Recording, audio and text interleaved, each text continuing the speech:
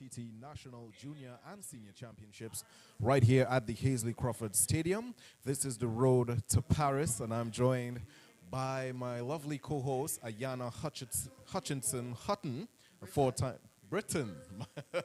I'm sorry. A four-time national champion right here in Trinidad and Tobago. So what's the expectations for this weekend? You see we have a lineup on the field right now, which is the girls under 17 400-meter dash. It's a really privilege to be here, and I'm glad to actually sit in the media booth to watch this meet on a different level. Normally I'm down in the crowd, so now it's a different kind of vibe, so I'm enjoying myself today. So it's really good to be here. First up on the track, we actually have the girls under 17 400-meter dash. This is the first heat. We have, it looks good. We have a full heat here today. We have from Miss Kenia Abrams, she's unattached. In lane 3, we have Kamaya Jack, she is from RSS Phoenix. From lane 4, we have Kaya Hyson from FAD. Anika Bailey is in lane 5 from One a Week. Melina Patrick in lane 6 from Cougars. Maya Phillip in lane 7 from Genesis. And in lane 8, Desiree Campbell from Faizabad. All right, so again, this is the girls under 17 400-meter dash. You all will be seeing junior and senior athletes all trying and vying to make a national team to represent Trinidad and Tobago. Yana, you said the Olympic Games, and there's also... Yes, they also have the World Under 20 Championships this year. So the World Athletics have their Under 20 Championships this year, in addition to having the Olympic Games in Paris. Okay. So we look forward to seeing some exceptional times. First up, 5 heats.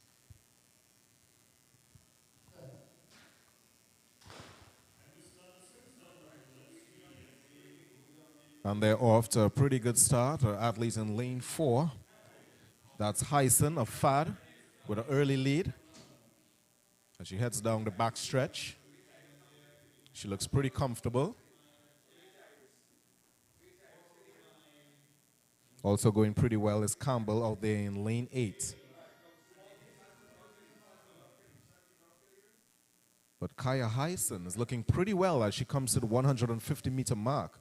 And she is pulling away from the field. Coming to the 100-meter mark, she's looking very comfortable. On the outside, we have Desiree Campbell. But it will be Kaya Hyson coming in very strong. Just about 20 meters again to go. And that's Kaya Hyson. And in lane 5, that's Anika Bailey, taking over from Desiree Campbell for second, and Desiree for third.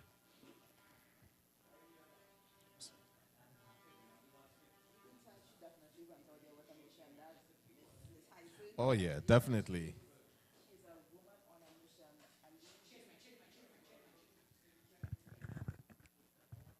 Kaya Hyson, your winner in this heat, with a time of 56:33.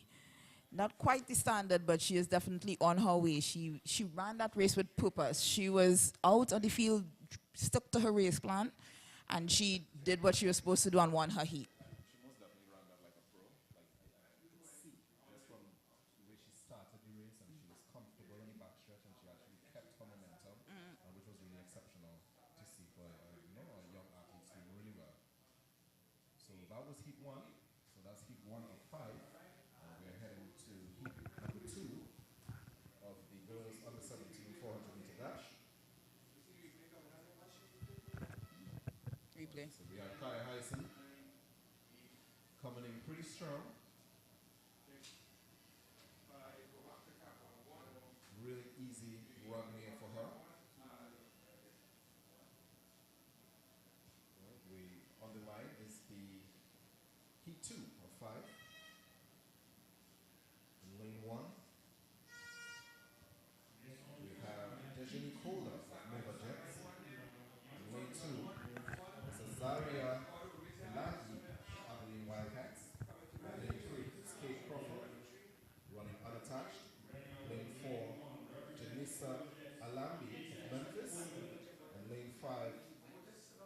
Lakeisha Robley of IG Fastlane. In lane 6 is Jada Jones of Cougars.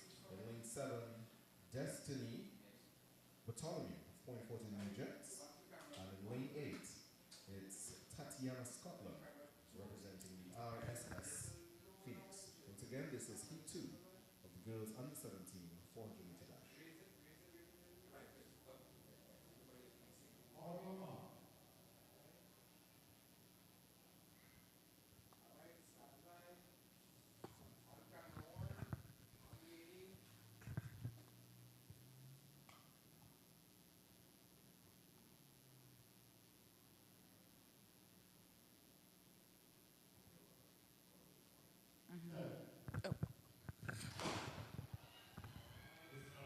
And they are off.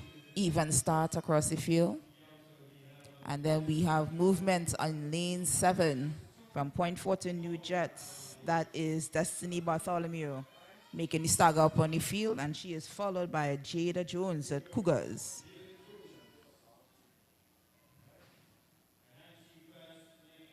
IG Fast Lane, Lakeisha Robley is also making up the stagger.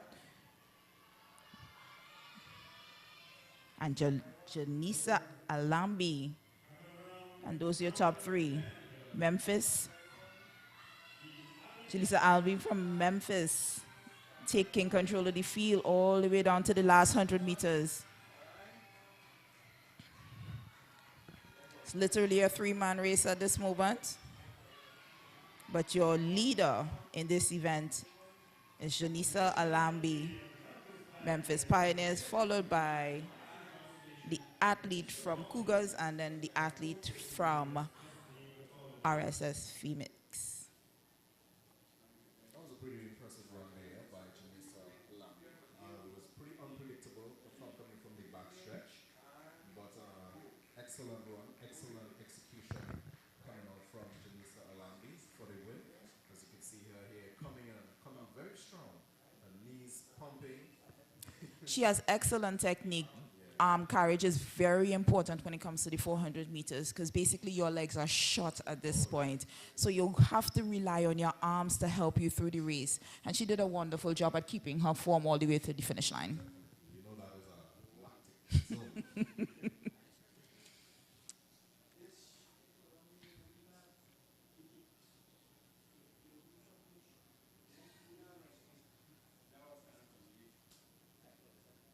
We will be moving on to Heat 3 of 5 of the girls under 17 400 meter dash. If you're not joining us, this is the N3ATT N.G.C National Junior and Senior Championships right here at the Hazel Crawford Stadium. We have the girls under 17 400 meter dash on the way, and simultaneously is the girls under 17 triple jump.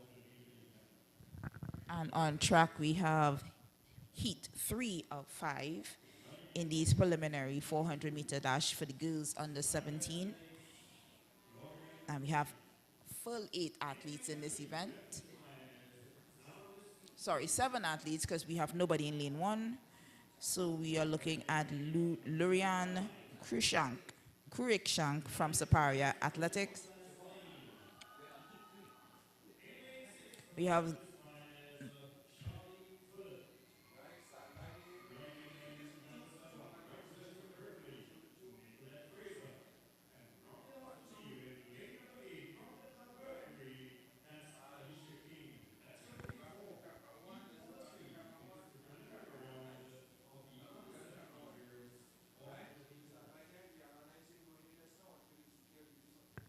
the athletes are all ready, awaiting starters orders, and we seem to have 1 or 2 athletes missing. There's nobody in lane 1 and nobody in lane 4, and lane 4 is supposed to be unattached from Derliana Roos. Unattached athlete, she is missing, and in lane 1 we're supposed to have Amy Gray from Burnley, and she's also not there. But we have her teammate, Nicolette Fraser, in lane 7.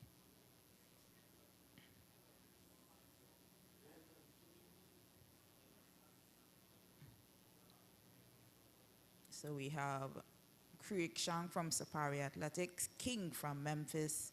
We have Tobias from IG Fast Lane, Charlene Phillip from Memphis, Nicolette Fraser from Burnley, and Alicia King from Mercury.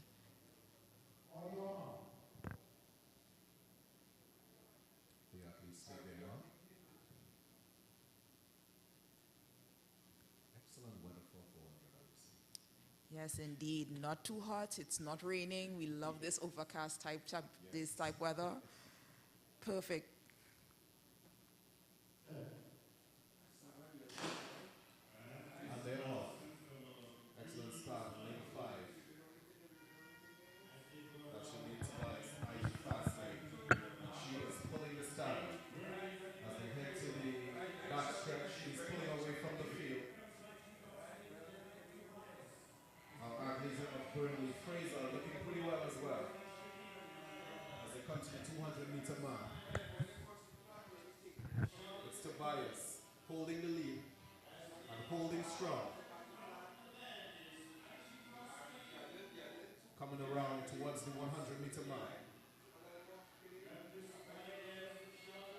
It's Janaya Tobias of IG Fast Lane, and she's holding on. You can see the pain, the agony in her face. And she's being challenged by Charlene Phillip of Memphis. Charlene Phillip is taking over, and she is heading to the finish line. So that's Charlene Phillip of Memphis Finals, followed by Janaya Tobias of IG Fast Lane. 1-2.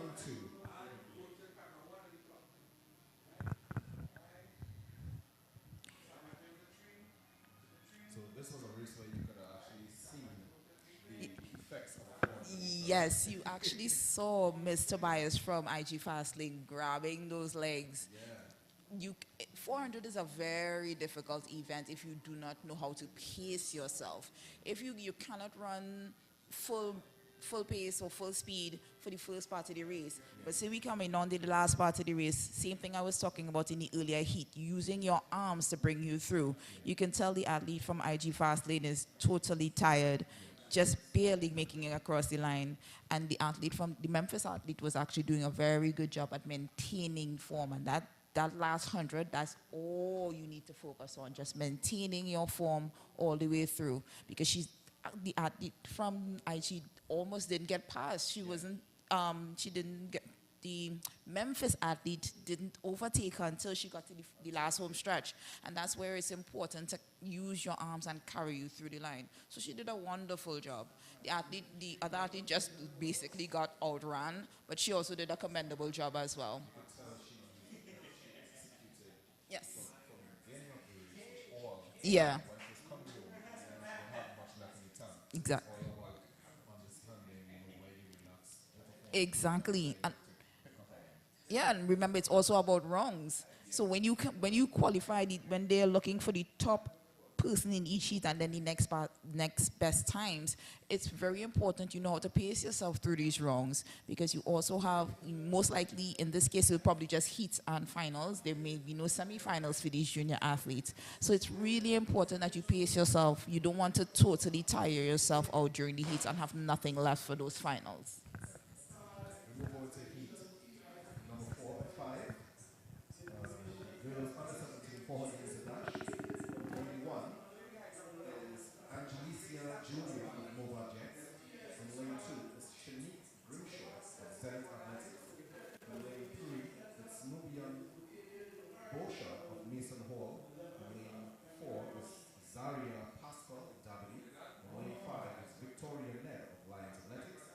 And lane 6, Denicia Fletcher of Zenith Athletics. In lane 7, Kenora Young of Abilene Wildcats. And in lane 8, it's Andrea Sylvester of Nova Jets.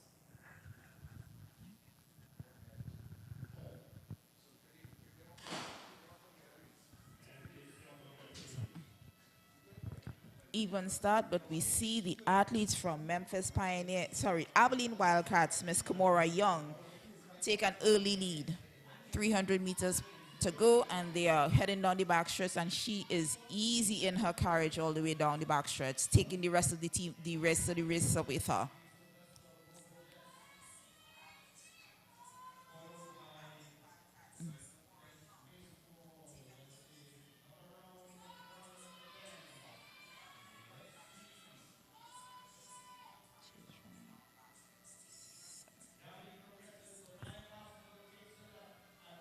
Davide progressive athlete. Soraya Pascal is their leader at this moment, followed by Denisa Fletcher from Zenith Athletics.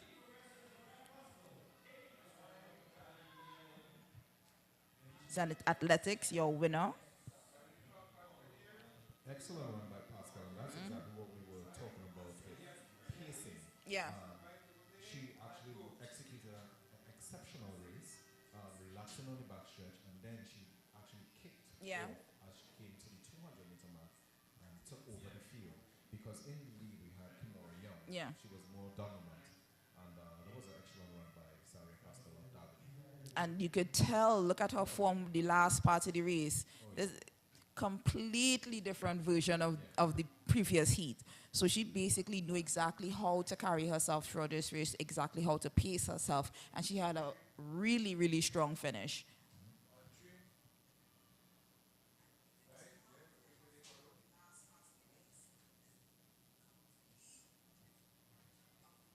So that's Zenith athletes on the field. Zenith with their lovely uniform. This will be the final heat. This is heat 5 of the girls under 17 400-meter dash. I'll hand you over to Ayana for the lane assignments.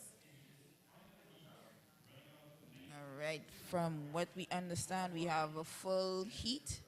Nobody's in lane 1, but we have Kelly Kerr from RSS Phoenix in lane 2, Nataki Thompson from in lane 3 from Mercury, Kajaya Stewart from Zenith Athletics. In lane number 5, we have Tisha Russell from Cougars. In lane number 6, Jaden Joseph from Abilene Whitecaps.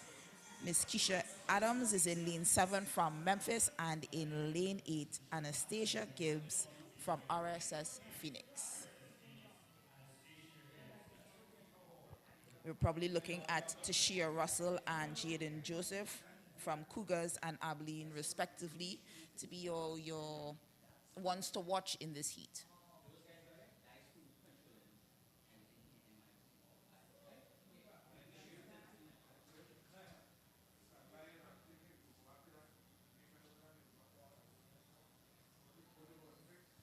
A little bit of sun peeking through the clouds. We could deal with a little bit of sun. We know not too much. This is perfect weather.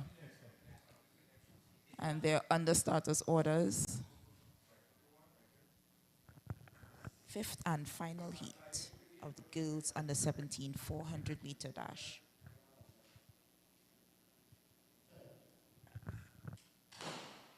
And they're off. Pretty even start there for the athletes.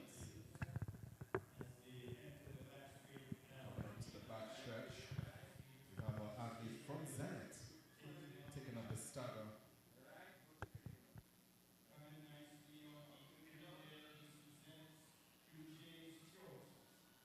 That's Ojia Stewart coming up to the 200-meter. A bit of a bundle as they come to the 150 mark. Stewart is pulling away from the field. Pulling away from the field as she heads to the 100-meter mark. That's Stewart. Thompson behind. Stewart holding strong. And there's Abilene Wildcats. Joseph with a good challenge, but does she have what it takes? She doesn't. That's Stewart of Zenith Athletics for the win. And that's the final heat of the girls under 17 400-meter dash. An exceptional run there by Ojaya Stewart of Zenith Athletics. We await the times.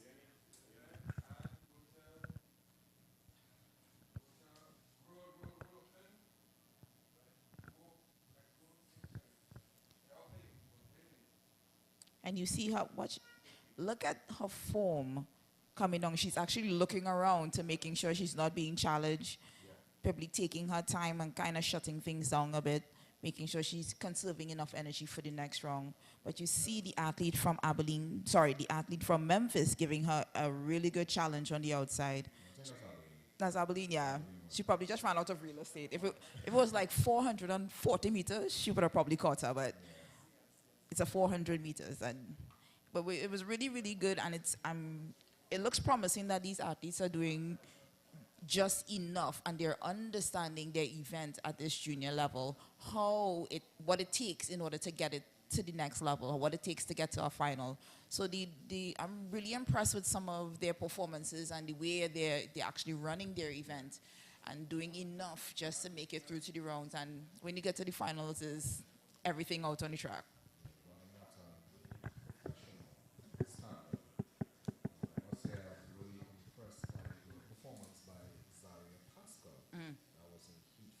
Right. Yes. She did really well. It was really controlled.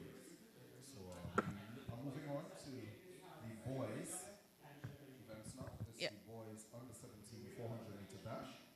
If you're just tuning in, this is the N.G.C. N3ATT National Junior and Senior Championships right here at the Heasley Crawford Stadium. And of course, this is the road to Paris 2024. Jump as well.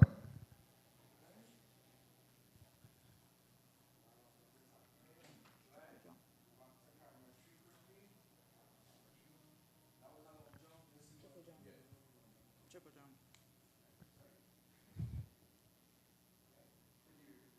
On the field is the boys under 17 400 meter dash. This is heat 1 of 6. In lane 2, we have Matheson Jones of Phoenix Athletics. Lane 3, Javon Moses of Stallion. In lane 4, Zachary Frank of Memphis. In lane 5, Corday Lewis of OAW. In lane 6 is Kelson Peters of Burnley. In lane 7 is Jamil Semper of Appaloosa.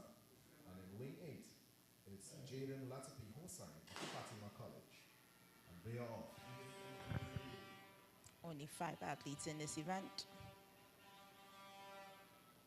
Excellent start there by Peters of Burnley. Looking pretty well down the back stretch. And he's being challenged by Lewis of OAW. OAW taking over as he heads to the 200 meter mark. Looking pretty well, coming around the bend. It's Lewis, Corday Lewis. But look at the outside. Zachary.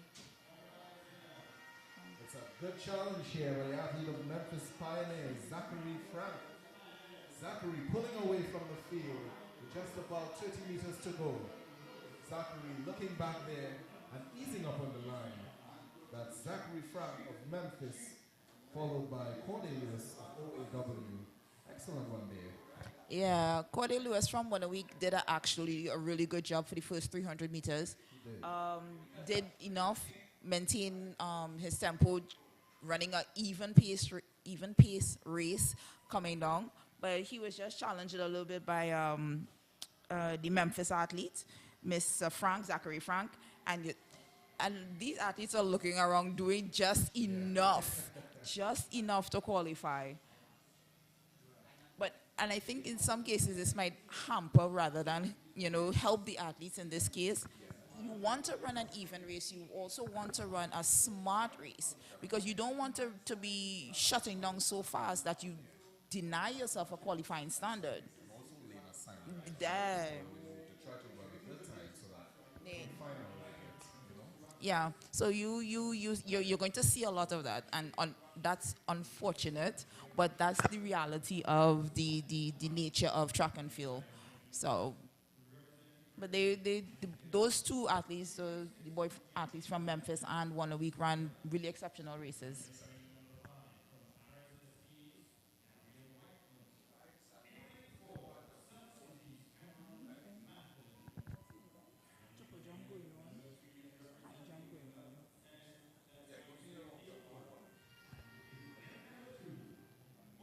That's triple jump. He too. Okay.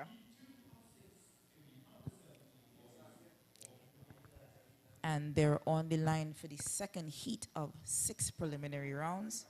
In lane 2, we have Jaden James of Mobile Jets. Lane 3, Isaiah Cato from Zenith Athletics. In lane 3, we have Cameron Mathlin from South City. Darian Whiteman is in lane 5 from RSX Phoenix. Josiah Hunt in lane 6 from Abilene Wildcats. Isaiah John from Burnley Athletics is in lane 7. And in lane 8, we have Kyle Allen from Neon Wolves. They are all under starters orders.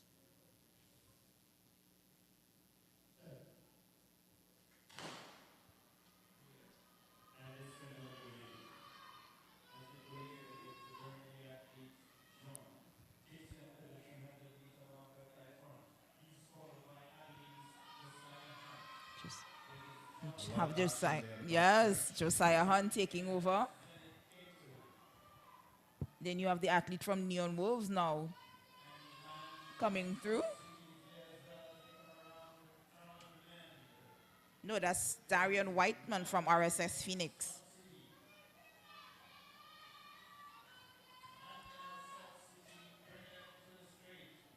Mathlin, no, I'm sorry, apologies. Mathlin from South City bringing them in.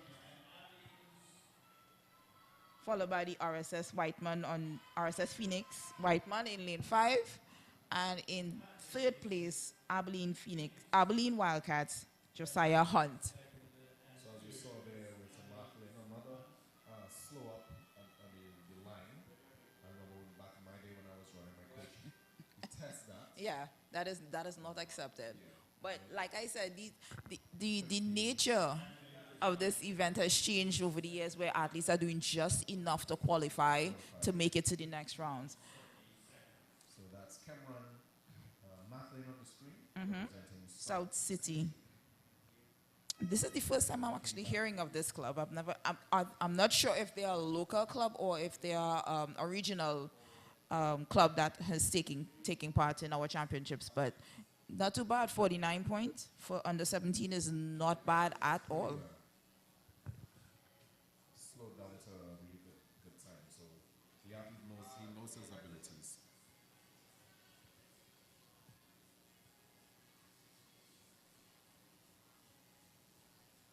So up next is heat 3 of 6 of the boys under 17 400-meter dash.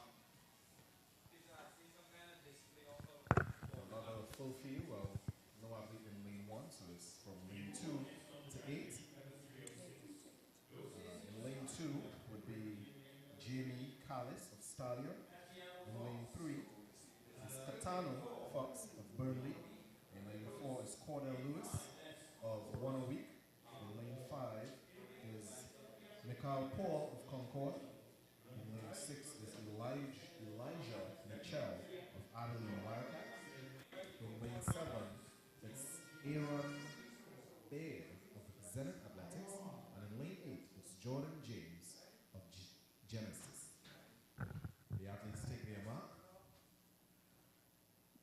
We need to keep our eyes on lane 4 and lane 5, Cordell from One a Week and Michael Paul from Concord Athletics.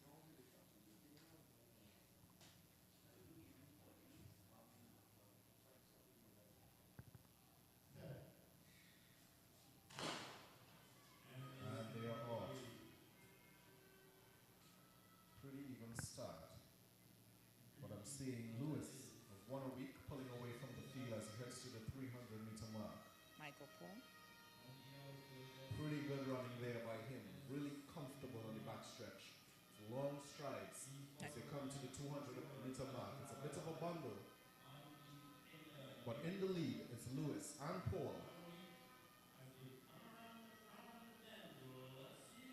Looking pretty well as they come to the 100-meter mark. Here's Cordell Lewis of One a Week pulling away, but he's being challenged by Michael Paul. And they're coming down the stretch. 1, 2. Who's going to take it? Who's it going to be? Pretty comfortable as they come across the line. 1, 2. That's Lewis and Paul, as you said. Look out for Yeah. 4 and 5. Yeah, they were the two standouts because Michael Paul has been on a few national teams as a junior so far, and also Cordell Lewis has also had a really phenomenal time and a phenomenal season so far. So I knew they would be the two standouts in this heat. And it was such a close race. I think Lewis got the better of Paul on this event at this standard, but it was really good. You could actually see the athletes starting to battle. Cordell taking a look over his shoulder and seeing Michael coming. He's right there. One thing I look forward to seeing him in the future is based on his build and his strides. You know, I realize a lot of the taller athletes are now coming into the field. You know, we have Usain Bolt. A lot of people said, you know, the taller athletes, once they train, Yeah. know how to execute and come out blocks. Yes, execution is very key for a taller athlete because they need to rely on technique because it will take them a little longer to get going in terms of calling onto that speed that they require. It may not come immediately because it takes them just a bit to get going. It's a bit clumsier for them to come out. Blocks are so tight. But we are on to heat 4 or 6. We are going to do the lane assignments. And we have from lanes 2 to 8, we have no lane 1 in this event. In lanes 2, we have Emily Jones from Faizabad. In lane 3, Rashad Riley from Abilene Wildcats. In lane 4, Cheslon Gordon from RSS Phoenix. In lane 5, Josh Thomas from South City. In lane 6, Mandela Francis from Memphis Pioneers. Aaron Rackman is in lane 7 from Zenith Athletics. And Jelani Paris from Alpha Athletics in lane 8.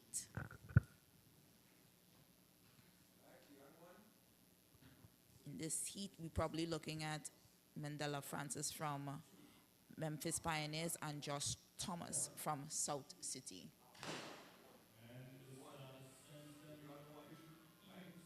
Pretty even starts on the beginning of this heat for this 400-meter boys under 17.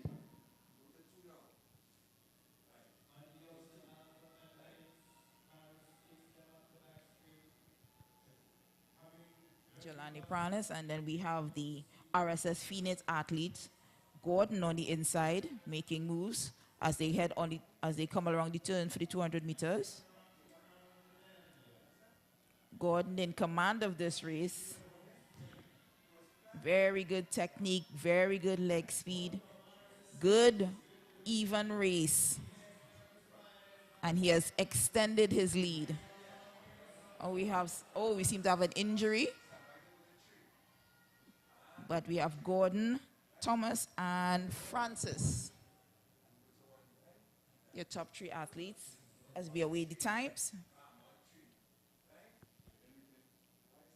That was an exceptional run by Gordon. Josh Thomas. Josh Thomas of South City. No, sorry, Gordon. Gordon of RSS Phoenix, and Thomas got the 2nd place. Right, and we had a little tumble on the field. That was Mandela Francis taking a tumble there. The effect of that lactic acid, plus you're actually trying to fight it to continue. But an exceptional run there by Josh Thomas from South City. Pretty good form. And he looked in really world class, really top class form. And, you know, really exceptional. And I'm glad to see these athletes are getting the hang of how to run a 400 meters effectively. As we take a look at the stands, we can see the twins, Sana and Soleil. And as we look at the replay of this 400, yes, it was the Memphis athlete actually hitting the track. Very easy, comfortable run. Very easy, comfortable run. Bright future for Josh. We look forward to seeing him in the finals for sure. You can see he dipped on the line, he ran straight through the race. Didn't see him slow down, even if he did. You know, it wasn't. He did take a couple of peeks over his shoulder, but at the same time, he still maintained his focus enough to maintain his form to come across the line. I think this is the heat 5 for these boys under 17. No We have Granger, LeBron Granger in lane 2 from South City. Kai Abraham from Kaizen Panthers in lane 3. Lane 4, we have Michaelan Woods from IG Fast Lane. In lane 5, we have Karen Daniel, RSX Phoenix. In lane 6, Jaleel Eugene from Concord Athletics. Josiah Marisho is in lane 7 from Burnley. And in lane 8, Shaquille Adams from Mercury. And they are off. Blazing start there by Marisho of Burnley. Taking the early lead. Looking comfortable down the back stretch, but he's being challenged. He's being challenged by Adams of Mercury. As they come around the 200-meter mark, who's it going to be?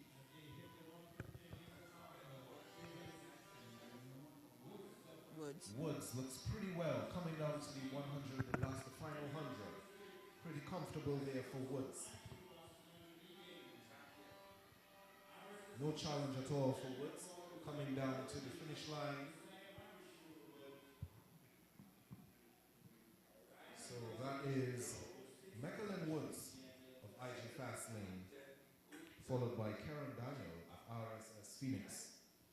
So that was Heat 5 of 6 prelims here at the Hazel Crawford Stadium. We're moving on to Heat 6. There we see Woods coming down pretty easy.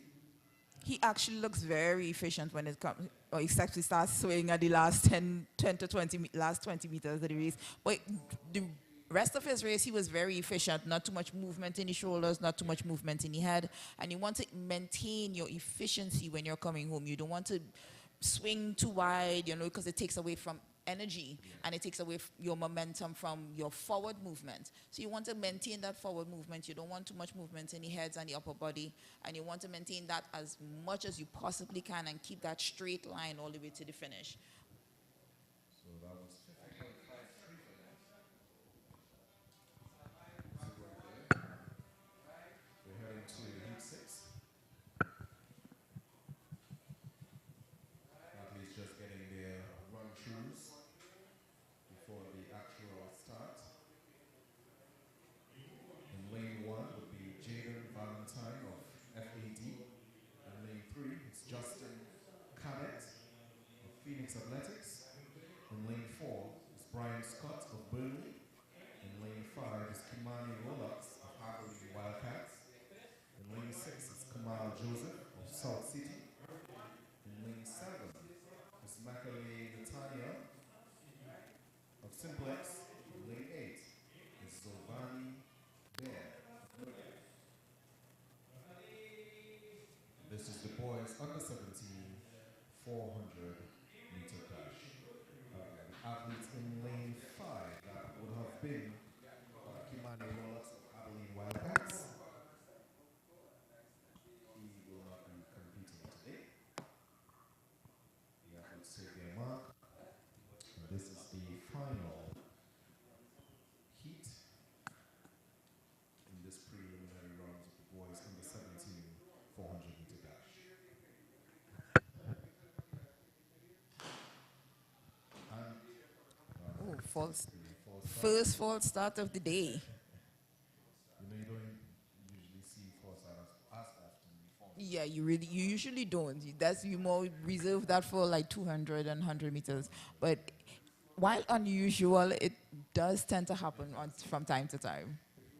Because at the end of the day, it's still a sprint. Yes.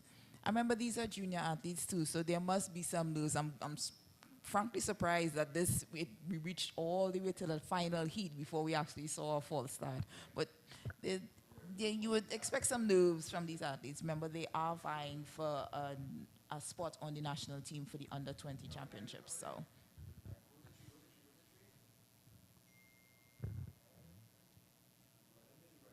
The official there.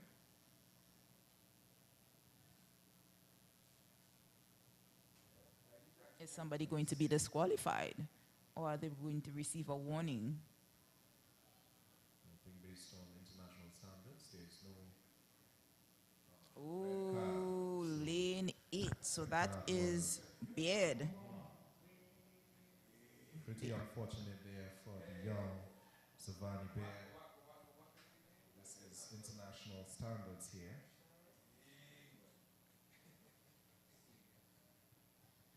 I remember they're using censored blocks. So there will be readings if you leave the pedal before time. A depleted field now, we are down to 5 athletes. The athlete of Burnley looks pretty well. Also, Joseph of South City. South City is heating up the field. But the Burnley athlete coming around to 200-meter bend.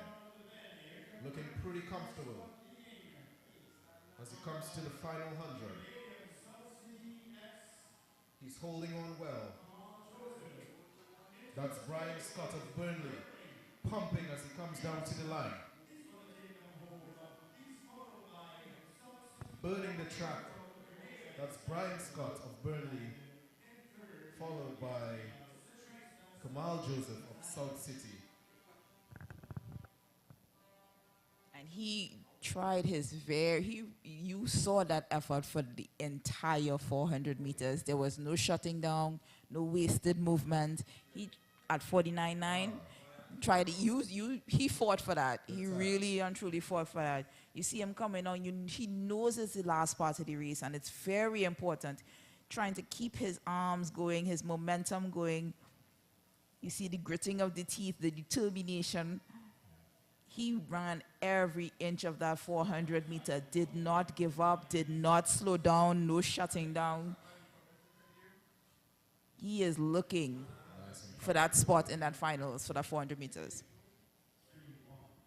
So far I think that's the fastest time in the heats. So thus far, 49.99. So that's Brian Scott. We'll be looking out for Brian Scott in the semi-final rounds tomorrow. All the other athletes.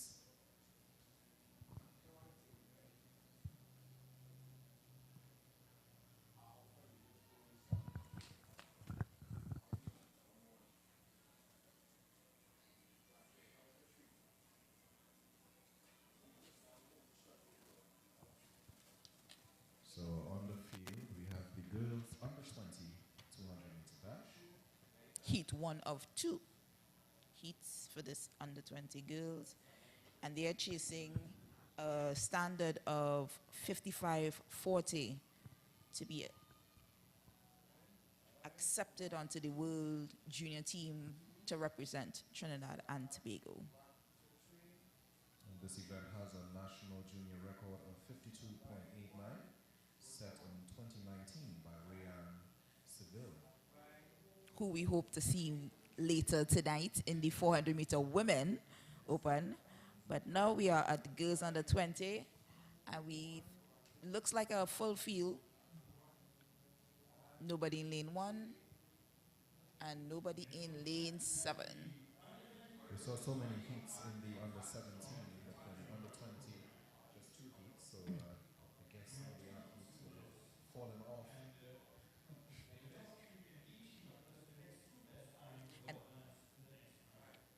And they have the girls have a little bit easier time of qualifying for this event. Because we take the top 3 in each heat and then the next 2 times. So there's a lot of opportunities to qualify for this finals right now. In lane 1 is supposed to be Akisha, but there is nobody in lane 1. From Concord, she's not there. Khadijah Lee from Genesis is in lane 2. Akila Sayers from Memphis in lane 3. Shaphonia Houston from South City is in lane 4. Keori Robley from Kaizen Panthers is in lane 5. Lane 6, we have Jaden Bolden. She's running unattached. There's nobody in lane 7. So we have Diamond Paul in lane 5 and Calicia Aguilera from Tranquility. Diamond Paul is definitely the one to watch in this heat. She has been having a really good season, in addition to Akila Sayers from Memphis Pioneers.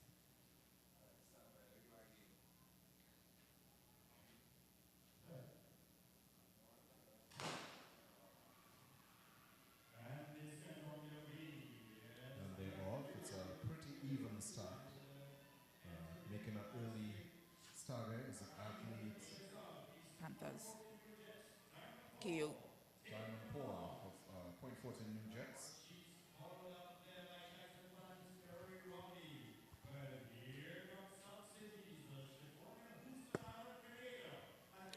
It's getting tight as they come around the bend to the 150-meter mark. That's our athlete of South City, Chifonia, Houston, coming pretty well. South City, I think it's a Grenadian athlete. She's pumping her way down the final stretch with just about 40 meters to go, with no challenge there for Houston of South City with a 57.22 as she crosses the line. So, Yana, the South City Club, I think it's a So, club in Grenada. Yes, so I just found that out. So the South City is a club from Grenada, and those athletes are running really well. They're definitely proving to be a challenge to our local athletes, and this is what we need. Yeah. We need that challenge for those athletes to come, because you see her just exceptional form, beautiful arm carriage, beautiful leg lift, fighting all the way to the line. And then you say Robley in second place, fighting to catch her, but she is not giving over an inch, no distance to be closed, crosses the line. And Paul, Diamond Paul from Point Fortin New Jets in third place. Yeah, South City team just blazing on the track. because I'm like, I don't think they're local, but now we know they are definitely not local. Team out of Grenada. Exceptional run there by Chifonia Houston of South City. We head to Heat 2. This is the final heat in the prelims of the girls under 20 400-meter dash. In lane 1 is Shemaya Paul of Tranquility. In lane 2, it's Maya Chapman of Memphis. In lane 3 is Tiara Simmons of Burnley. In lane 4 is Natalia Eastman of RSS Phoenix. In lane 5 is Angel Davidson of Mason Hall. In lane 6 it's Maya Mitchell of Abilene Wildcats. In lane 7 it's Tamika Clement of Genesis. And in lane 8 is Deja Acosta of FAB. That's it, the girls under 20 400-meter dash. If you just tune in, this is the N.G.C. Entry ATT National Junior and Senior Championships right here at the Crawford Stadium. I'm Chavon Brown, and I am joined by lovely Ayana Hutchinson. Britain.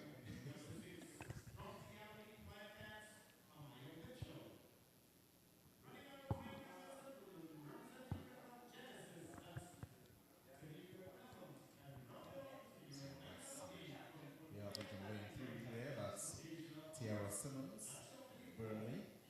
Burnley team training out there at the Eddie Hart Stadium. In lane 2, that's a Maya Chapman, Memphis Pioneers. A very dominant club in Trinidad and Tobago for a very long time. And unfortunately, we have no no Angel Davidson. She's supposed to be in lane 5. And I know Mason Hall has a really good team, so it's really sad to see that she's not able to compete today. Ooh, lane 3. Tiara Simmons. That was, false start there by the athlete representing Burnley, Tiara Simmons. Now, I wonder if these athletes understand how the rules of track and field goes. Yeah. If you are on your marks position, you still have the opportunity to lift your hand to allow the starter to say that you're not ready, you're uncomfortable for whatever reason.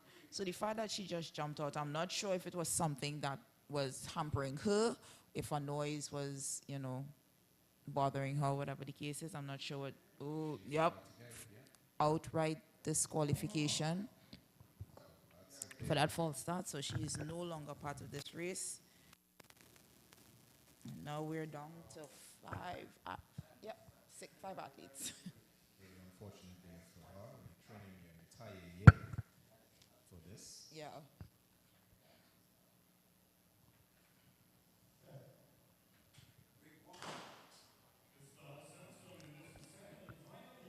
Final heats of the girls under 20, 400-meter dash.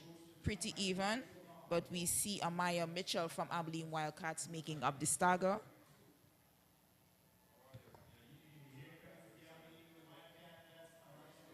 Amaya Mitchell, and now in your frame. Easy carriage, very easy on pace, and she is moving. She is followed by the athletes from RSS Phoenix, Natalia Eastman in lane 4. And Eastman now getting the better of her as she take the lead into the home stretch. So it's Eastman followed by Mitchell. Eastman striding towards that line, using her arms. Very nice race from Eastman. I'm not sure if she would make that qualifying standard just yet, but for now, she is definitely into the finals. It's a pretty comfortable round there from Natalia. She got the better of Amaya Mitchell. Yeah. of Abilene Wildcats. The battle was really for third place because it's top 3 in each heat. So, but as we watch the two athletes in your frame at the moment,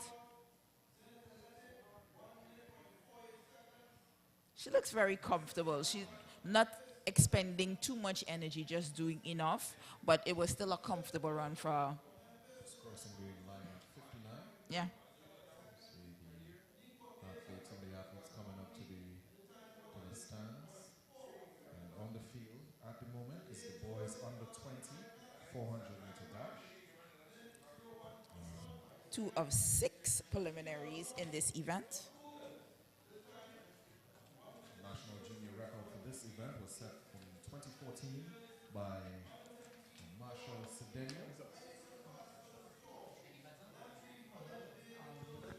The world junior record for this event was 47.65.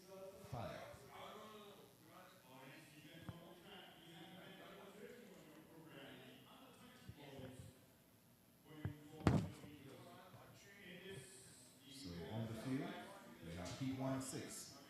In lane 2 is Adrian Barker of HOCR. In lane 3, it's Hakim Solani. IG Fastlane. In lane 4 is Jaden Clement of MAP. In lane 5 is Deshaun Cole of Abilene Wildcats. In lane 6 is Tyrell Dinsoy of Pfizer. In lane 7 is Jeremiah Grant of Memphis. And in lane 8 is Nabani Ali of Tobago Falcons. There's no athlete in lane 2, so that would have been You can put in the results. This is for the girls under 17 400 meters. So these are your top 8 times making it in. These big Qs are automatic qualifiers and the little Qs are timed qualifiers. Right?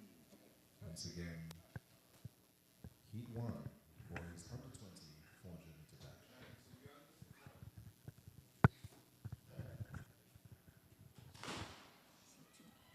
And they are off. The athlete of Abilene Wildcats, that's Cole, taking an easy pull, heading down to the back stretch now, pulling away and making his stagger. As he heads to the 200-meter mark, and he's being challenged by Solandi of IG Fastlane. Solandi looks pretty well. Abilene Wildcats and Jaden Clement of MAP, but Jaden has pulled away from Cole. Nice and easy there by Jaden Clement of MAP. For a comfortable win with 47. Excellent run there by Jaden, looking pretty comfortable for the win. Yeah, Jaden definitely ran a textbook race, stuck to his race plan and executed it very well. As we can see the challenge here from the Abilene athlete and the MAP athlete, so that's Cole and Clement. Cole Clement pulling away his stride for a nice, comfortable win at 47. So his time is pretty close to That standard, yeah. time. And 47.65, so is it close? He actually made the time in the heat. That's very good. So that just means the quality is out there. You can see these athletes have talent. So we're looking to see those kind of performances later on in the evening as well. So we have what? This is the first heat. Let's see what the other 5 heats have to offer. Oh, yeah. Maybe if you could do that in the heat, you can't wait to see the final.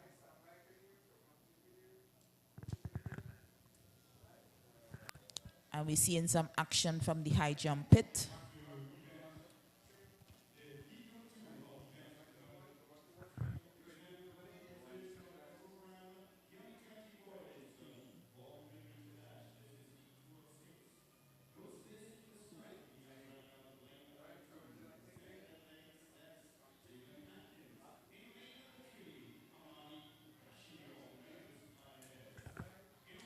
And as we look at the start list for the boys under 20, 400 meters, the second preliminaries. From lane 2, we have Jaden Atkins from Zenith Athletics. In lane 3, we have Armani Kashi from Memphis Pioneers. Nikhil Diloon is in lane 4 from Cougars. Look out for him. He's been running very good this season. Cornell Pierce in lane 5, followed at the MVP Incorporated. Kadeem Gibson, lane 6 from Mountain Eagles. Quayshawn Roberts is in lane 7 from Abilene Wildcats. And Jaheim Hoodlin from Tiger Athletics.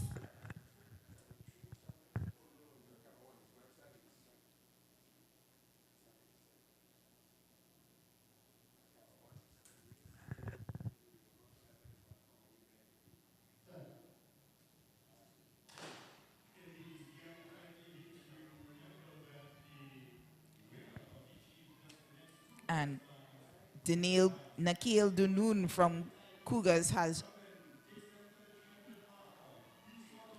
I'm not sure what happened. He stopped in the beginning of the race and is now running back like the dogs of hell is on his heels. He is coming through that field.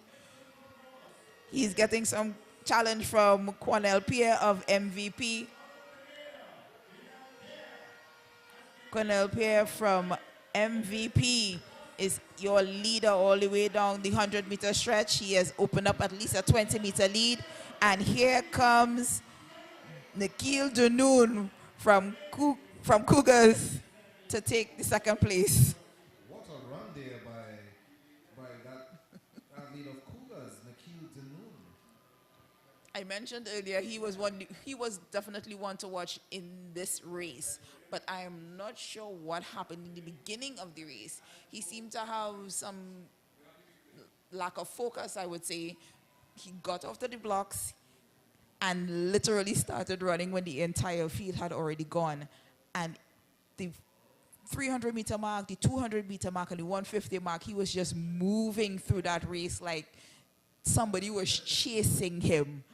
And had he kept his focus in the beginning, he would have definitely given Pierre from MVP a better run for his money, and he would have gotten a better time. He knew what was on the line when it comes to this race. But that was really an exceptional run by Nikhil Dunoon of Cougars, and also Cornell Pierre of MVP. That's the athlete representing Grenada. So as we can see, Grenada is producing some fine athletes in the likes of Kirani James. Yes, definitely. 400-meter Olympic champion. They have a really good 400-meter program across the Jamaica. Yeah, they're known for producing good quality athletes. And like I said, we are actually having an open championships. So it's giving a lot of regional athletes throughout the Caribbean and other places, the opportunity to come and get those qualifying standards to make their own national teams. So we're heading on to heat 3 of 6. The boys under 2400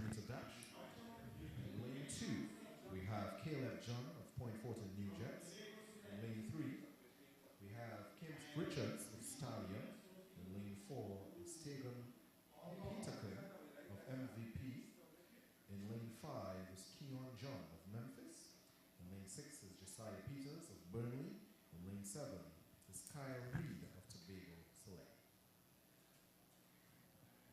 The athlete to watch in this event is definitely Keon John, but we've seen the Grenadian athletes also giving chase and giving good runs for the money, so we're looking out for them as well.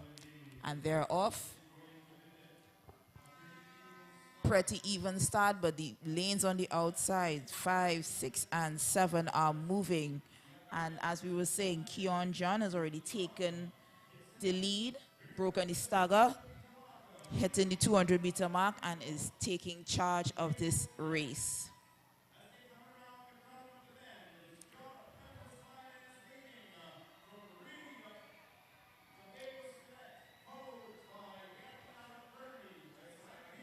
So it, Looking really well, pulling away from the field.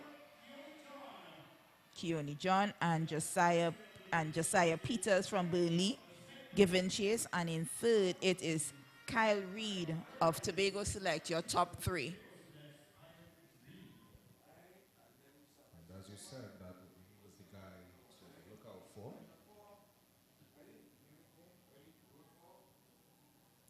He's one of those athletes that we usually call the usual suspects. He is one of those athletes who will definitely be in the finals, who is always in the mix. So it's good to see him. He ran a really even pace race. Didn't go out of his way, wasn't too fast, wasn't too slow, just enough. Long strides, Yeah. pumping, his chest is up. Not too much movement in the arms, keeping that forward momentum. Just crossing the line at 49.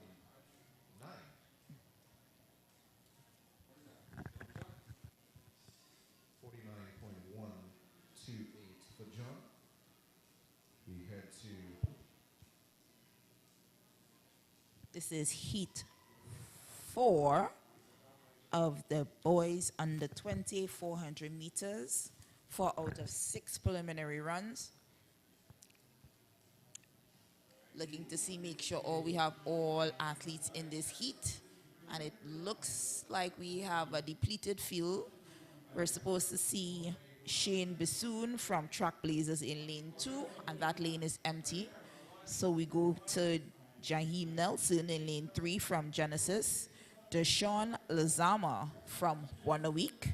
Joshua Perry is in lane 5 from Memphis Pioneers. In lane 6, we have Jadon James from Abilene Wildcats. In lane 7, Jelani Chinliu from Birdley. And in lane number 8, Hakeem Kerr from RSX Phoenix. That is your field for this 4th heat of the boys under 20 200-meter dash. Sorry, 400-meter dash. Guess I'm clearly excited for these 200 meters because I'm looking forward to seeing these 200 meters this afternoon. But we are still at the 400-meter phase as they take the starters' orders.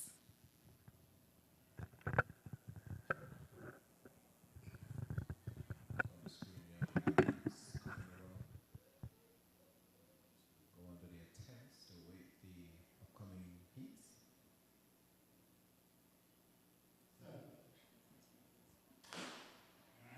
And they are off.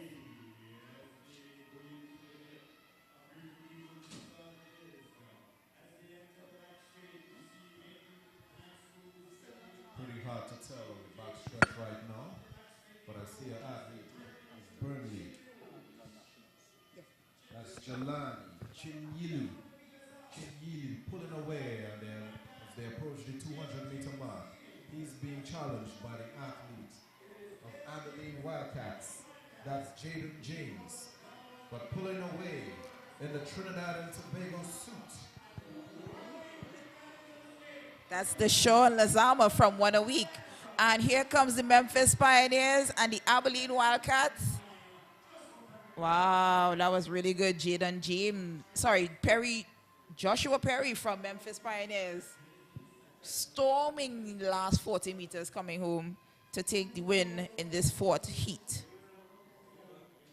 we await the times, it looked like some heat. So as we can see, Lazama there, One a Week coming, but look at the challenge there by Joshua Perry of Memphis with those long strides. As comes to the finish line, looked like 47 seconds, nipping on the line.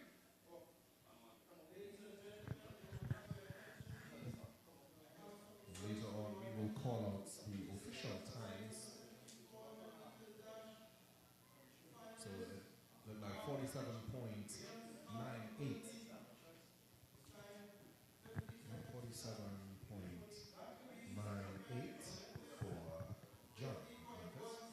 Wait, results yet? No, right now I still fill up names. I fill up names like I wouldn't be able to pull out. We move on to heat 5. They either will take it out. If I could On the screen.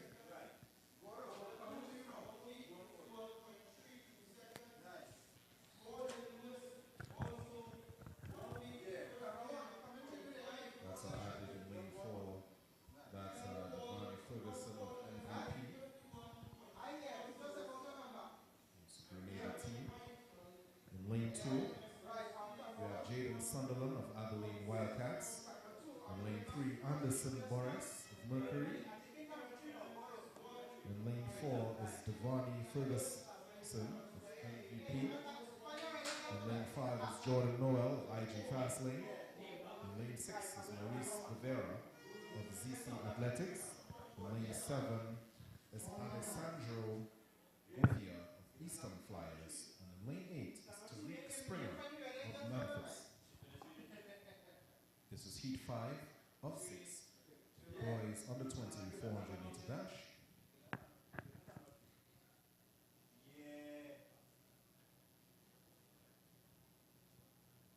Again, Look. Sunderland 2, Morris 3, Ferguson 4, Noel 5, Rivera 6, 7, Gavari 8, Springer.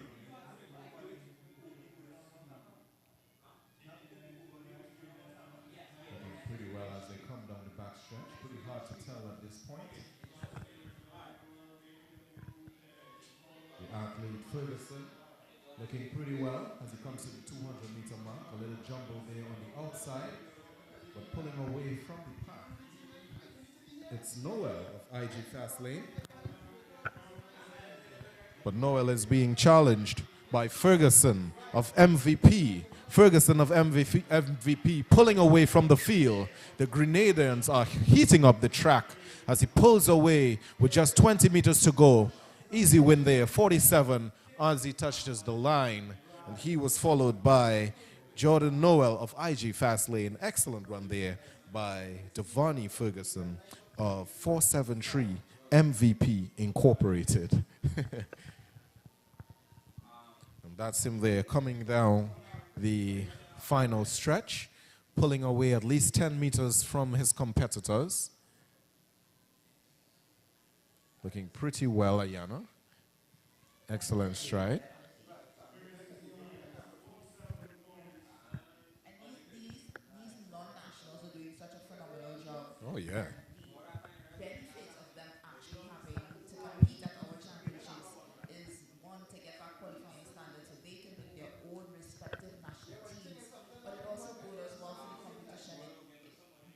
When you tend to run against the same people Yeah. for the entire season, Yeah.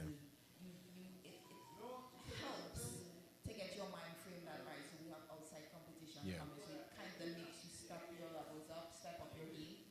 And even though these athletes are running really good, they're winning the heat, they will not be allowed to compete at our finals. They will have a final of their own, so they will be at a finals for only Trinidad and Tobago nationals, and then all the regional athletes, Yeah. and all the athletes that have the next best times will fall into a B final. Oh, okay, okay. So we move on to the final heat. This is heat 6 of the boys under 20 400 meter dash. In lane 2 is Jay Squashy of Zenith Athletics. In lane 3 is Brandon Castaneda of One a Week. In lane 4 is Corel Thomas of Cougars. In lane 5 is Ben Israel Bannister of RSS Phoenix. In lane 6 is Kyan Morris of Abilene Wildcats. In lane 7, it's Enoch Joseph of Mountain Eagles. And in lane 8 is Francisco Cooper of Concord.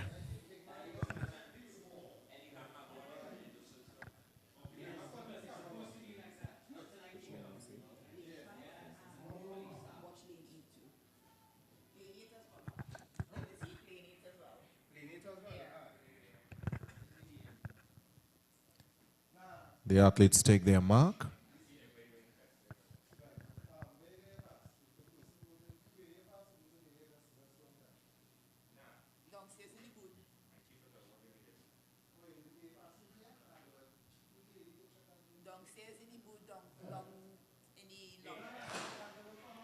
And they are off. Blazing start from this. Out there in lane 7, that's Joseph Enoch of Mountain Eagles, pulling away from the field.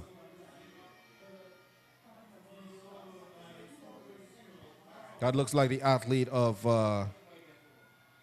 yes, Mountain Eagles. Coming around the bend right now at the 150-meter mark. It's Bannister of RSS Phoenix. And he's being challenged by the athlete of Cougars, Corell Thomas. So it's Corell and Bannister fighting for the finish. And Thomas with the photo finish, crossing at probably about 49 seconds. Raising his hands to the heavens. Only the first athlete in each team qualifies for the finals, and then you have the next two best times that allow you to get to the final. So these athletes are definitely fighting for pole position at this point. So we're not going to see anybody slowing down at the line at this one. So there he is, coming on very strong. That is Corell Thomas of Cougars. Excellent stride. And he's 1-2 with Bannister of RSS Phoenix. And you can tell the difference between the two athletes in their form. You see, Bannister was nodding the head, shaking from side to side, and you see the Thomas had that perfectly, well not perfectly still, but he was a little bit more steady in his motions, in his forward movement. So it was good to see. You can tell that he understood what he needed to do. It was not just about energy conservation, but also efficiency. He did it efficiently. He ran the race, even pace, executed his race to his exact plan to him that he and his coach discussed, and he came out here with the win.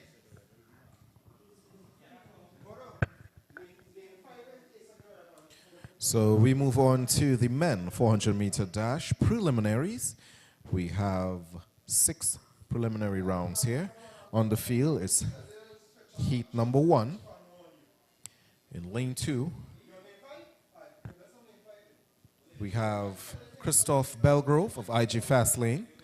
In lane 3, we have Kalis McLitchie of Striders. In lane 4, Joshua Maskell of Faizabad. In lane 5, Asa Guevara of Abilene Wildcats. In lane 6, Nicolai Lewis of Concord. In lane 7, Elijah Joseph of Mountain Eagles. And in lane 8 is Jaili Roberts of UTT Patriots. Asa Guevara is definitely the one to watch in this heat, followed by Nicolai Lewis. Really good all season long. Asa has been representative for Trinidad and Tobago on numerous occasions, so he's definitely looked to making that, trying to achieve that 45 flat standard of the Olympic Games, which is going to be very difficult. It's not an easy time, because all the standards have been adjusted this year, so times have gotten faster, so athletes have a little bit of a tougher time trying to get these qualifying standards. Yeah. But Asa has represented Trinidad and Tobago on more than one occasion, so I think he understands what he needs to do. Most definitely. To get the job done here today. Also look for a challenge from him from Nicolai Lewis on the comeback trail, and Mr. Maskell, Joshua Maskell from in lane 4. So those are your ones to watch in this heat. So the time for the Olympic Games is 45 flat. And the race is off. Even start. Asa, Nikolai, and athlete from Faizabad. And then Elijah Joseph from Mountain Eagles taking the early lead. And Elijah. And here comes Lewis. And here comes Guevara. As they come around, 150 to go.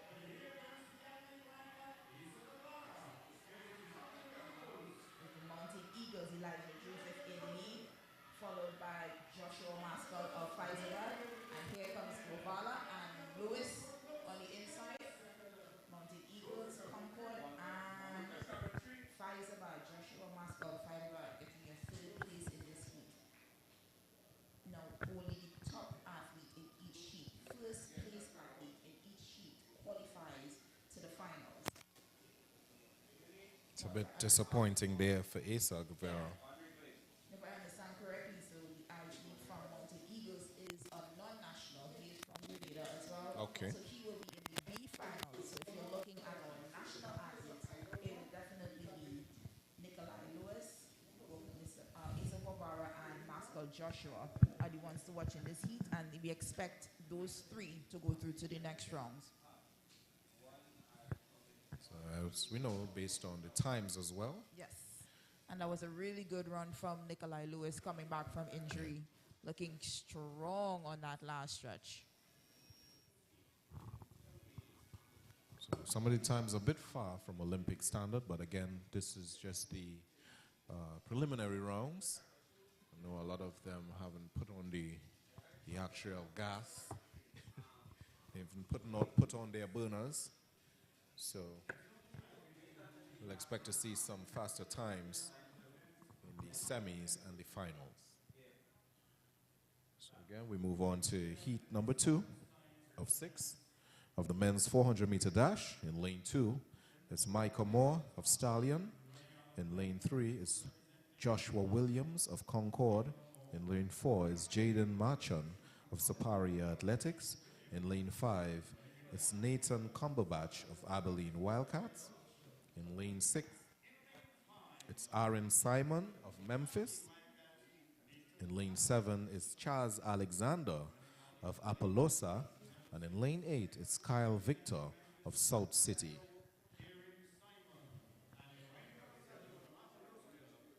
South City is the Grenadian team running here for their qualifying standards. But I see there's no athlete there in lane 8, so Kyle Victor of South City is not competing.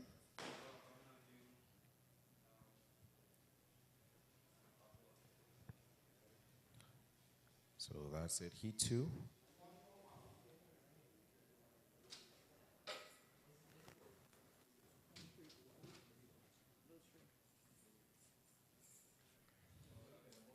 Two more, 3 Williams, Marchand 4, Cumberbatch 5, Simon 6, Alexander 7.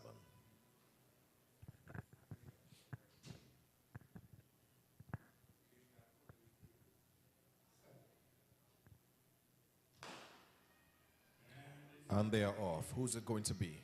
Even start so far. They're on the back stretch right now. I see Cumberbatch of Abilene Wildcats with his strides.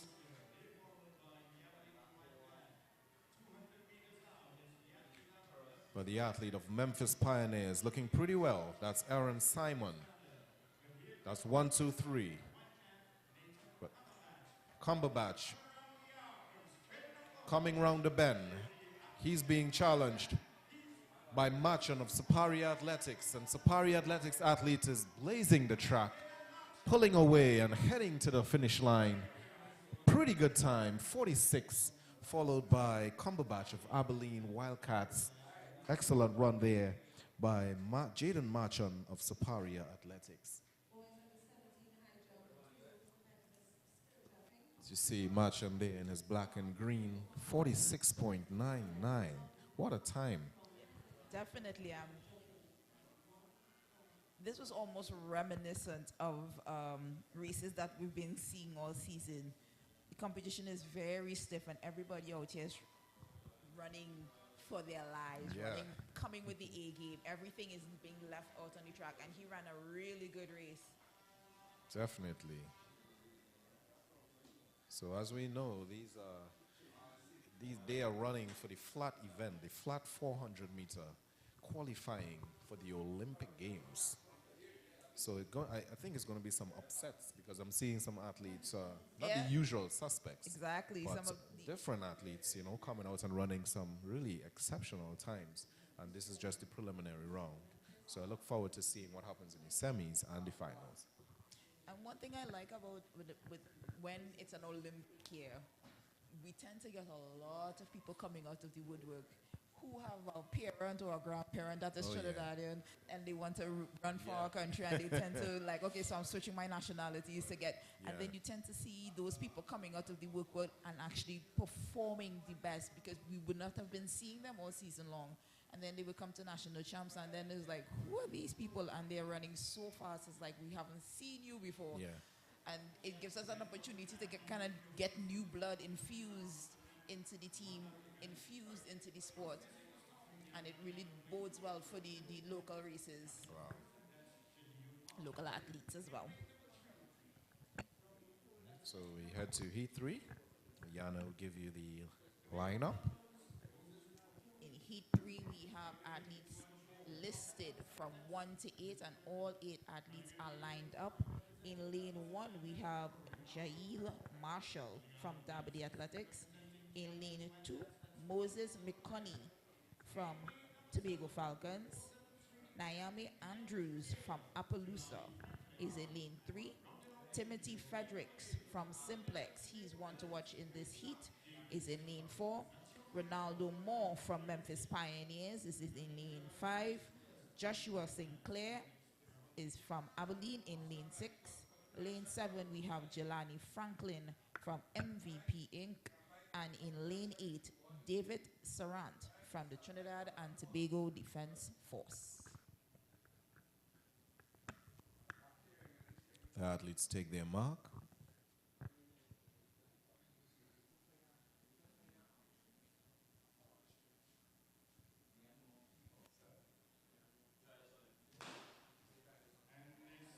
Athletes underway. And we see athletes making early moves. That's Joshua Sinclair making the early move on the backstretch. Timothy Frederick right there alongside.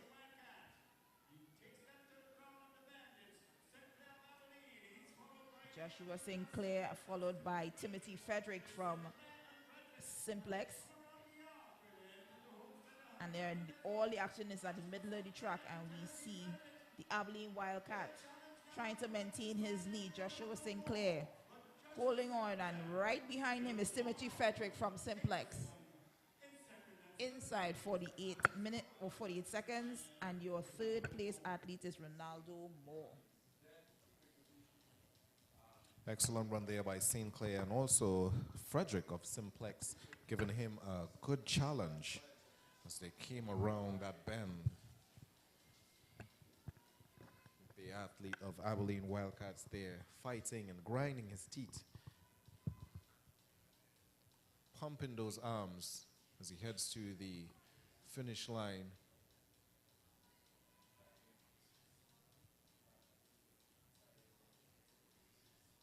Getting it just under 47, 48, sorry. Yeah, just under 48. And these athletes have been working hard all season. Yeah. So they're trying to do their very best to put the perfect race together to try and make this final. On the field, there's some athletes Getting ready. preparing for the long jump.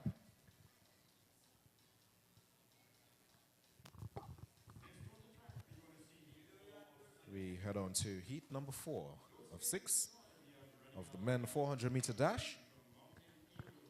In lane 2 is Sheldon Mason of TTPS track team. In lane 3 is J.C. Murray of Mountain Eagles. In lane 4 is Shaquem McKay of Abilene Wildcats. In lane 5 it's Rennie Quall of Zenith Athletics. In lane 6 is Kengal Christopher of Appaloosa. In lane 7 is Kashif King of Point Fortin New Jets. And in lane 8, it's Michael Joseph of Abilene Wildcats. What a surprise in lane 5, right? Yeah, definitely. At this stage, we will call Rennie Quall a veteran in this event. Oh, yeah. And it's really good to see him back out trying to do his thing, trying to challenge these youngsters. But it's definitely not going to be an easy task. But he is definitely one to watch. Also, Shaquem McKay from Abilene Wildcats, who did a commendable job this year at the World Relays in Bahamas. So no athlete in lane 2. That would have been Sheldon Mason of TTPS track team. So let's see what Rennie Quao has in store for us today. This is a guy who loves the track. A former world medalist, a world bronze medalist in the 400 meters. And they are on their way. And they're off. Looks pretty well. I see Kashif King of Point Fortin New Jets. He is followed by Christopher Kegnall. Kegnall Christopher of Appaloosa.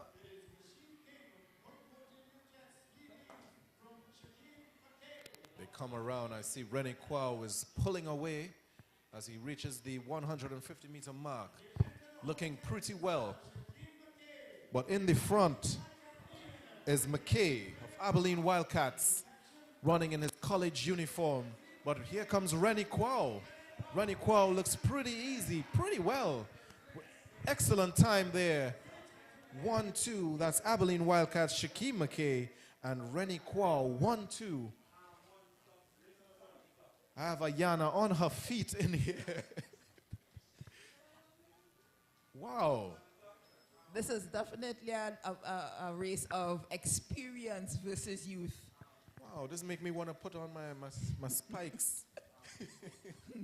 Jump back out, right? And jump back out because, trust me, Rennie Quao is back and he looks pretty well.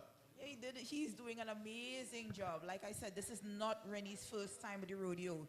He has been here before and he knows exactly what it takes to make a Olympic team, and he knows exactly how to get qualifying standards. Shaquem McKay is the youth on the block, and he's doing a wonderful job at holding him off.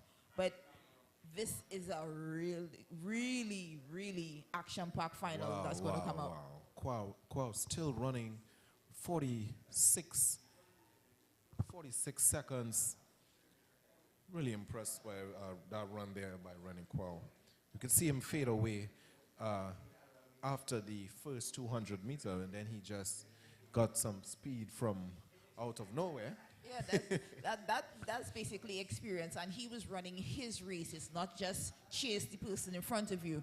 You have to be smart about this. You have to be tactical about this. Running a 400 is not just about flat speed. It's about tactic. It's about experience. And as we watch the fourth heat, is this the fourth heat? No, this is the fifth heat. We watch the fifth heat. We see our indoor world champion, Jareem Richards, in lane 4. Very popular in the 200, but lately he has been doing the 400 meter, and he's been doing it pretty well. Yeah.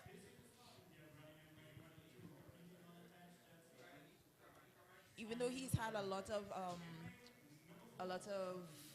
experience in the 200. He has medals in the 200. He's also known as a very quite capable 400-meter runner. Yeah. Anytime Jareem is on our national 4x4 team, I always tell them, make sure you put Jareem on the second leg because he runs that leg so smart and so tactical, and it's almost textbook for him at this point. But we're going to see him line up against these boys in the 400 meters. A lot of excitement in this event this year. In lane 2, it's Simon Jerry, who's running unattached. In lane 4 is Jareem Richards of Abilene Wildcats. In lane 5 is Sorrel Sumner of Memphis. In lane 6, Genesis Joseph of St. Francis Boys. And in lane 7 is Rogel Torres of Stallion. And they are off. Even start, but Jareem Richards is coming and he's pulling away as he heads to the backstretch, looking pretty comfortable. And this is what it is. They start hard and then they are comfortable on the backstretch. He's coming up to the 200-meter mark. And he's being challenged by the athlete of Memphis Pioneers. That's Sorrell Sumner. As they come to the 100-meter mark, it's Jareem Richards and Sumner. And Sumner is pulling away from the field, but Jareem looks pretty comfortable as he comes. He's 20 meters away. Very comfortable run there by Jareem Richards. Slowing down at the line. Now, Jareem is an experienced athlete. He is not out there just playing games. Even though it looked like he did, he was almost looked like he was playing with Cyril, but it was not that. He was knowing exactly what he needed to do and did enough. We are only taking the first person in each heat, and he did exactly what he needed to do to be an automatic qualifier in this race. So it looked like 47.31 for Richards and 47.34 for Sumner. That's a really comfortable run there put down by Jareem Richards, just doing enough to qualify to move on to the semifinals. So I hand you over to Ayana to give you the lineup for Heat 6. And in Heat 6, the final heat in this event, men's 400-meter dash. In lane 2, we see Jordan Richardson from FAD. In lane 3, we're supposed to have Daniel Gibbs. Yes, he's there. Daniel Gibbs from Concord. In lane 4, Stefan Camejo from Memphis Pioneers, followed by Che Lara from Abilene Wildcats. In lane 6, Josiah Jones from Genesis. In lane 7, Jabari Fox from Point Fortin, New Jets. And in lane 8, supposed to be Zion Marquise, but we have no lane 8 today, so we just are down to 5 athletes in this heat. The ones to watch in this heat is definitely Chain Lara out of lane 5, Daniel Gibbs in lane 3, and Jabari Fox in lane 7.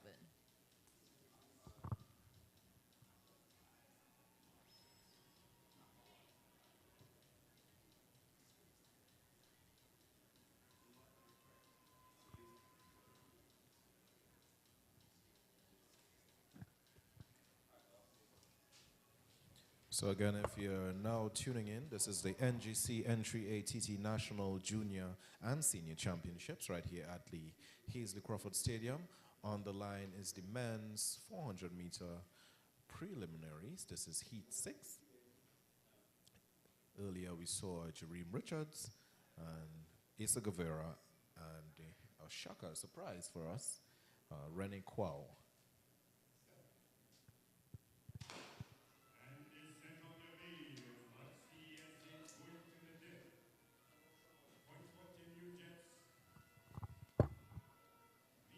Looks like Che Lara on the backstretch, running comfortable. And he's being challenged by Fox, Jabari Fox. They come around to the 200-meter mark. It's Che Lara pulling away from the field. As he comes to the final stretch, Che Lara looks comfortable, pumping those arms and extending those legs. Che Lara with 50 meters to go. Comfortable and easy. Just crossing at 48. Followed by Josiah Jones of Genesis. So that's Che Lara representing Abilene Wildcats. So that was the final heat. Che with 48.05. Followed by Jones with 48.51.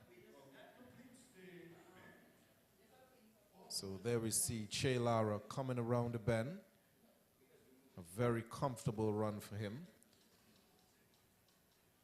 Pumping those arms, extending the legs.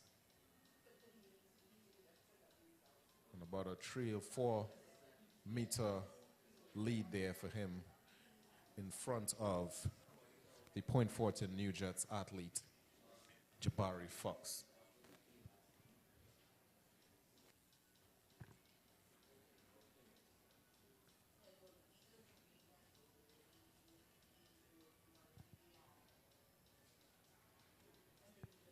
So up next, we could look forward to the 100-meter heats. This will start with the girls under 17 100-meter dash.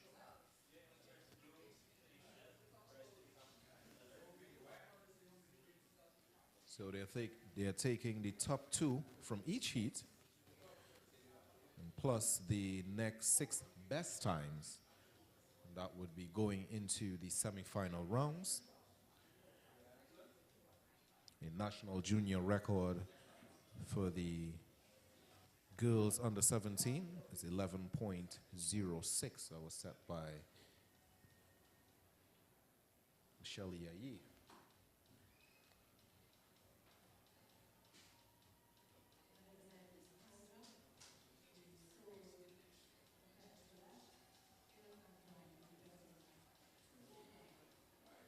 Very relaxed evening here at the Hazley Crawford Stadium. We had some rains earlier, but they held off so that we're having a really comfortable event.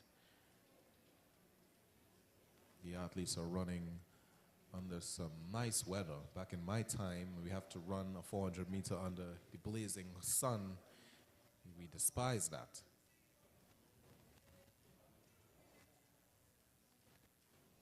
So they're just gathering the blocks so that they could take it to the 100 meter start line.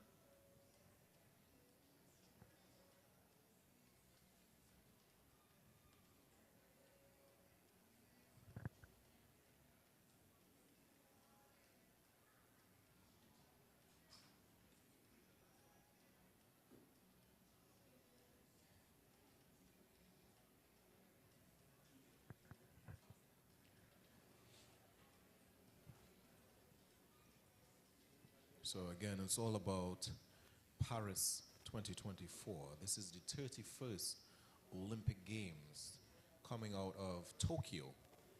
The Tokyo Games, which happened in 2021, was postponed in 2020 because of the COVID-19 pandemic. So it forced a lot of athletes to compete in a fairly empty stadium without the trills and fanfare. So we move on to this is the stands. We have some of the supporters and some athletes.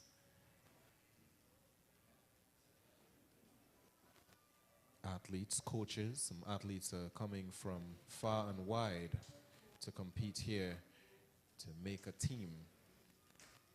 Some athletes training in Miami, some training in New York.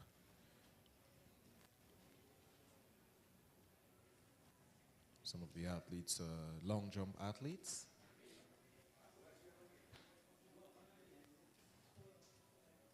We have college athletes as well. Athletes from Grenada also competing.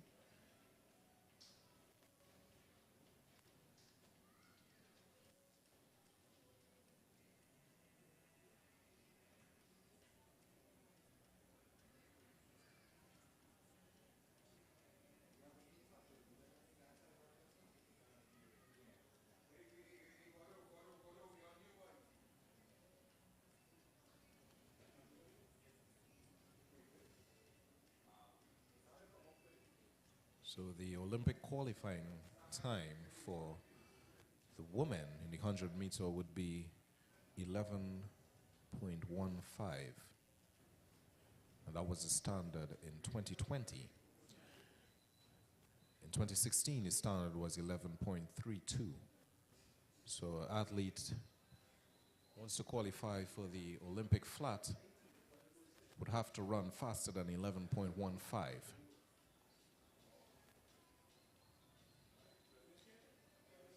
We may or may not see that time in the prelims, but we look forward to seeing that either in the semis and the finals. We have our national champion, Michelle Yayi, competing here today.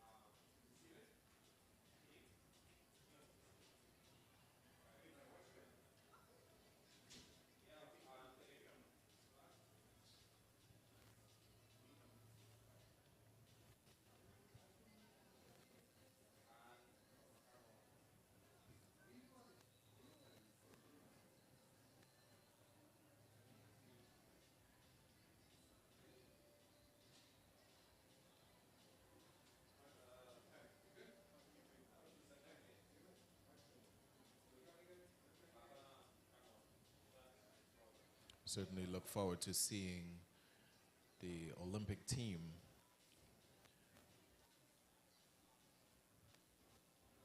who's selected for the Olympic team this year. We have some new uniforms made by the Hideout clothing store. That store actually has a branch in Paris. It's a local brand that has a branch in Paris, and they would be making the national kit for the opening ceremony.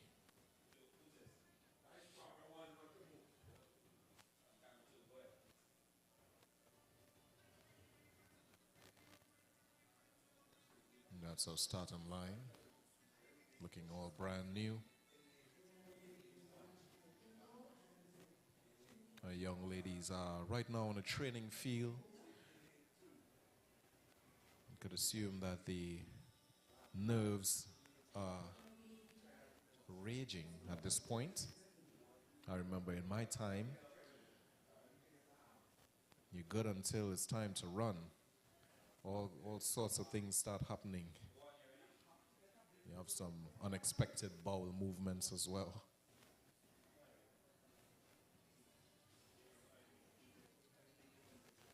Some of the spectators waiting for the action to start back rolling.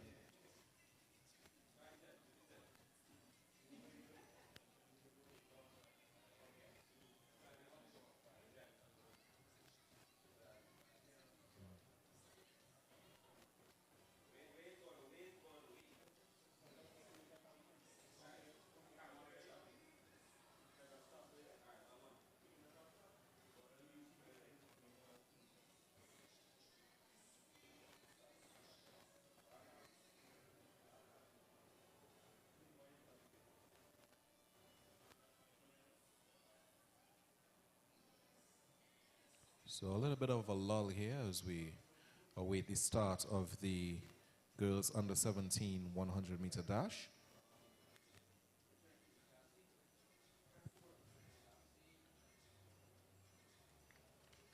And also the boys under 17 long jump.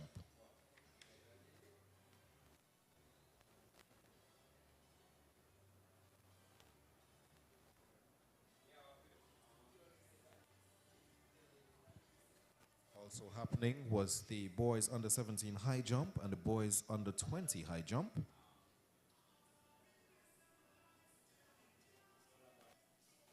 The girls under 17 triple jump as well would have passed on earlier. So in the girls under 17 triple jump, we had Isabella Solomon of Toko Tafak. We had Tanique Vincent of Concord. And we had Sena Parsons of Mercury. So later on, we will tell you the times, the marks set by these young athletes.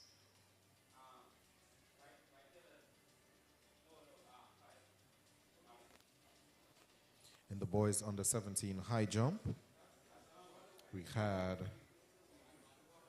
Ariza Cox of Toko Tafak, Jeremiah Fullerton of FAD, Cristiano Perez of QRC, Omari Brown of Neon Wolves, Kareem Thompson of RSS Phoenix, Michael Paul of Concord, Tariq Vincent of Concord, and Lemuel Ogbuffon of Kaizen Panthers. That was the boys under 17 high jump. Again, the times will be called out later on. You also have the boys under 20 high jump. James Adamson of Neon Wolves, Darius Moore of RSS Phoenix, Kimani Kent of Kaizen Panthers, Mikhail Parry of Tobago Select, Jabari Richards of Toko Tafak, Jayon Innes of Zenith Athletics, Caleb Campbell of Kaizen Panthers, Timothy Greenidge of South City. So South City is the Grenadian team. So they had athletes competing in the flat events, in the track, and also in the field events. So we head back to the line.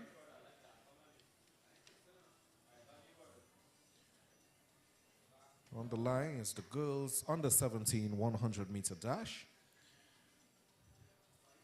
If you're now tuning in, this is the N.G.C. N.A.ATT National Junior and Senior Championships right here at the Hazley Crawford Stadium.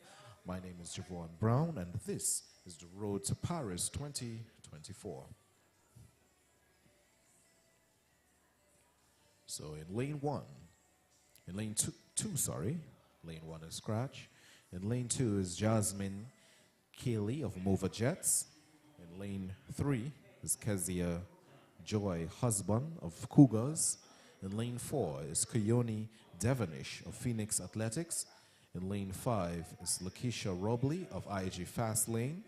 In lane six is JL Archibald of Track Blazers.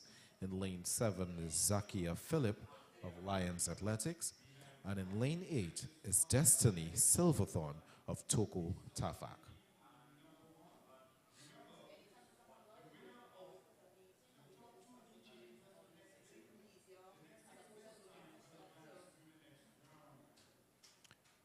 So we would have seen Lakeisha Robley earlier on in the 400 meters.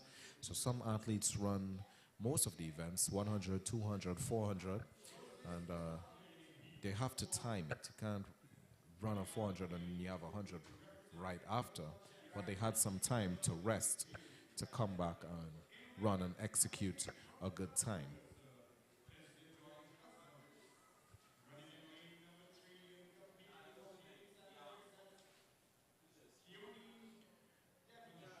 So this would be one of 5 preliminary rounds.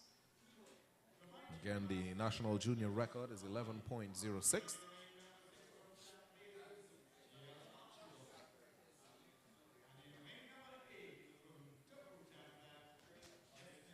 I'm loving the colors of the uniforms here, especially the Mova Jets. It's purple and blue and yellow.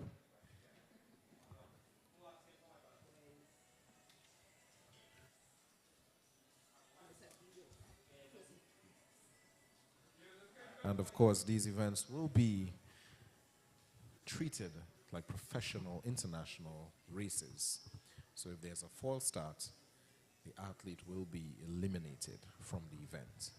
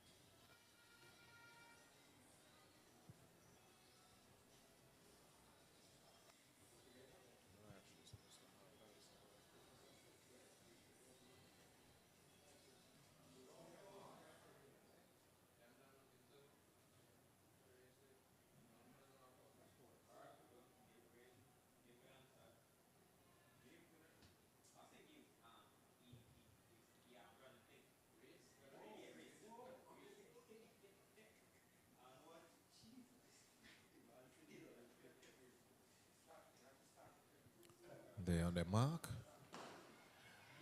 And they are off. Coming out of the pack is Devonish of Phoenix Athletics, blazing down the track. Excellent run there by Keone Devonish of Lakeisha Robley, sorry, of IG Fast Lane.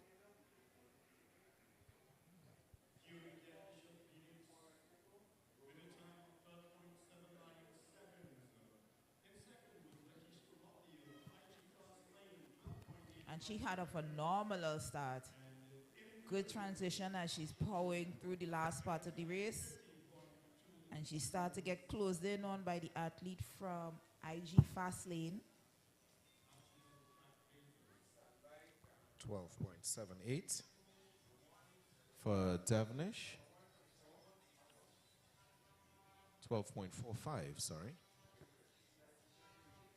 And these athletes are chasing the standard for the girls under 17 100 meters dash. National junior record 11:06 set by Khalifa St. Fort. Yeah, it's a correction from earlier because I said Michelle Yeye, but it's Khalifa St. Fort with the national junior record. So Qualifiers for this event are the top 2 in each heat, followed by the next 6 best times.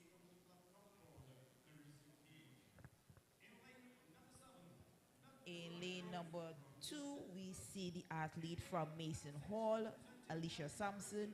In lane number 3, we have Julia Kidd from Simplex. In lane number 4, we have Naomi Theodore from Phoenix Athletics. In lane 5, Zeta Charles from Point Fortin, New Jets. In lane 6, Kira Gonzalez from Dabity Athletics. In lane 7, Rhonda Smith from Memphis Pioneers. And in lane 8, Narissa King of the Concord Athletics. These ladies are chasing a qualification position of the top 2 in each heat.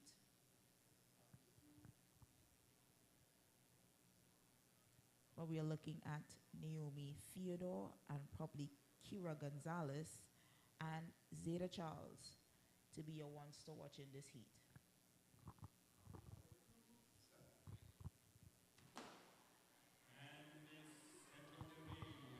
And the athletes is Zeta Charles from Point Fortin, New Jets, taking an early lead, followed by Naomi Theodore of Phoenix Athletic. And it's Naomi.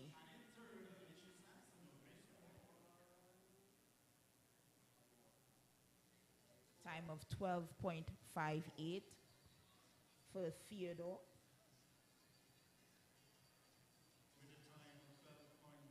These young athletes have a lot of technical aspects that they still need to work on as far as their race is concerned. A lot of them need to work on the drive phase after the initial start from the blocks. A lot of them tend to pop right up as opposed to driving to that first 40 meters in their race. And you tend to see a lot of times the athlete tends to slow down because they not transitioning properly. So they're still young. They have a lot more. They have a lot more work to do as far as their transition phases are concerned. But these are relatively young athletes.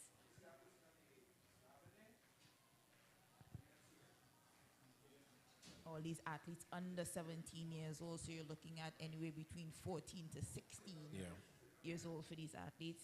They're still in their developmental stage, but at the same time, we are here to compete, and you want these athletes to do their absolute best.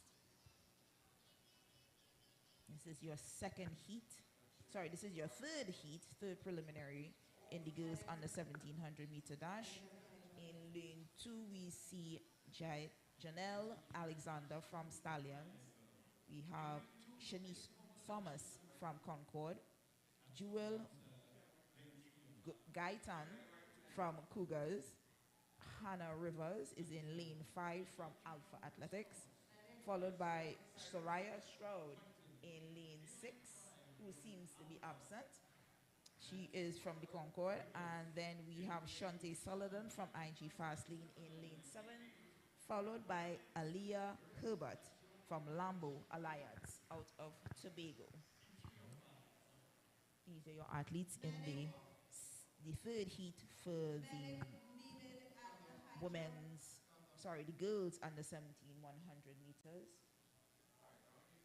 You've been given instructions to stand behind their blocks under status orders.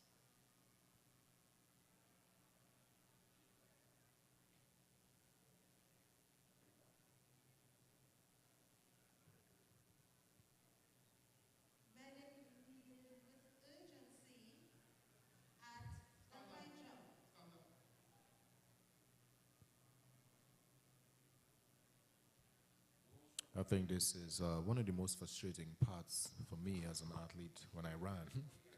Having to get to the blocks and then having been told to stand up. You're already nervous. You're already prepared and anxious. And then it's a lot. It is a lot, but at this stage, like I said, they're developing and they're learning. So these are things that they need to know. These are the things that could happen at any international meet. Yeah. So you need to understand how to deal with it and how to get your mind refocused back into your race and to do what you're supposed to be doing. And they are off. Who's it? Seems to be a false It's a start. false start. But And the athletes are athlete- still rolling.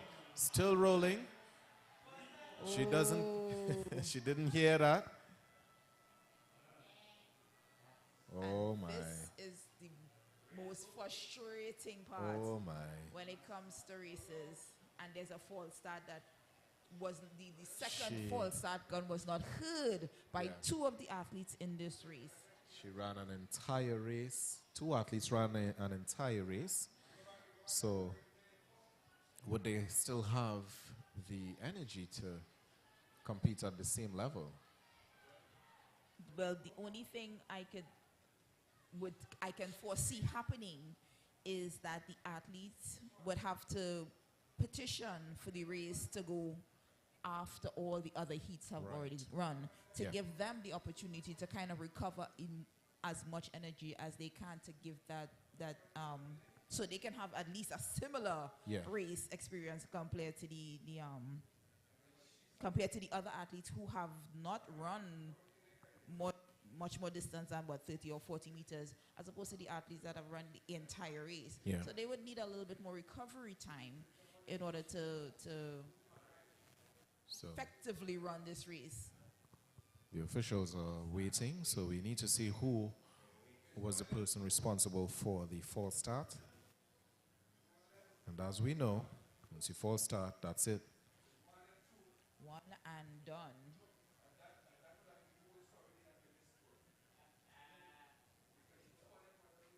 And there are so many possible outcomes for this. I'd be very disappointed. And it's the athlete from lane 3 that Lane was 3. disqualified for a false start. That is the Concord athlete, Shanice Thomas. Shanice Thomas. Very unfortunate for Shanice Thomas of Concord.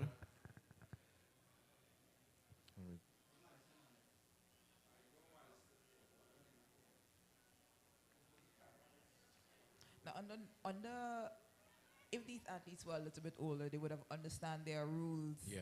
That they can apply, their petitions that they can file to find out, to determine. What was the cause of this? Let me see for myself. So they're getting some. They're getting advice from, Instructions, yeah. instructions from the officials. Now, like I said, these are young athletes. Had this taken place with athletes, let's say under 20, or even in men and women, the athletes could, like I said, they could petition for the race to be run after all yeah. the other heats have been completed to give the other athletes enough time to recover, to come back and run another race. Yeah. On the flip side, there were 2 announcements that were made prior to this race going off with the emergency situation where the announcement came across, and there was a lot of noise going on. Right, yeah. So the athlete who was disqualified could also petition Yeah. based on Yeah. that. But like I said, these are young athletes, and it's not something we tend to practice, but it's something that is not generally discussed when young athletes are developing. We don't really discuss the rules and the regulations and the options available to them. So this is a shot of what would have happened. Yes. It looks very close to be very Yes, it which does. the athlete from Concord could have caught something we call a flyer, meaning Yeah. that she caught the gun at the exact Exactly at moment. the point, yeah. But But, it seems that she has been... they sent it back Yeah, the she has been entire team. reinstated into this race. No, this is a different race. This is a race? Oh, okay. Good, the athlete looks so similar. So, as you said, they put the race to Right, run. exactly. So what last. I was assuming that would happen, that's exactly that came to pass. So the athletes were given the opportunity to recover. So their race will be run after the all the other heats have gone by already. That was a big jump there. So the long jump and the girls on the 1700 meter is happening at the same time. And that's usually problematic for sprinters because we need to hear the silence in order to hear the gun properly. But you tend to have a lot of noise because of events running in at the same time, because we have jumps going on, we have other events going on. So that's the instant replay there. It honestly does look like she caught a flyer, but if the official rules it as a false start, then there's nothing. It didn't seem like a false start Yeah, for it me. did. I'm hoping that she is reinstated and she gets to compete and show what she has. So that means we will be running heat number 4 and waiting for heat 3 at the end. So in lane 2 is Kerryan Felix of FAD. In lane 3 is Akira Smith of Sapari Athletics. In lane 4 is Egypt Regis Benjamin of MVP, that's Grenada. In lane 5 is Tishwana Pope of Concord. In lane 6 is Alexis Siposad of Phoenix Athletics. And in lane 7 is Kesha Bruton unattached. And they are another false start. Another false start. Athlete has to go back to the line. It's getting really uneasy. I didn't see any blatant violations in this heat. You have to await the replay to see what really happened there. And like I said, like they are at the same time, so you would find people who are cheering for athletes in the jumps and cheering for athletes during other field events. High jump has been completed, but jumps are going on. Shot put, discus is going on. So those are a lot of So many distractions. yeah. But we still are not seeing I still haven't seen a blatant. But somebody is going to get a card, and it's the athlete of Concord. But we really didn't see the false start there. So that would be Tishwana Pope.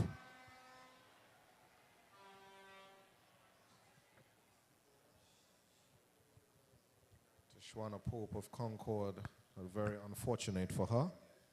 Which is the second athlete of Second Concord to be athlete. disqualified for a false start. Definitely unfortunate. So now we are down to 5 athletes in this race.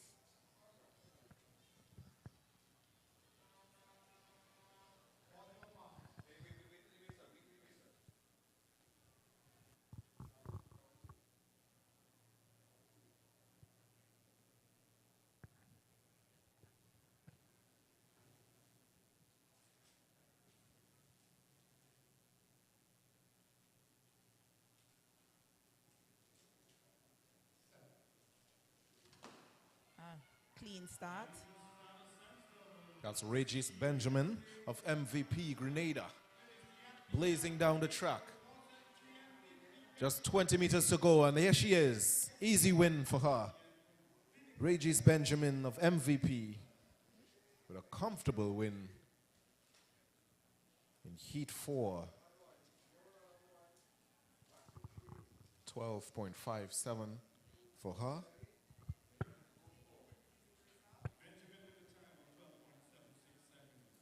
And if you notice, she's one of the taller athletes, so it took her a Yeah. while to get going. But once she got going, it was all over.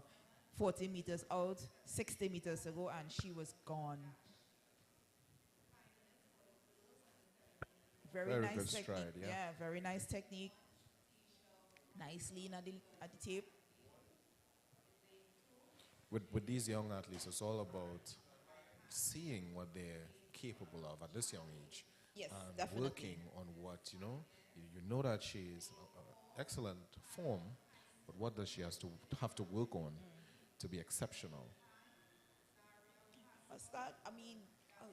Based on her height, and she's not that tall, but she was definitely the tallest in the Yes, in the field at the field, yeah. time. But if she has a little quicker start, because she was very passive to me in the first 10 meters, Yeah. and her transition was very short. She didn't stay down as long as she should have, but she did not. She was very commendable. And we have the long, scratched foul jump in the men's. Is this the men's triple? Yeah, it looks like the men's triple jump. And we have another race on the track. This is heat 5 of 5. And in lane 2, we have Sophia Goddard from Neon Wolves. In lane 3, Leah Abram from Memphis. Michaela Grandison in lane 4 from Alpha Athletics. Tanique Vincent from Concord Athletics. She's in lane 5. Ayula Alfred from One a Week is in lane 6. And Kate Crawford in lane 7, unattached. Definitely the one to watch in this heat is Tanique Vincent. She is a multi-event athlete, a CRIFTA medalist. And I expect her to make easy work of this field today.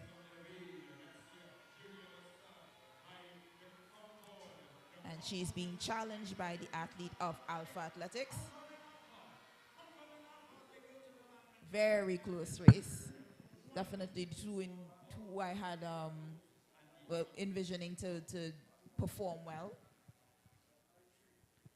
And I had mentioned that Tanique is a very competent multi-event athlete. At her age, she competes in the heptathlon and pentathlon.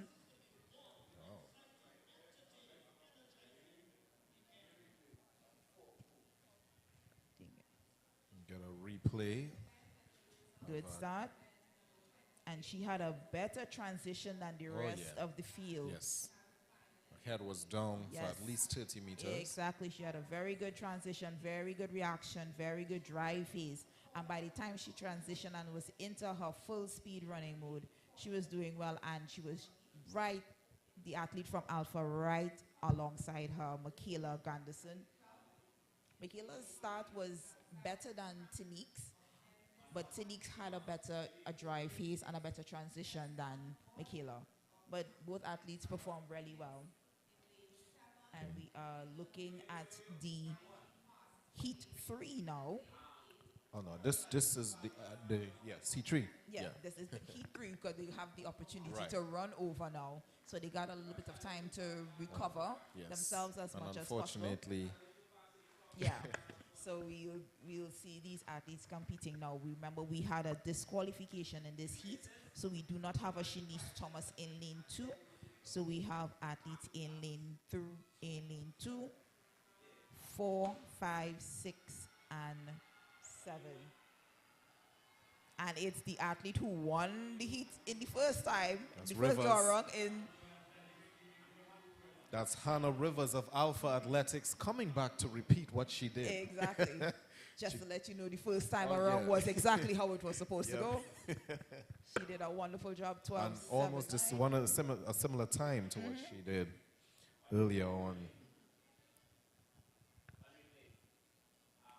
And that's a replay there.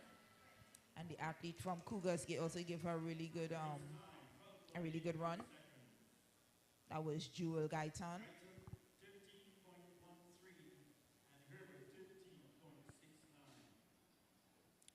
And Hannah is very efficient. A lot of frontside mechanics, long legs. But she did a wonderful job to win her heat.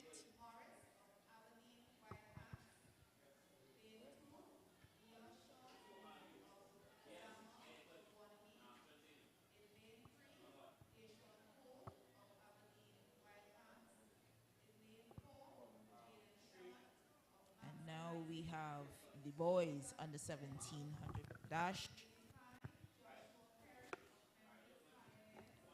We have athletes from lane 2 to lane 7. In lane 2, we have David Bernard from Simplex.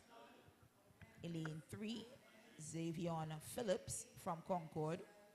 Lane 4, Aidan Davidson from Burnley. Lane 5, Jaden Percival from QRC. In lane 6, Joshua Baird from Memphis. And in lane 7, Carsten Thomas from Simplex. I'm looking to see Aidan Davidson from Burnley to have a very good run, and the athlete in lane 6, Joshua Baird, also to be the ones to watch. Now this is the boys under 17 100 meters, and the top 16 advance to the next round. So we have the top 2 in each heat, plus the next 6 best times advancing into the semifinals.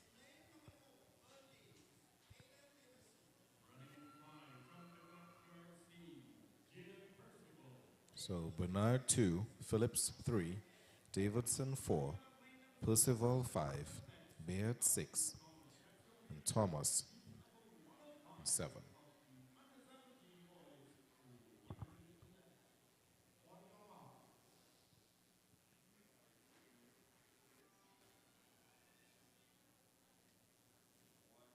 The athletes are called to their mark.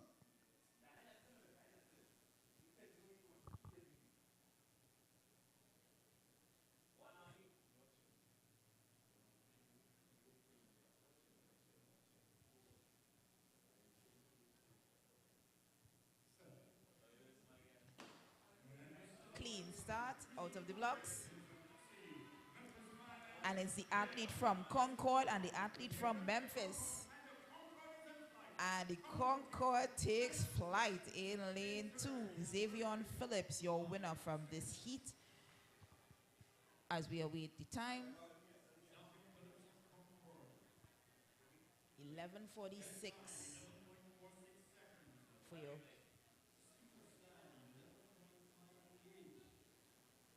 Not much of a race for these athletes. Yeah. Just coming up Yeah. and just running. They still need to work on a lot of the mechanics and the technical aspects of the Yes. race. But these are under 17 athletes, so they're still relatively young, so they have a lot of work to do. It's when you get to the under 20 level, then you expect to see a little bit more proficiency in terms of how they execute their race. And hopefully these athletes look back at these races from our stream and see what they have to work on. That's it. The one thing I like about the fact that social media has allowed these athletes to actually be able to go back, Oh, yeah. review, Oh, yeah. take stock, see the mistakes that they've made. Yeah. Because everything is so instantaneous now. Right, Upon yeah. a stream, you could always look at YouTube is always your go-to. But a lot of these races are on Instagram and all these other social media applications that it's easy for them to go back and see the mistakes that they've made, make necessary corrections, take stock of all the stuff that they've done throughout the season, and then get ready during the off season and come back for the I next know. season. I know back when you used to run, you probably would have to wait for a national station to actually show the race Yes. for you to see. So this is heat 2. In lane 2 is Saunders of Simplex. In lane 3 is Mohammed of Mountain Eagles. In lane 4 is Gordon of RSS Phoenix. In lane 5 is Joseph of South City, Grenada. In lane 6, Sipasad of Phoenix Athletics. Lane 7, Blackman of Simplex. And in lane 8, Allen. And they are off. Who's it going to be? Looks pretty tight. But looks like an athlete, Sipasad of Phoenix Athletics, pulling away from the field. And he's being challenged by Gordon of RSS Phoenix. And it was 1-2, Gordon and Sipasad. So Sipasad with 11.36 and Gordon with 11.40. And that was heat 2 of 5 of the boys under 1700 meter.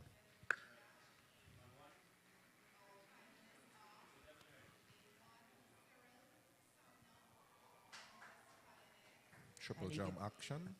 Just out of the corner of your screen. And we have the replay of that previous heat.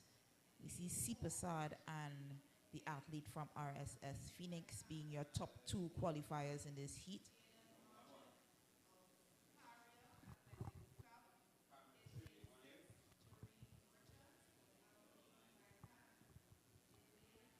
As we look at the athletes doing their final preparations for their race in heat 4. Sorry, heat 3 of 5 preliminary rounds.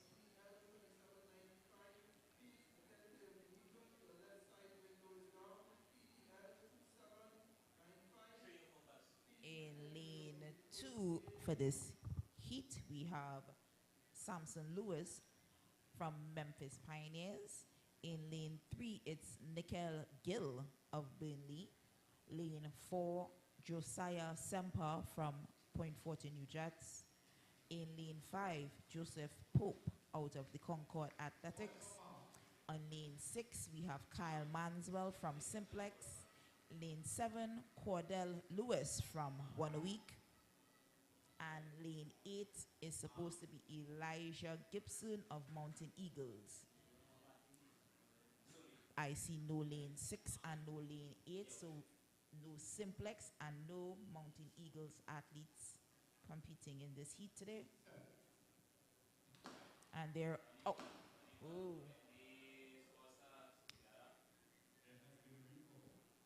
The race has been recalled. Not sure if I saw a false start.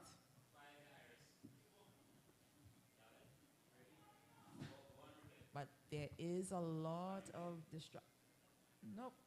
Oh, so I don't think it was a false start, but more of a stumble by the athlete from Burnley in lane 2, which is Nickel Gill, athlete in lane 2. I don't think anybody should be charged in this heat with a false start, but everything is obviously under the discretion of these officials.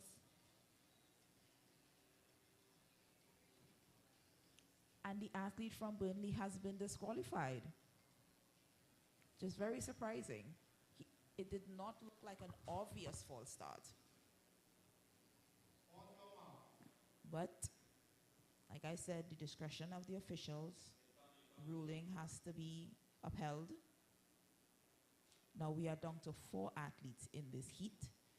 No Nickel Gill.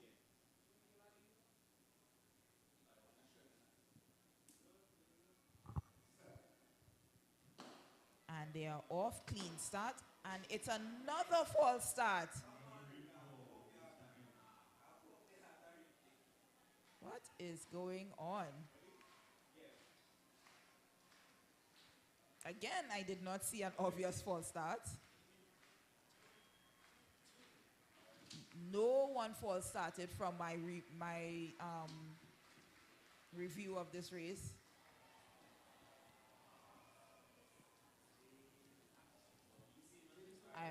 not sure who the officials are going to charge with this false start.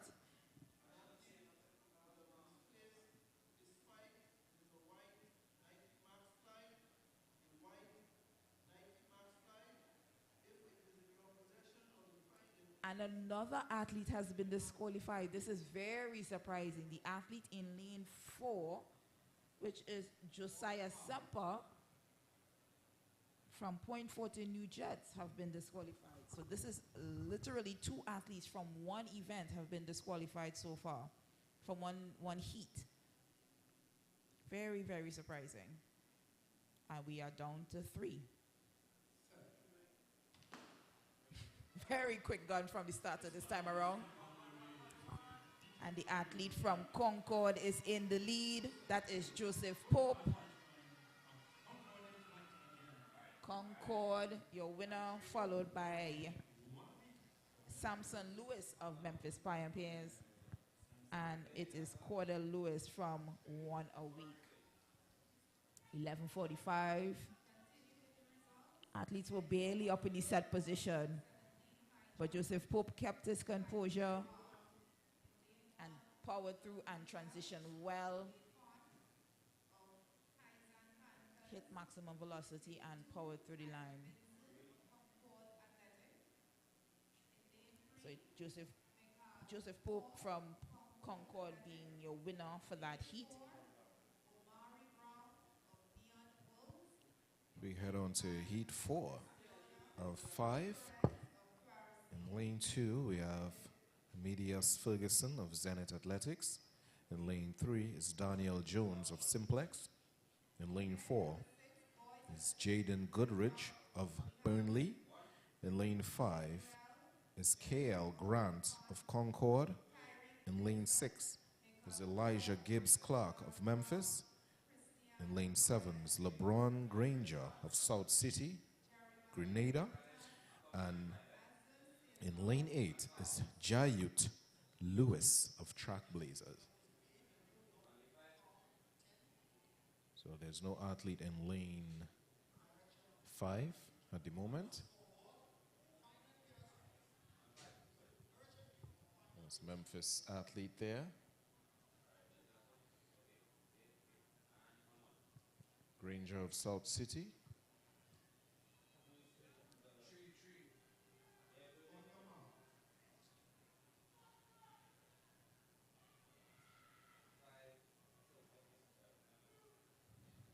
The athletes take their mark.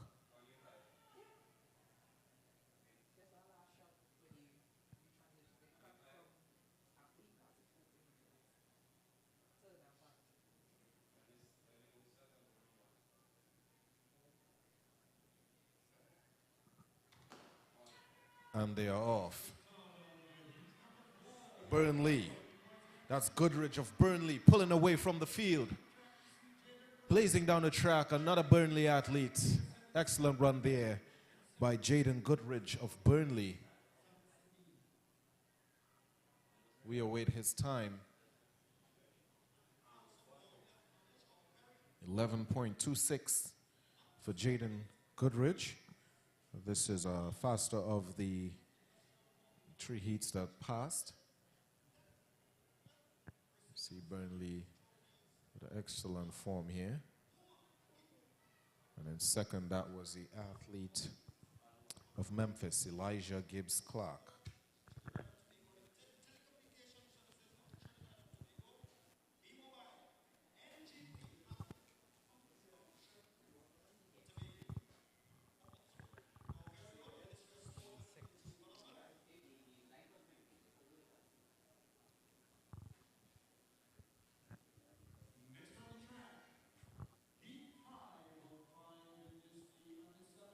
I must say, this is the first time I've seen so many athletes be penalized in a national championship, like preliminary stage. Definitely. You would hope, and I'm putting hope in very big air quotes, hope that the officials would give the opportunity for warnings versus that straight up disqualification.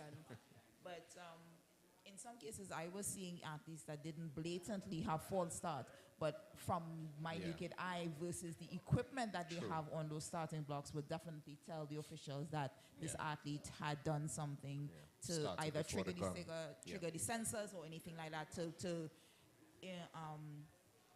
produce a false start reading on their equipment.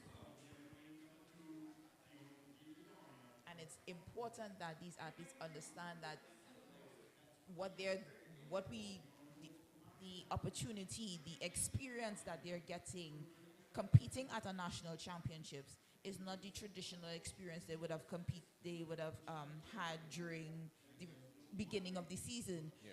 During the season, it's not necessarily used that the equipment, that the starting blocks would have sensors and such like that. So when you come to national championships, the things that you would have gotten away with in the beginning of the season, now you're realizing like you didn't, you weren't aware of these nuances that you have to deal with, meaning that you didn't realize your foot used to shake on the pedal and stuff like that. So now that we have these starting blocks are equipped with these sensors, now we see all the issues, all the problems that they tend to face now when they did not realize those issues were issues in the beginning. So And this that's is heat 5. Another false start. I'm thinking it's beginning to be the standard now. You have to have a false start before you my. run the actual race. I think it's a lot of nerves, a lot of nerves. Definitely agreed. There are Yeah. a lot of nerves that the athletes are feeling, especially seeing so many athletes being eliminated in previous heats. Yeah. When you get there, you're trying to keep your composure. Yeah. And again, I'm not seeing any. Ooh, the athlete in lane 7 looked like he had a very bad stumble, so he may have triggered the sensor in terms of having a false start. But we will see what the officials The decide. official is on Lane number 5. 5. Oh, doesn't seem to give the card, Yeah. so they're probably Just- double checking their system.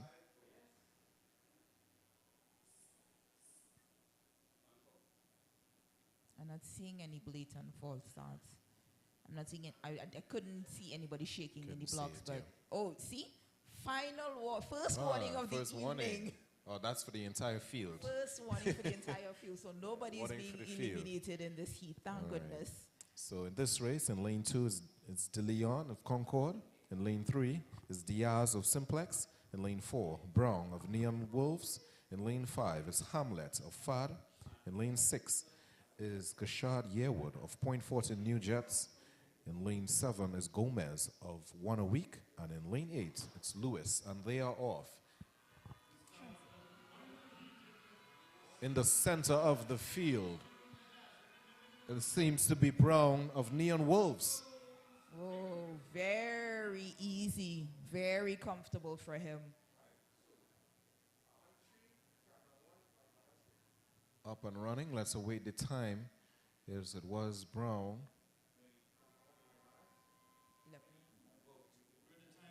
Yes, Brown of. Very good. He had a really good first forte, good transition. And he got into his maximum velocity phase very quickly. Very good mechanics. Very good mechanics. Knees up in the air. Very, very good mechanics. Very good race for him.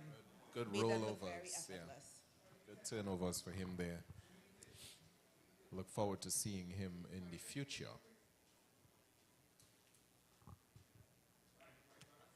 So on the track right now, it's the girls under 20 100-meter dash.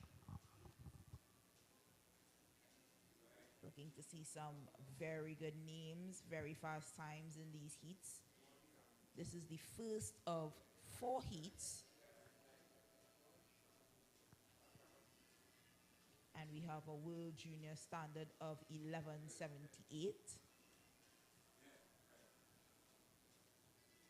And happening the same time is the girls under 20 discus throw, 1 kilogram. This is the excitement inside the N.G.C. entry National Junior Senior Championship As we await the athletes to go back to their starts, let me run through the list of competitors in this heat. In lane 2, we have Amaya Ferreira of Lions Athletics, Carice Cielto from Davide Progressive, Sydney Charles in lane 4 from Tranquility, in lane 5, Imani Mills from Memphis, lane 6, Natalia Joseph from Stallions, and in lane 7, from Burnley, Maisha Tobias. Lots of heavy action going on in the triple jump men.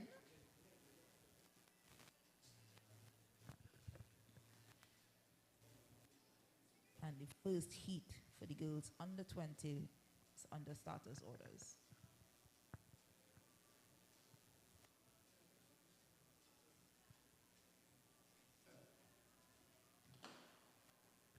And they're up and running.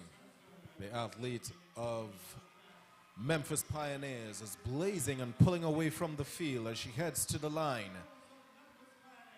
Excellent run there by Mills, Imani Mills of Memphis Pioneers out in lane 5.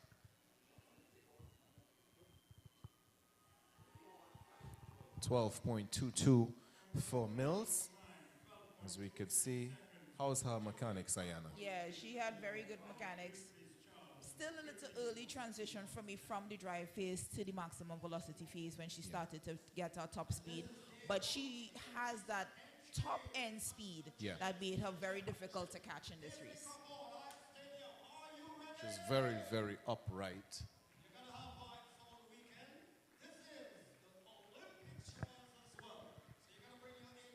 So we're moving on to heat 2 of the girls under 20 100 meter dash.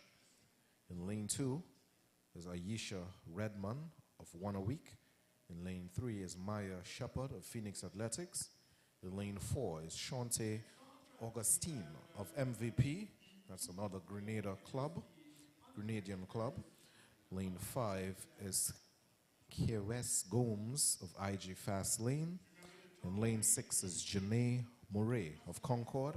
And in lane 7 is Talise McCummon of Memphis Pioneers.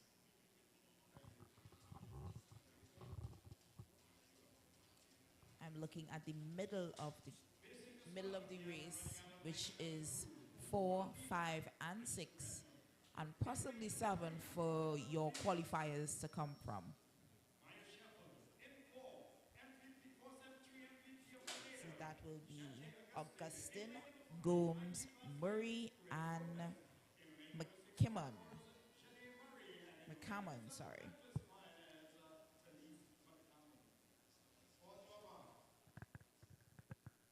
The athletes take their mark.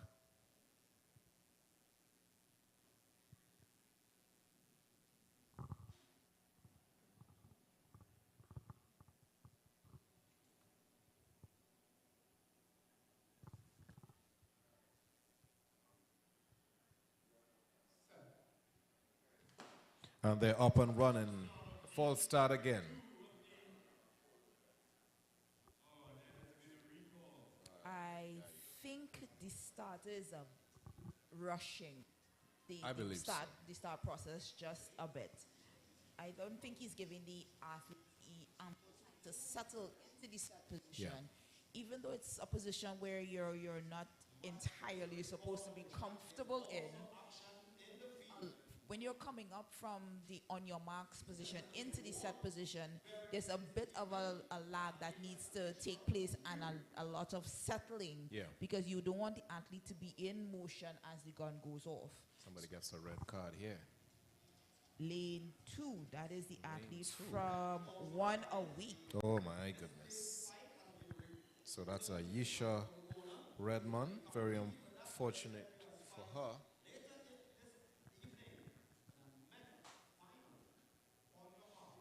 I know a lot of coaches will be asking to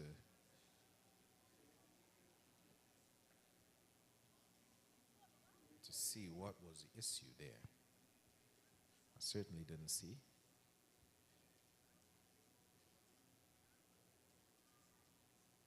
unfortunately, these are things that the athletes have to deal with on the international stage. And they're up and running. It's Augustine of MVP. That's the Grenadian athlete, but she is being challenged by Gomes of IG Fast Lane. And Gomes takes over, and Gomes takes the win in Heat 2 of the girls under 20 100-meter dash. Gomes has been running very good throughout this season. So it was almost expected that she would have either won the heat or did very well in order to qualify for in heading into the semifinals. It was a really good comeback. Yes, exactly. She was not out. She did not have the best start, but she did really well to transition herself. And you see her top end speed kicking in now. Yeah. Front side mechanics, arms going, and she is powering her way to that finish line. As you see, the other athlete from the MVPs has a slight forward lean. Yeah. So she's taking away speed from her run. Yes. The athlete from IG Fast Lane did a wonderful job. She had a really good race.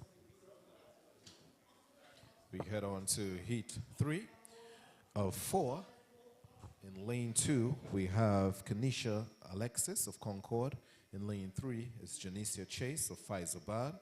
In lane 4 is Mariah Second of FAD. In lane 5 is Elena Dekutu of MVP. In lane 6 is Akela Melville of IG Fast Lane. In lane 7 is Jada Gayadine of Memphis. And in lane 8 is Ariel Richardson of One a Week. This race seems to be somewhat balanced, meaning that you can't tell who may win in this particular heat. I think the only toss-up is because you're not sure exactly how good the athlete from MVP is. Yeah. The Grenadians are coming out and they're running, so yes. you never know, but you always have to put them in the mix. You would never want to count them out. I think Grenada would have chosen their best. Expect your qualifiers to come from 5, 6, and lane 7.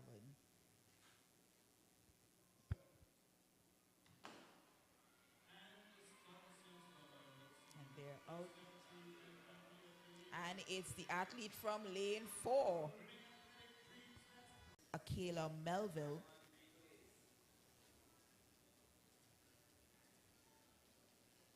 Really long strides.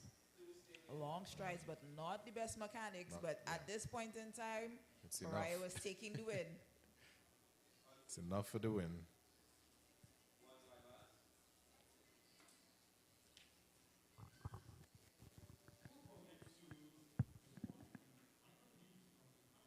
Fourth and final heat. Final preparations for this fourth final heat for the girls under 20 100-meter dash.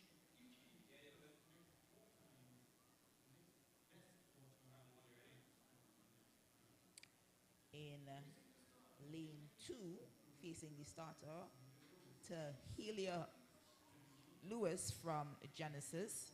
In lane 3, we have Janessa Rodriguez from Stallions. In lane 4, Jaden Bolden. She is running unattached. Lane 5, we have Nathaniela King of the Concord Athletics. Adelia Blades is in lane 6 for the Abilene Wildcats.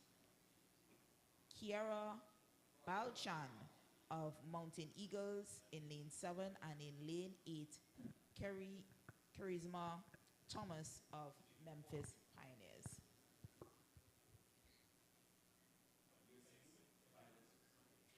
Looking at possibly lane 7 and lane 4.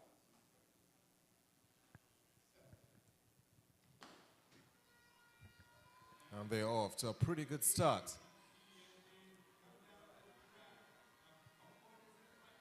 And it's the athlete from the unattached athlete in lane 4, as I said. That's Jaden Bolden. Jaden Bolden, followed by Nathaniela King. Wonderful job for Nathaniela. She's primarily a long jumper, so she looks very competent here today. I always say the type of training that a long jumper goes through is really good for sprinting. typically a long jumper is always that clutch person you put into the 4x1 Yes. relay. But today, Nathaniel did a wonderful job. Bolden taking the race. Bolden looks very efficient, transitioning through our powering stage of the final phases of the last 100 meters. Nathaniel giving chase, and it was Adelia Blades following in third position for that finish. So we head to the boys under 20 100 meter dash. The events are rolling. Will standard is 10.55. So if they are looking to make any teams, this will be the time to run, and anything under. We have 5 heats in these prelims in lane 2. We have Rashawn Thompson of Abilene Wildcats. In lane 3 is Sherman Gibbs of South City, Grenada. In lane 4 is Adrian Bailey. He's running unattached. In lane 5 is Kareem Solomon of Simplex. In lane 6, it's Benedict Russell of Cougars. In lane 7 is Denzel Williams of Concord. And in lane 8 is Cardell Coffey of Superior Athletics. Again, this is heat 1 of 5 of the boys under 20 100 meter dash. Lane 4 seems vacant, so it's Adrian Bailey. Looking at lane 5, Kareem, for the person to watch in this heat. Kareem Solomon out of Simplex.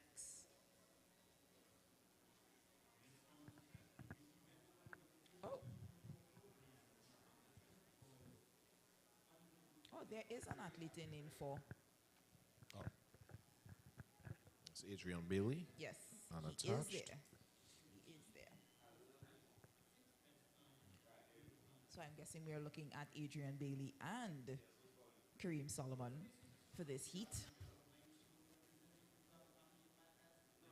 So expect to see some heat in these races, as we're expecting these athletes to run under 11 seconds. Their standard is 10.55. So we're looking forward to seeing some blazing times.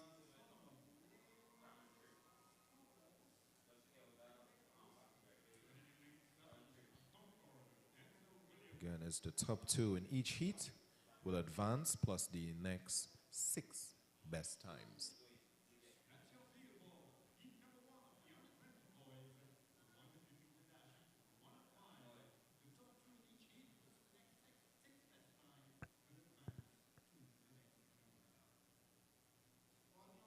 These are the top 2 in each heat, plus the next 6 best times advance to the semi-final round.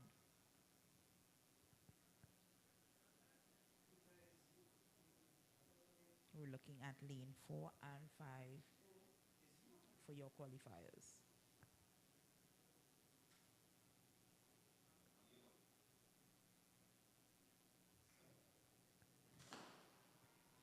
And they are off. It's the athlete of Simplex. That's Solomon, blazing down the field, looking pretty comfortable there for easy win, 10.68. Flash time, very fast.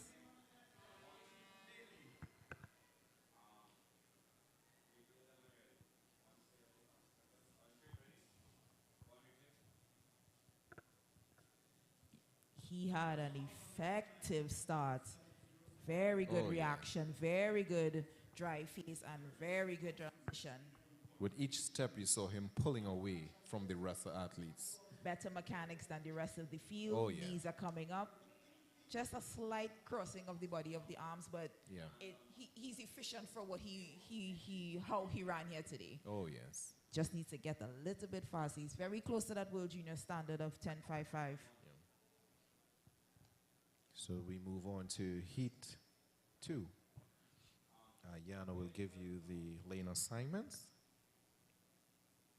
In heat 2 of 5 preliminary rounds, we have Jaziel James in lane 1 from Lightning Speed, Jonathan Laldio from Stallions in lane 2. In lane 3, we have Samuel Green from Fusion Athletics. Lane 4, we have Ethan Sam from MVP.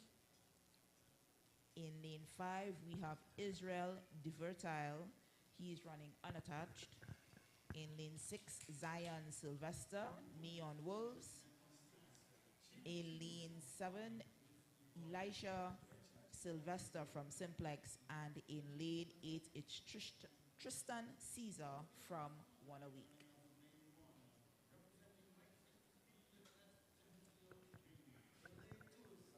Is it just me? Listen to people.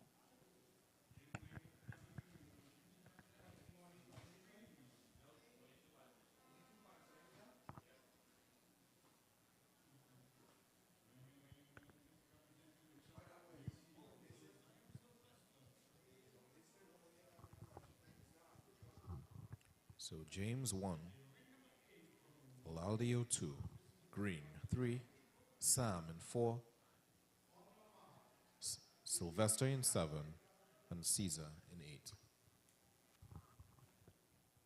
No Divertile and no Sylvester. In 5 and 6, lanes are empty. Time to beat now is 10.68, set by Kareem Solomon. And they are off. That's Green. Firing. Very effective performance there by Green. Samuel Green of Fusion Athletics. We await his time. 10.73.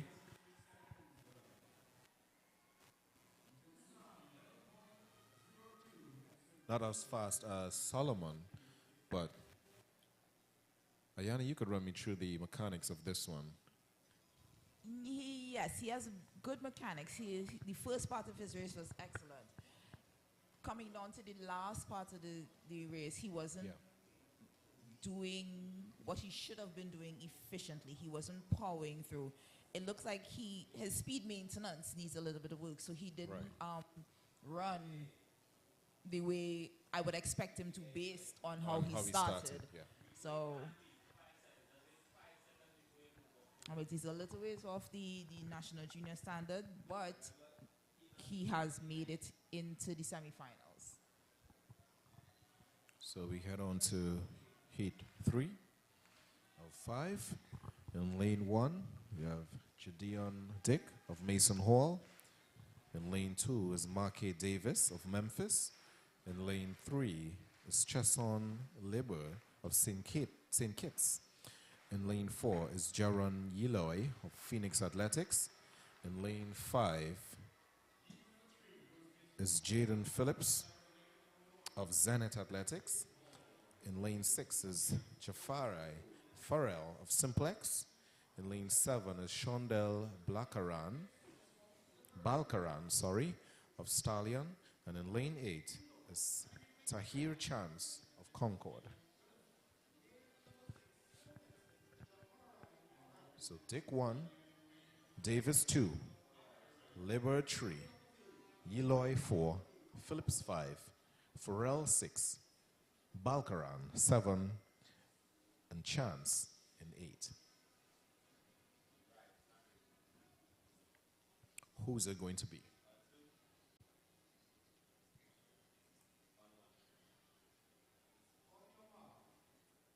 The athletes take their mark. The fastest preliminary time thus far is 10.68 and then 10.73. The 10.68 was Kareem Solomon.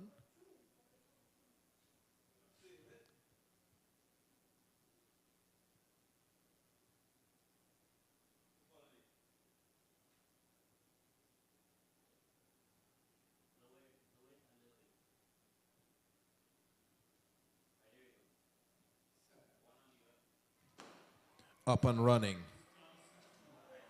false start again.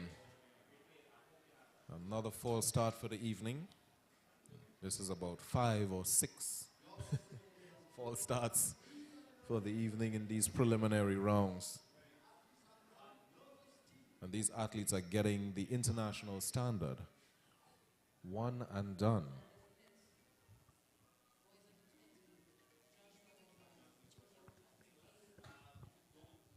Don't be a blatant false start. But like we've been saying all evening, the equipment will tell the officials exactly what's going on with the athletes at the start.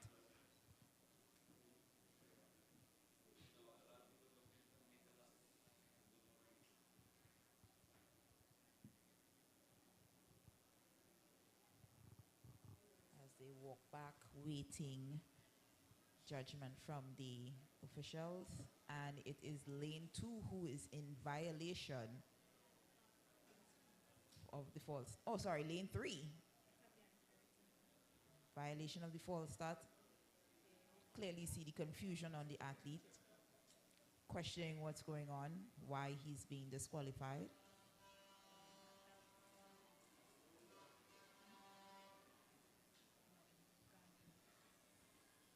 And he is disputing the rulings of the official.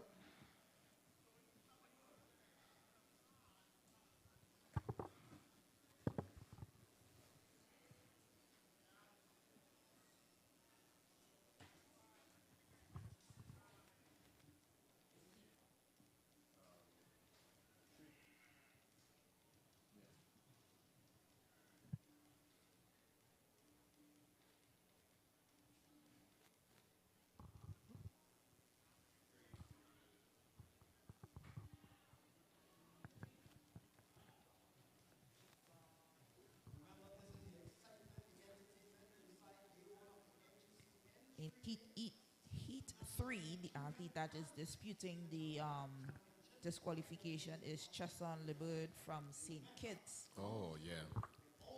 We await to see if the disqualification stands. And it does. He is been eliminated. And you could see the frustrations as she walks away. Coming quite from St. Kitts to run and qualify and make a time, and being disqualified is very unfortunate. But it happens on the big stage. Now we have 7 athletes under starters orders. And they're off. 3 to separate themselves, the athletes from Simplex. And it's the athlete from Simplex taking the win. That's Jafari Farrell.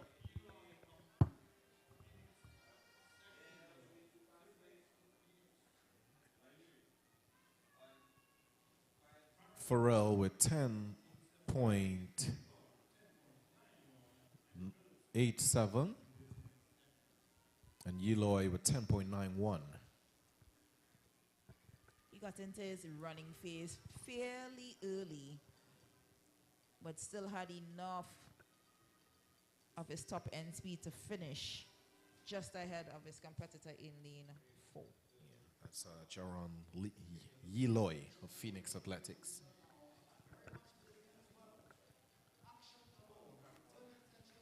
So a lot of action here at the Hazley Crawford Stadium.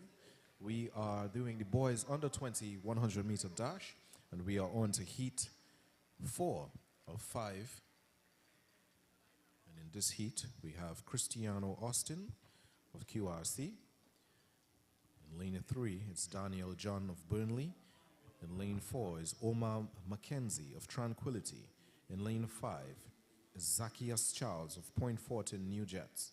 In lane 6 is Denion Williams of Zenith Athletics. And in lane 7 is Moses Flanders of Faizabad. And in lane 8 is Liddell Baptiste of MAP.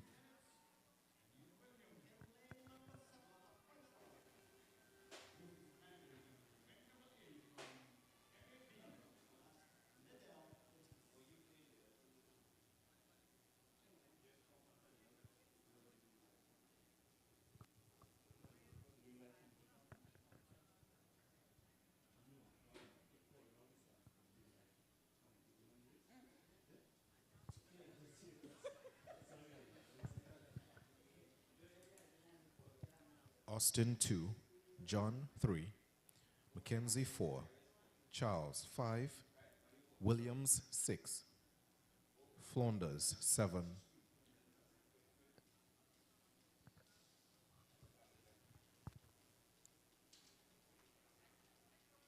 Point 14, New Jet, Zacchaeus Charles.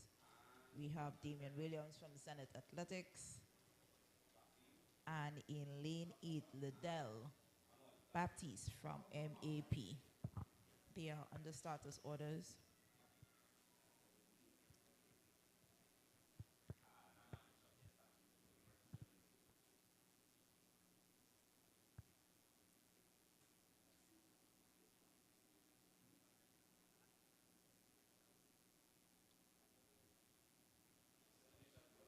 Look for Mackenzie and Charles in lane 4 and 5 to be the ones to watch in this heat. and they are off. And it's Charles. Pulling away from the field. And then Blazing it's down the track.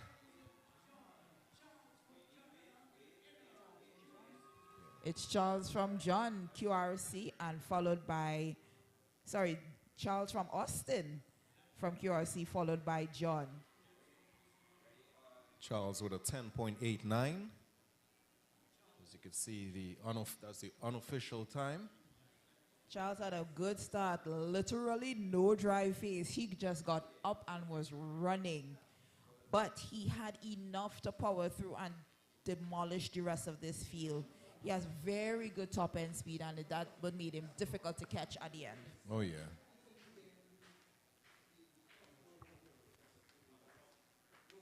And it was John who got second place in that heat, followed by Cristiano Austin from QRC. The heat 5 of 5 in these preliminaries. So this is your final heat in this event for the boys under 20 100-meter dash at the N.G.C. N3ATT Junior and Senior Championships 2024. These junior athletes are vying for positions and spots on the World Under 20 Championship to be held in Lima, Peru later this year.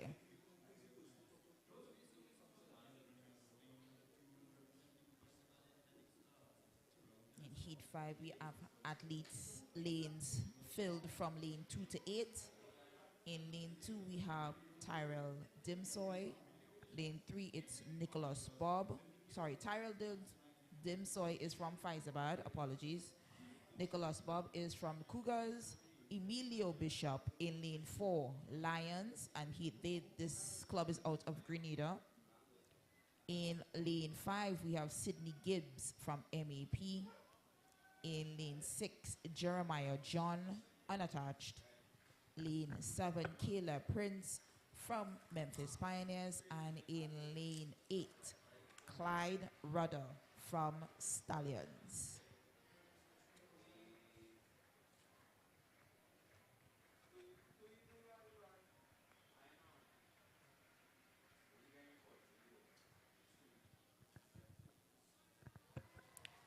Definitely looking at Gibbs and possibly Bishop, lane 4 and 5. Bishops from Lions and Gibbs from MAP to be the ones to watch in this heat.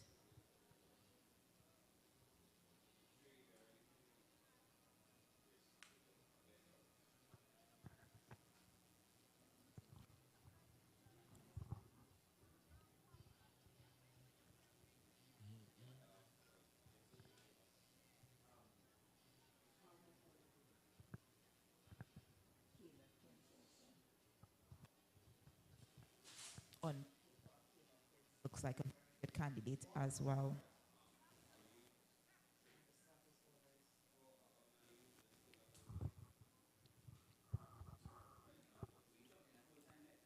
The athletes take their mark.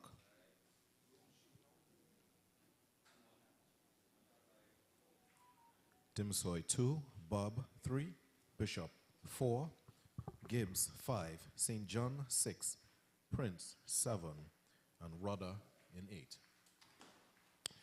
And another false start.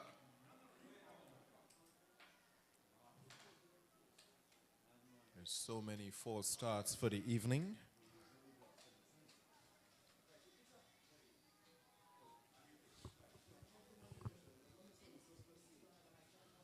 So we await the officials to see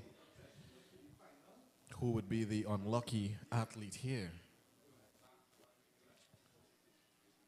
Ooh, lane 2 and lane 7 look like very suspect starts to me. But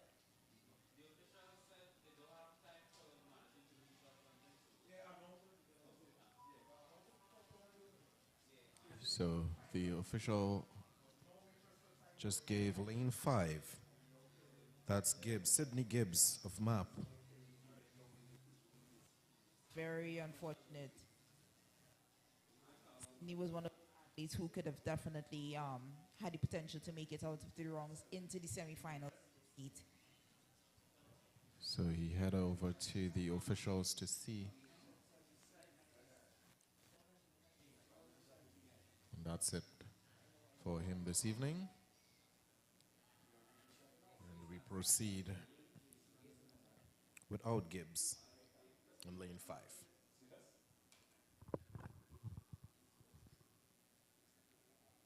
Let's see.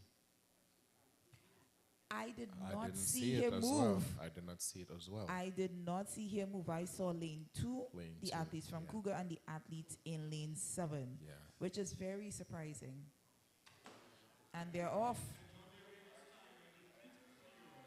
And it's the athlete Bishop. from Bishop out of Lions, Grenada.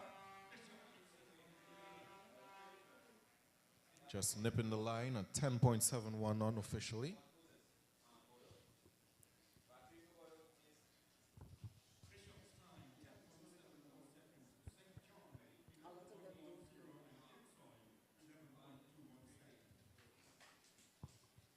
And we watched the replay as Bishop's very good start and very good transition phase, getting into his maximum velocity phase, running very well, very efficient. Very good race for Bishop.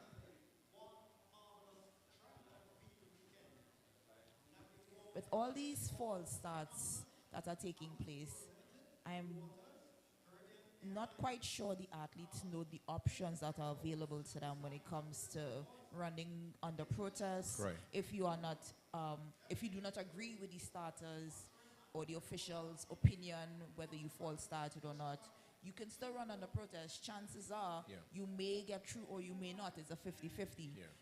You can still run and still have a time down even though you may be disqualified after the fact. But at the end of the day, you have to give yourself the opportunity to qualify, give yourself all options Yeah. to qualify. So and like I mentioned earlier, these athletes are young athletes. So we saw a lot of false starts in the Yeah. under 17 category. And a lot of coaches unfortunately don't tell the athletes what their options are when it comes to races like these. Definitely. And it now you can see the downfall of that lack of knowledge, because now you have athletes being disqualified left and right, and they're not given the opportunity to protest. They're not given the opportunity to say, well, I want to run under protest regardless Yeah. of what your equipment says, even though it may end in my disqualification after the fact. It still helps you in terms of how your feedback, your data, if you know what you need to work on during your race and stuff like that. But So this is the start of the men's 100-meter prelims. In lane 2, Williams 2, 3, Edwards, Stewart 4, Moore in 5, Graham in 6, and Nelson in 7.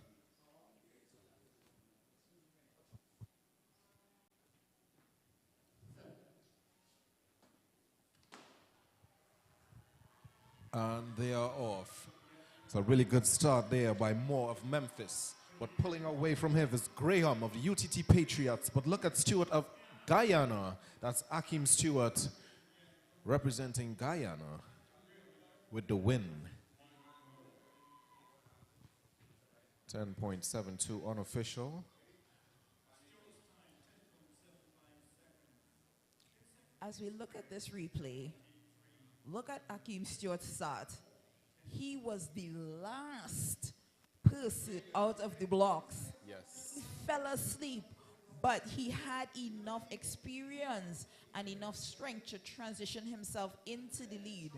Now, ideally, that's not what you want your athlete to do. Exactly. You want them to have an even pace race. You want them to have a good start, good transition, and good ending. But when those things happen, that takes a lot of experience to not panic when you come out of the block last, not panic when you have a bad start. And he did just that on a wonderful, wonderful execution for his race and powered in and come to actually win the heat. So the Olympics game standard for the 100-meter dash is 10.00. It's 10 flat. So athletes, in order for them to run on the 100 flat, they need to make 10.00 or lower. And to be very honest with you, it's going to be very difficult for a lot of athletes to achieve this standard. Oh, yeah. I think this standard is really... It's high. tough. Yeah. It is immensely tough. So while we wish them all the best, we also know it's an uphill battle in order to get this done. And as the years go by, the times keep going lower and lower. Yes. The standard has dropped quite significantly in the past few years, and it's made it quite difficult for some athletes from some regions to try and qualify for these major games.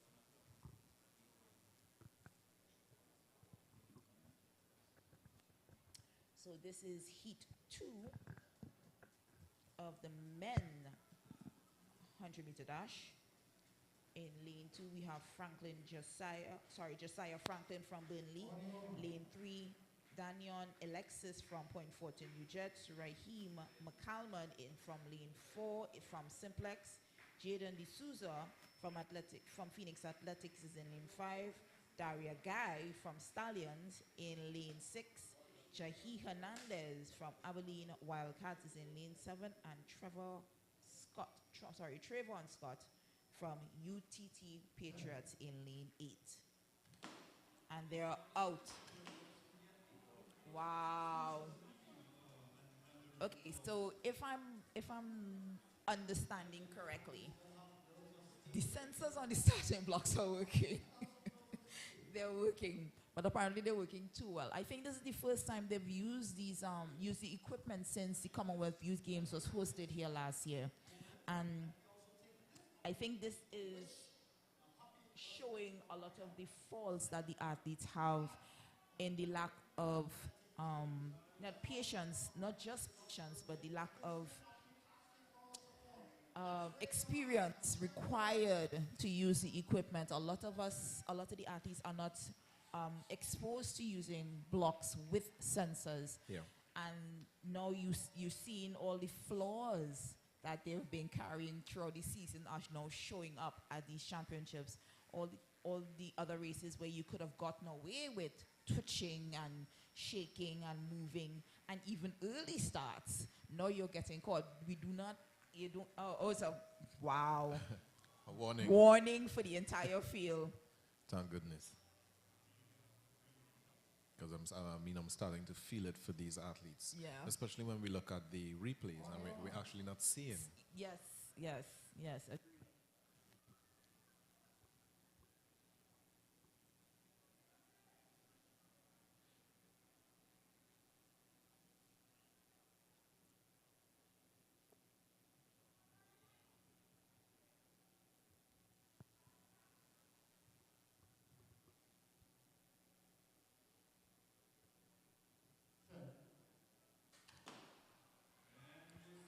And they're off. A really good start there by the athlete in lane 5. But he's been taken over by the athlete of Simplex. That's McCalman. Excellent run there. 10.47 unofficial for McCalman of Simplex.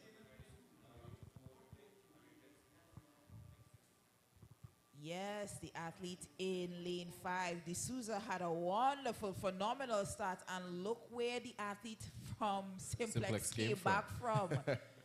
This is a running theme right now. The athletes who are sleeping in the blocks are the ones with the most top-end speed. Yeah.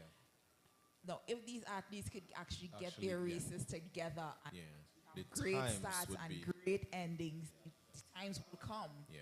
You have to get your race together, especially when it matters, and it matters now. So that was 10.49 from McCarman. So that's basically, well, it's not Olympics game standard, but it's the fastest time of the heats thus far.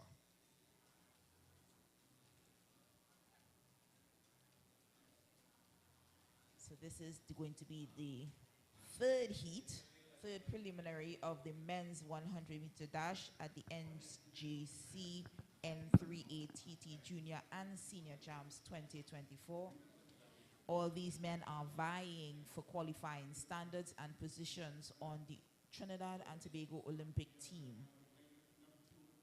In lane 2, we have Joshua Raymond representing Stallions. Anton Griffith, lane 3 from Simplex. Lane 4, we're supposed to have a Mary Prescott from Concord. He was phenomenal throughout the collegiate season. It's unfortunate not to be able to see him here today. We have Marcus Purcell in lane 5 from Memphis Pioneers. Jeremy Charles from Point Fortin, New Jersey in lane 6. Sherlan King, who is unattached in lane 7, and in lane 8, Nathaniel Lee from Alpha Athletics.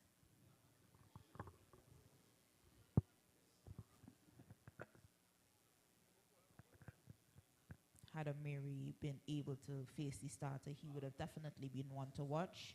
But as it stands, we are looking at Marcus Purcell and Charles from Point Fortin, New Jersey. Charles and Jeremy. Jeremy Charles and Purcell. Purcell, your winner from Memphis Pioneers.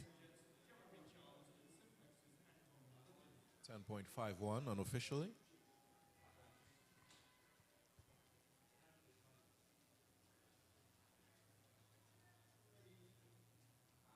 So it will be 10.54. And Charles with 10 points. Lane 5 and 6 had really good starts. Very efficient running from Charles. I'm sorry, from Purcell. Purcell.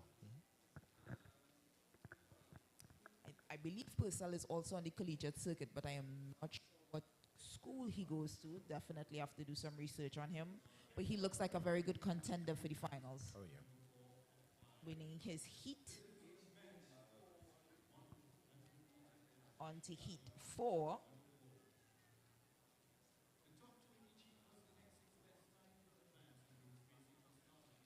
Heat 4 facing the starter now. We have lane 2. We have Mackay in lane number 5. DeAndre John from Stallions in lane 6. Rice Boyson from Mountain Eagles in lane 7. And Akini Spencer from Stallions in lane 8.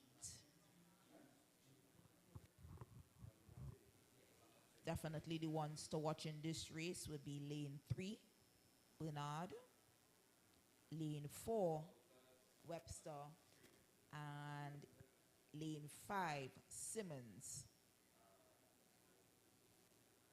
Not counting out the start athlete. Looking at the middle of your field for your top qualifiers.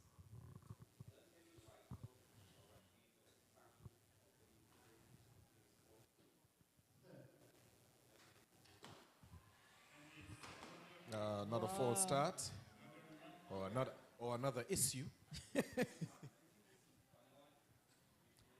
I am of the opinion, let me state, of the opinion, I think the starter is being a bit rushed with the whole process of the starts. But I'm not seeing blatant false starts. There's no false start there. We're hoping there's no false start because We are coming down to these preliminaries, the fifth and fourth and fifth preliminaries are where your faster athletes are coming from. Yeah. So we're hoping that we have no false starts from here, no eliminations from these heats. I hope it's a green card. I'm not seeing false starts And there. he is saying no. The athlete who in question is Dylan Bernard.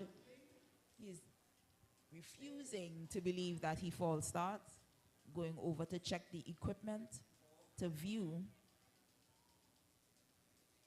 the reading.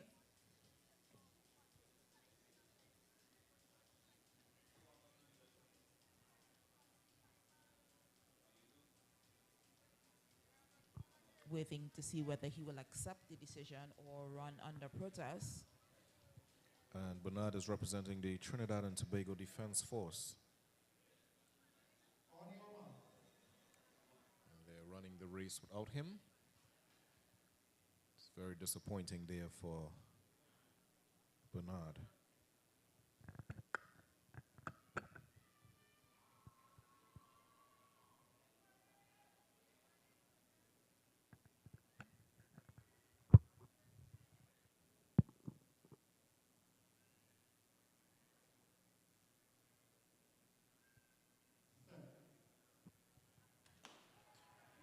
And they're off. Pulling away from the field. It's Webster of Concord.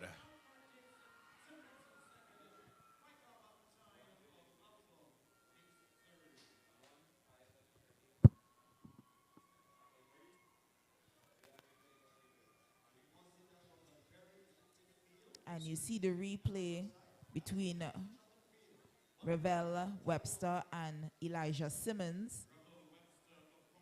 Ravel had a better transition than Simmons, but Simmons has very good mechanics, and Ravel had good mechanics too to kind of hold on to their position. Top two in each heat qualifies, so they are through to the semis. So we move on to Heat 5, out 5. Heat 2, we have Tay Koyat of UE. In lane 3, we have Andre Macano running unattached. In lane 4, we have Nolex Holder, Guyana. In lane 5, it's Darrell Brown running with the Trinidad and Tobago Masters Association. In lane 6, we have Cyrus Charles of Point Fortin New Jets. In lane 7, it's Darvin Sandy of Alpha Athletics. And in lane 8 is Simon Jerry running unattached. Okay, this heat is one of the more unique heats we're watching. Andre Macano in lane 3 is a Winter Olympian. Oh, yes, yes. Okay, so Yes. he has that speed required to push a bobsled. Oh, yeah. Right? Darrell Brown, our very own Darrell Brown. It is so wonderful to see him back out on the track. Darrell Brown still has the national junior record of 10 flat. Wow. So it is good to see him back out here. He is at the age where he can represent the master Yes, yes. athletics. And I know he will do a phenomenal job. I'm really looking forward to seeing this. Oh, yes. And this, you could always see the love for track and field with these athletes, to still be at it. Of course.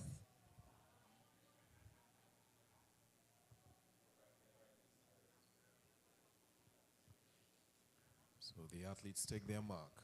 Definitely the ones to watch in this heat.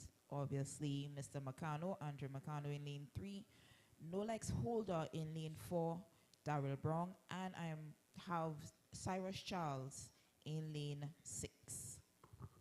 So the middle of your track, the middle of the field is where you're looking at your qualifiers.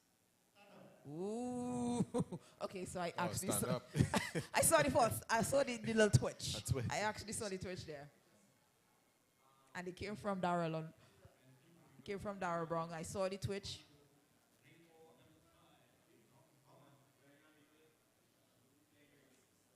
Let's see. As we watch the replay. Yep, you see it from Yes. Darrell. Darrell had the twitch, but the experience kept him there. Kept him there. So even though he twitched, I'm pretty sure his feet did not move from the sensors on the blocks. So that's the difference. That's where a lot of the athletes are getting that's why they keep getting caught. Because when you twitch, your legs move. But your experience after being here, and Daryl is one of a veteran, he will know how to keep himself steady. You want to be in a position ready to go, but at the same time, you will not allow yourself for your feet to leave those blocks before the time. So that was a green card there. So giving them the first warning, and they're okay to go.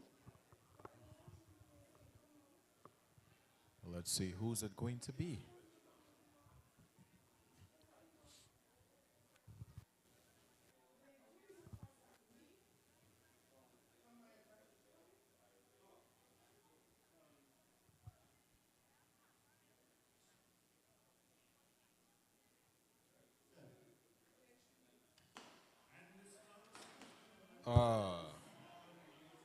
Another issue there with the starter. I don't think I saw any blatant movement. I know lane 1 was left in the block, so I don't think there was any blatant movement from the other competitors in this heat. So we see our first athlete out of the blocks was Andre Macano. As you said, he does have that speed of pushing that bobsled. So Yeah. you know he should be very powerful out of the blocks. But seems that athlete is going to get a red card.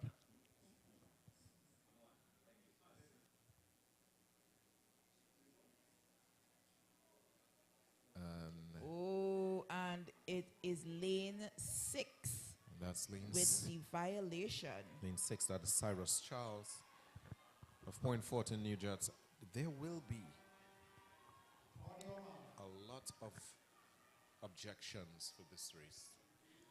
You can actually hear the supporters' objections from Yes, there will be a in lot the of- song booth.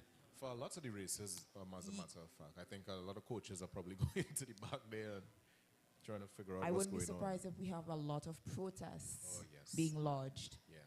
for athletes to be reinstated for later on.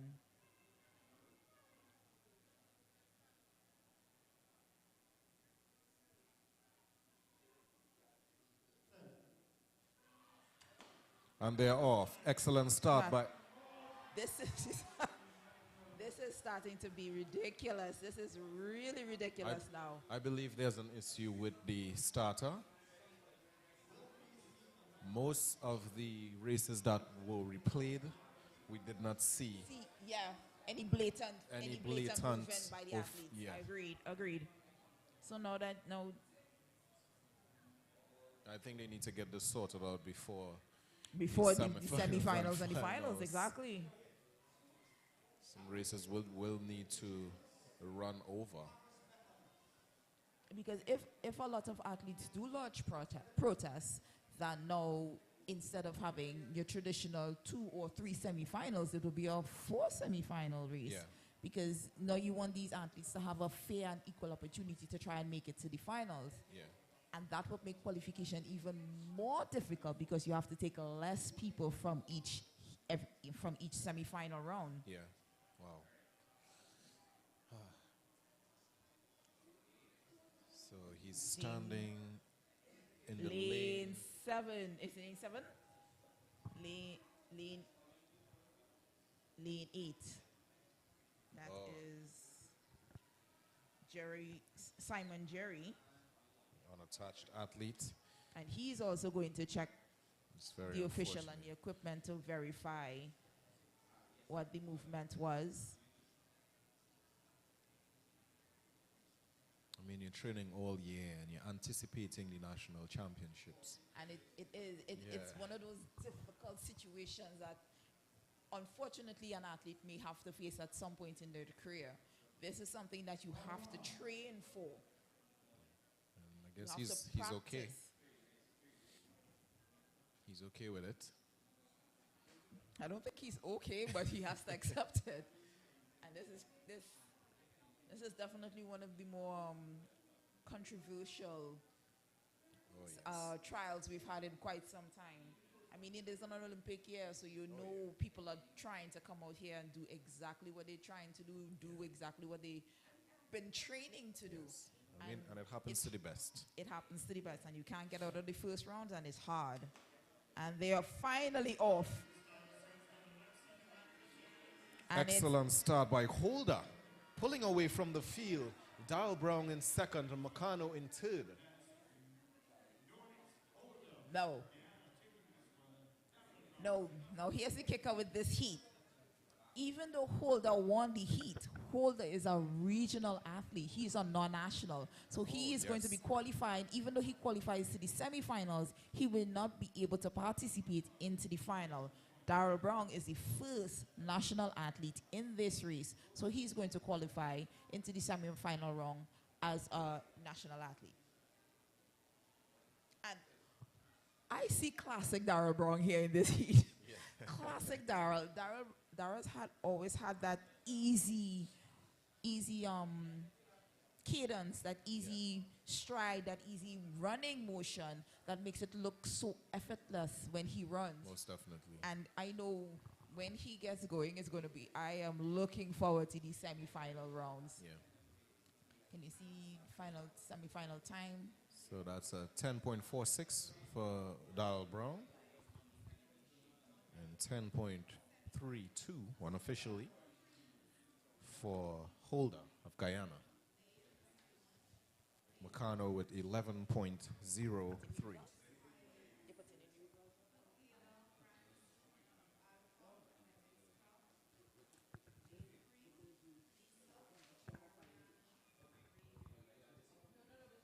So that was it for the men 100-meter dash preliminary rounds.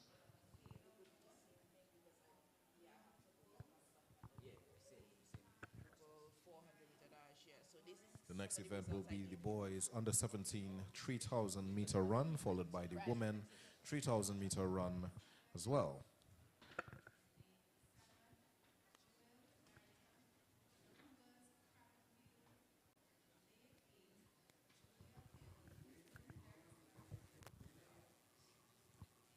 And we could also look forward to the 200-meter heats for the girls and boys under 17 and men and women under 17 and under 20. And the event will be concluded with the boys under 800-meter run. And while we are waiting for more action to begin on the field and on the track, we have some results for you. So from event number 3, which was the girls under 17 triple jump, we had your winner was Sienna Parsons from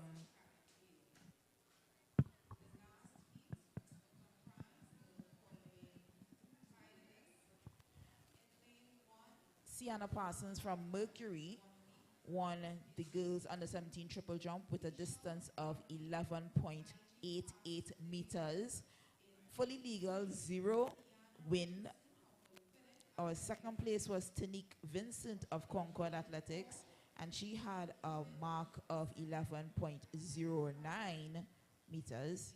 And Isabella Solomon of Toko Tafak had no legal jumps, and she finished with all fouls. The girls under 17 triple jump, your winner, Kenisha Shelbourne of OA6 Athletics. She had a mark of 12.48 meters with a wind of 1.6, so that makes it a legal jump. And she was the only competitor in the girls under 20. In the boys under 17 4-meter dash, we have qualifiers. First qualifier is Darian Whiteman from RSX Phoenix. He had a time of 51.64. Okay, so the order I am reading the names is not the times that they have, but rather their place in their lane positions in the finals tomorrow. So your lane positions and your athletes for the boys under 17 400 will be as follows. In lane 1 would be Darian Whiteman from RSX Phoenix. He had a qualifying time of 51.64 seconds. In lane 2 will be Michael Paul from Concord Athletics. He had a time of 51.40 seconds. In lane 3 will be Cordell Lewis from One a Week. He had a time of 51.32 seconds. In lane 4 would be Brian Scott from Burnley Athletic Club with a time of 50.00 seconds. In lane 5 will be Zachary Frank from Memphis Pioneers. He had a time of 50.16 seconds. In lane 6 will be Sheilon Gordon from RSX Phoenix. He had a qualifying time of 50.22 seconds. In lane 7 would be Michaelan Woods from IG Fast Lane with a time of 50.58 seconds. And your lane 8 will be Cordell Lewis from One a Week with a qualifying time of 50.52 seconds. Those are your qualifiers for the boys under 17 400 meter dash. For the girls under 20 400 meter dash, I will be reading in the order of their lane placements for the finals tomorrow. In lane 1 will be Deja Acosta, Fulfilling Athletic Dream, FAD, which she qualified with a time of 1.04 seconds. In lane 2 will be Calicia Aquilera from Tranquil Government Secondary. She had a qualifying time of 1.02.89 seconds. In lane 3 will be Tanika Clement from Genesis Athletic Club. She had a qualifying time of 101.74 seconds. In lane 4, Amaya Mitchell from the Abilene Wildcats. She had a qualifying time of 1 minute 00.32 seconds. In lane 5 will be Natalia Eastman from RSX Phoenix. She had a qualifying time of 58.69 seconds. In lane 6 would be Kiori Robley. She's from Kaizen Panthers Athletics Club. She had a qualifying time of 58.62 seconds. In lane 7 would be Diamond Paul from Point Fortin New Jets. She had a qualifying time of 59.47 seconds. And in lane 8 would be Akila Sayers from the Memphis Pioneers with a qualifying standard of 1.01.99 seconds. On the track at the moment, it is the boys under 17 3,000 meter run.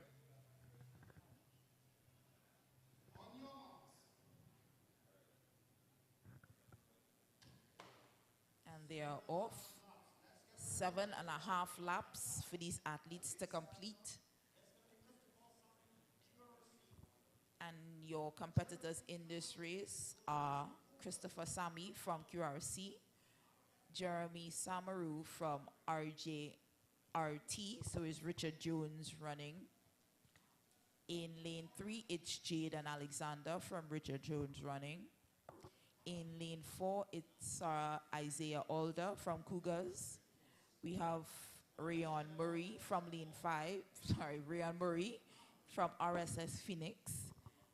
Amani Dillon from Burnley Athletics. Jafari Spence from Mercury Athletics. Jahari Nancis from RSX Phoenix. And Olatunji Tate from RSX Phoenix. Those are your competitors in the boys under 17 3,000 meters. They have 7 laps to go. So taking an early lead is Isaiah Alder of Cougars, And he's followed by Amani Dillon of Burnley. So right now, Alda has about a 20-meter lead. Is he going to hold it throughout the entire race? Is he going to fade away?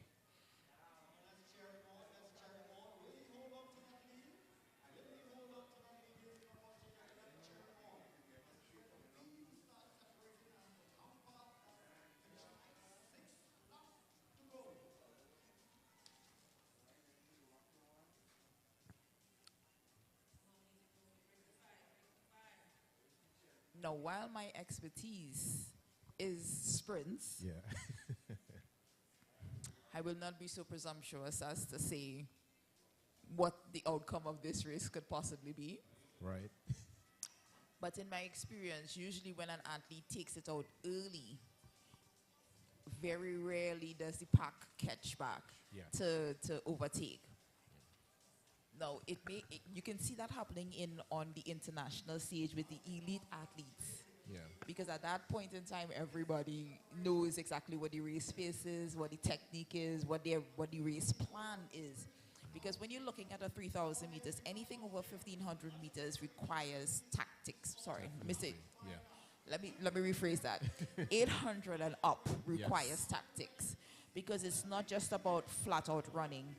This is definitely where pace comes into play. So you cannot go out there and just lose your brain cells and just run like a crazy person.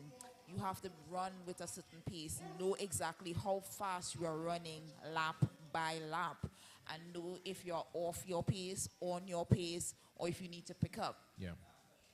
Now, in most cases, when an athlete takes it out, chances are the athlete has the confidence that they could hold the pace that they're running. And they're banking on the hope that the athletes behind them will not have the necessary energy or the necessary stamina required to catch them back if they open a wide enough lead. Yes.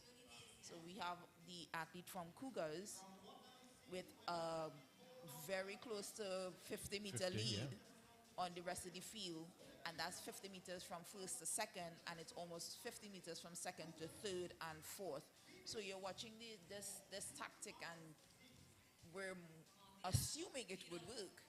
But if the athlete in the lead continues on his pace and he knows his own race strategy and trusts his race strategy, trusts his training, I think he can actually do exactly what he's setting out here to do, which is to take the race from the front, lead from the front, and finish in first place. And he's going really well. I'll say he's doing his breathing. He's holding his lead, so that means he's not dropping his pace. Also, the Burnley athlete is in the same, drop back a little bit, but they're still holding on. I mean, there's still time for either the second, third, and fourth place to move up.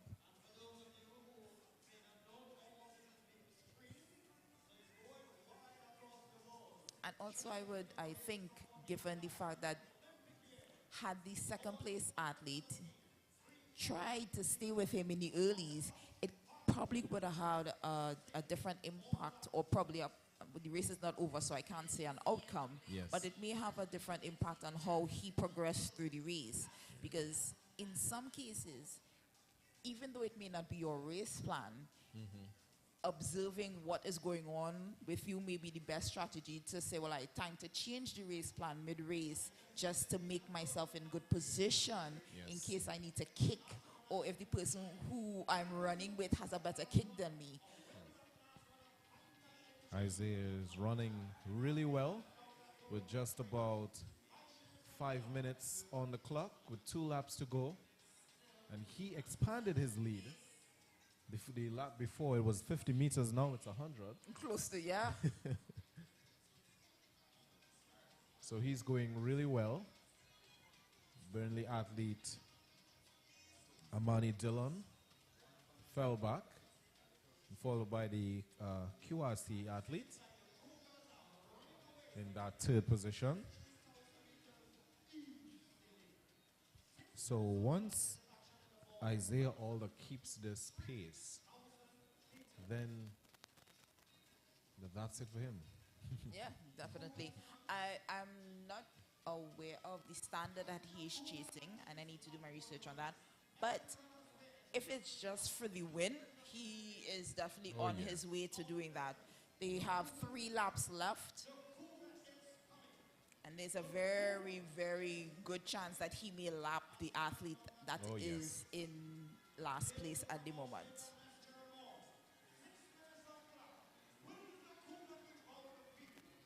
With just 2 laps to go for Alder, representing Cougars. I'm sure he's stirring up some excitement in the crowd right now.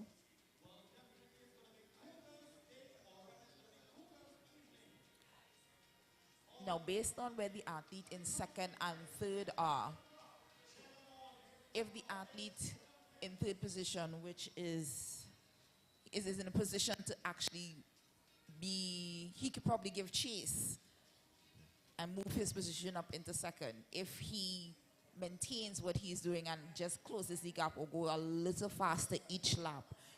But time is running out. You only have 2 laps left, and you don't want to have so much work to do when it comes to the last lap or the bell lap that you have to literally be running. And at that point in time, you're running on fumes if you didn't follow your race plan. So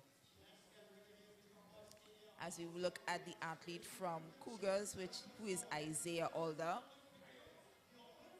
Isaiah is on good pace to lap the athletes ahead of him. 110 meters ahead of the second place athlete. Very even pace. So just 1 lap. He's Just coming 1 up lap to for his bell Alder. lap. And he is holding that lead. I think this is going to be a very comfortable win for Isaiah Alder of Cougars. We have Amani Dillon in second place from Burnley. And Christopher Sami from QRC, it looks to be in third position. And as expected, he is definitely going to lap the athletes in last place. He's lapping 2 athletes. And he hasn't increased his pace on the second lap. So this race is definitely Alder's. If Dillon from Burnley even wanted to attempt, he would have had to try that 2 or 3 laps prior. Yes, exactly. So here he comes, picking up the pace. And he is kicking. Coming home strong, the crowd is roaring. Excellent run there by Alder in his pink spikes. 9.32 unofficially for him. Very outstanding performance there by Isaiah Alder of Cougars. And here's the athlete from Burnley, but he's being challenged by the athlete of QRC. See, that's exactly what I was talking. Sami is coming. Oh, it seems to be the athlete of Burnley. He had enough in the tank. And that's what I mentioned prior in the lap before. He was in a position, he was close enough where he needed to be in case he needed to kick to catch that second place position. And here comes another race to the finish. Another battle. Oh, the athlete from RJR was not having it. So we have 3 more athletes on the field, on the track. Sorry.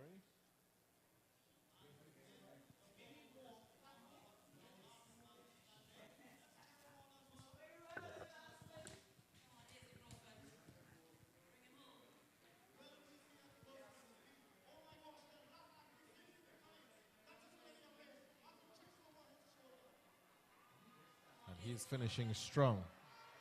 He's lifting those legs, and he's coming home like a marching band. High knees. High knees. I commend every athlete who is in a position of last, but still continues and finishes their race, and even gives effort even at the last moment. And I think that any coach with their salt will tell their athlete it is, unless you are hurt or injured, Yes. stopping is not an option. Because even though in cases where you finish last in a race, it bodes well for your development because you know exactly where you stand, you know exactly what you're capable of.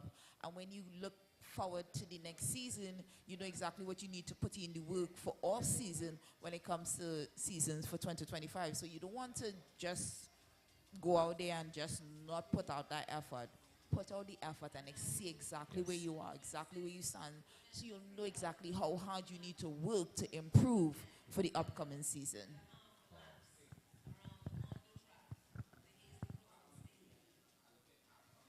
I remember running in Abilene Wildcats back in my day.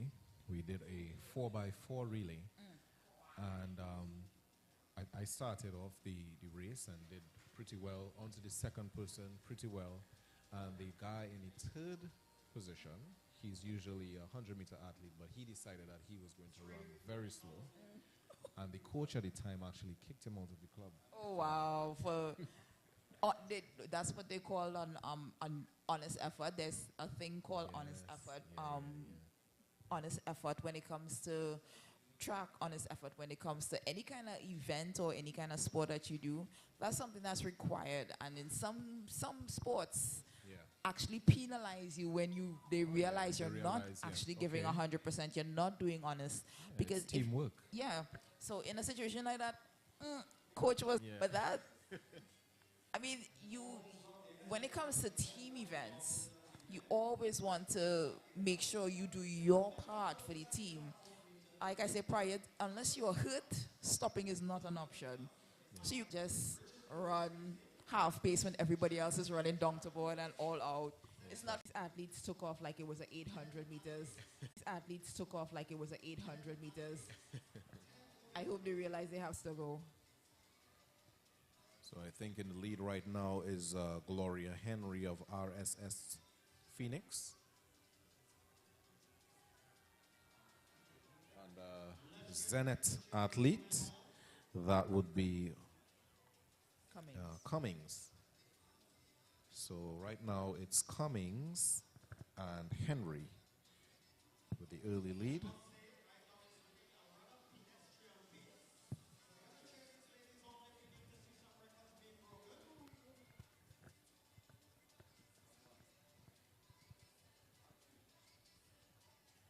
So that's Cummings and Henry on the field, RSS Phoenix and Zenith.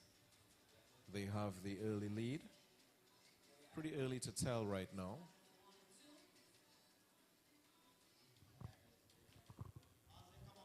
So just about 7 more laps to go.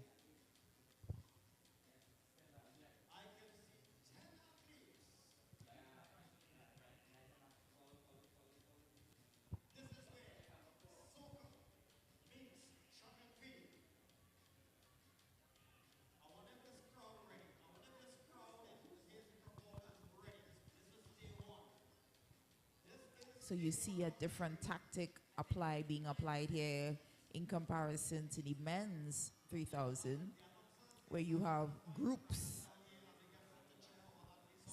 separated by groups. So you have the first group, which is first and second place, followed by the second group, which is third and fourth.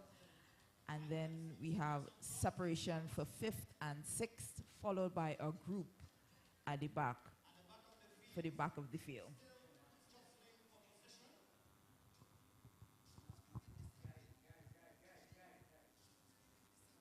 So in the lead right now, we have Cummings of Zenith, and she is trailed by Gloria Henry. So Cummings is starting to do her pull away right now.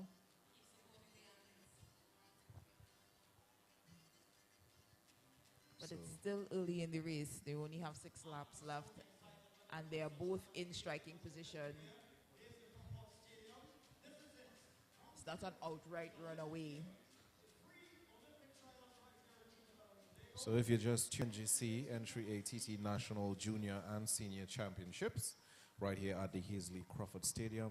It's also the road to Paris. My name is Jay Brown, and I am here with Ayana Hutchinson, Britain.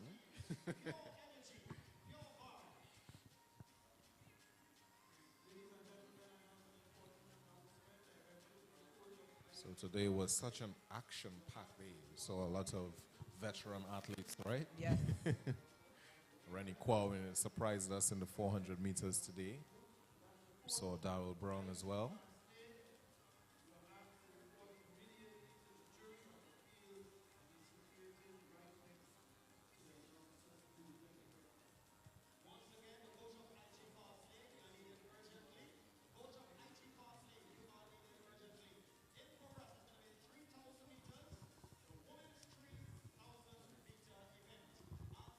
Women's 3,000 meters, and we see a little bit more separation now between first and second place.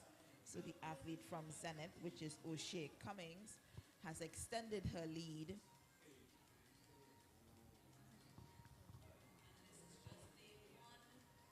Extended her lead away from Henry from RSX Phoenix.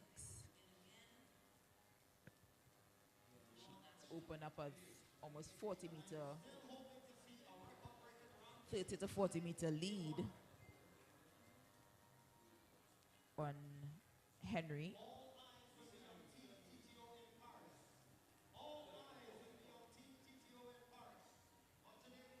There's O'Shea Cummings.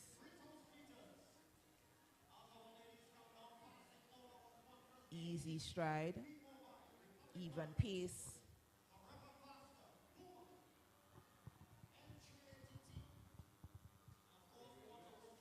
Just about 4 laps to go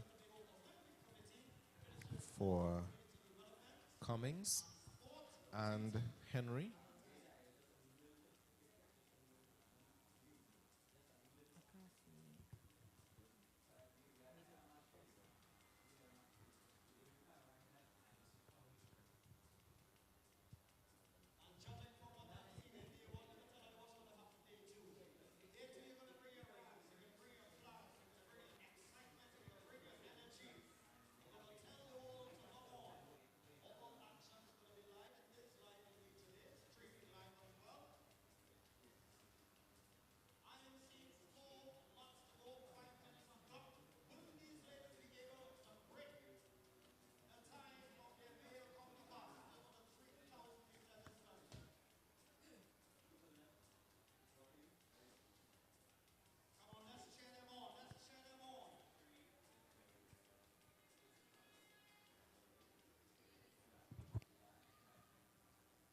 So Cummings is coming around to her third lap, and she's about to lap some of these athletes.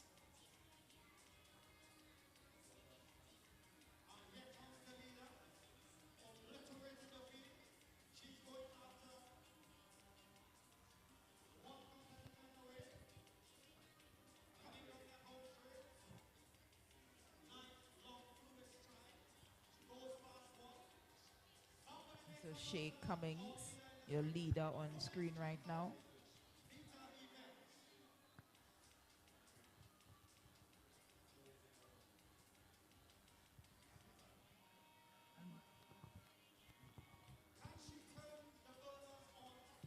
And this is Henry from RSX Phoenix in your second place.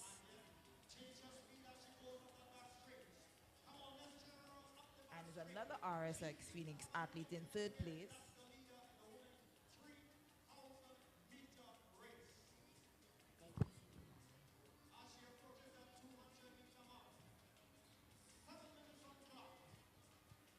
But the order as it stands is Zenith, RSX Phoenix second and third.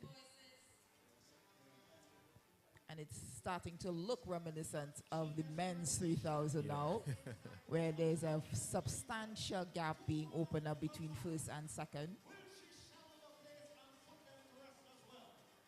Cummings seems to be lapping the entire field. She's now coloring the group that was at the back of the pack. And she is running a very even pace race at this spoken.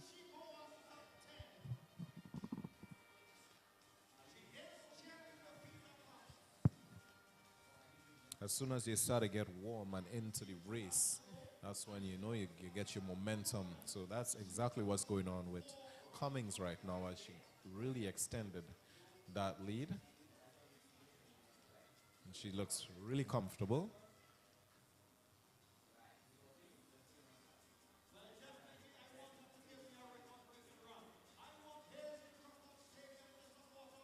And now all the RSX Phoenix athletes are bunched together.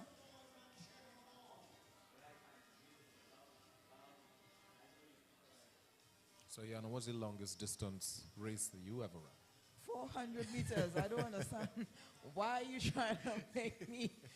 I would never attempt to step out of my lane. You never did a 5K? Oh. Okay, so if I did a 5K, it was probably a lot more walking than running.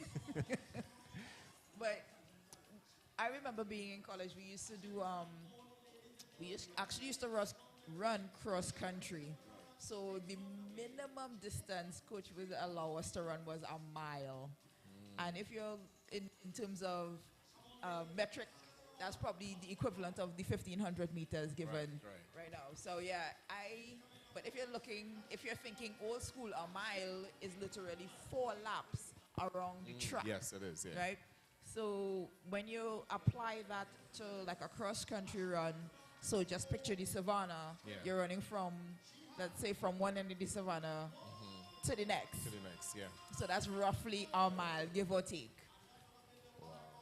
So one more lap there for Cummings of Zenith Athletics. She's heating up right now. And she has no competition for that top spot.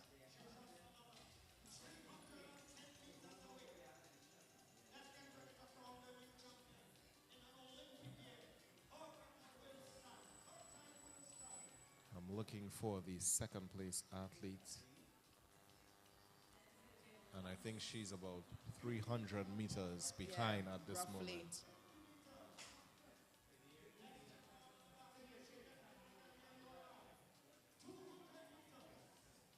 There she is, 200 meters to go. Just Doing roughly. another lap. She has roughly, give or take,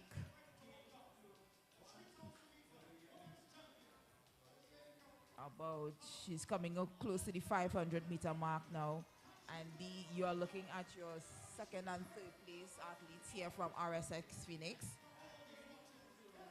And here she comes. Penultimate lap. Is this her last? Did she receive the bell lap already? Yeah. This should be her last lap. Yes? Yes, pumping home. She's done. Yep. Excellent run there for Did you Cummings. It's the antics. Standing It's like the Wonder antics. Woman. These kids are so animated now. Wow. Did she just run 3,000 meters? She's moving like Right? I mean, she just another did day at the park, another day at the office. Wow, that's a really exceptional run there by O'Shea Cummings of Zenith Athletics. So you could hear the crowd, the Tobago crowd Cheering her cheering on, her yes. on. Yeah. In addition to the other athletes as well now, if you understand how Tobago operates, Right. all the athletes from Tobago, regardless of what club you're in. Oh, yeah. So they're cheering on Tobago at this point. Yeah, we here. So we're waiting for the second place.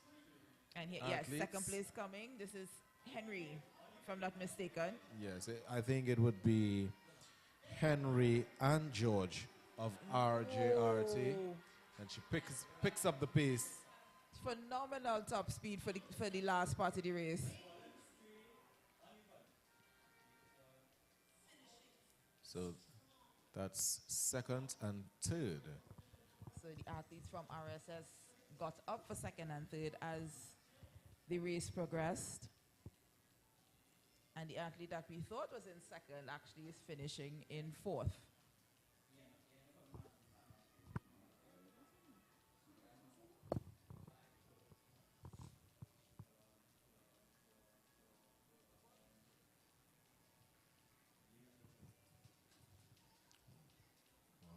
5 more athletes on the field right now.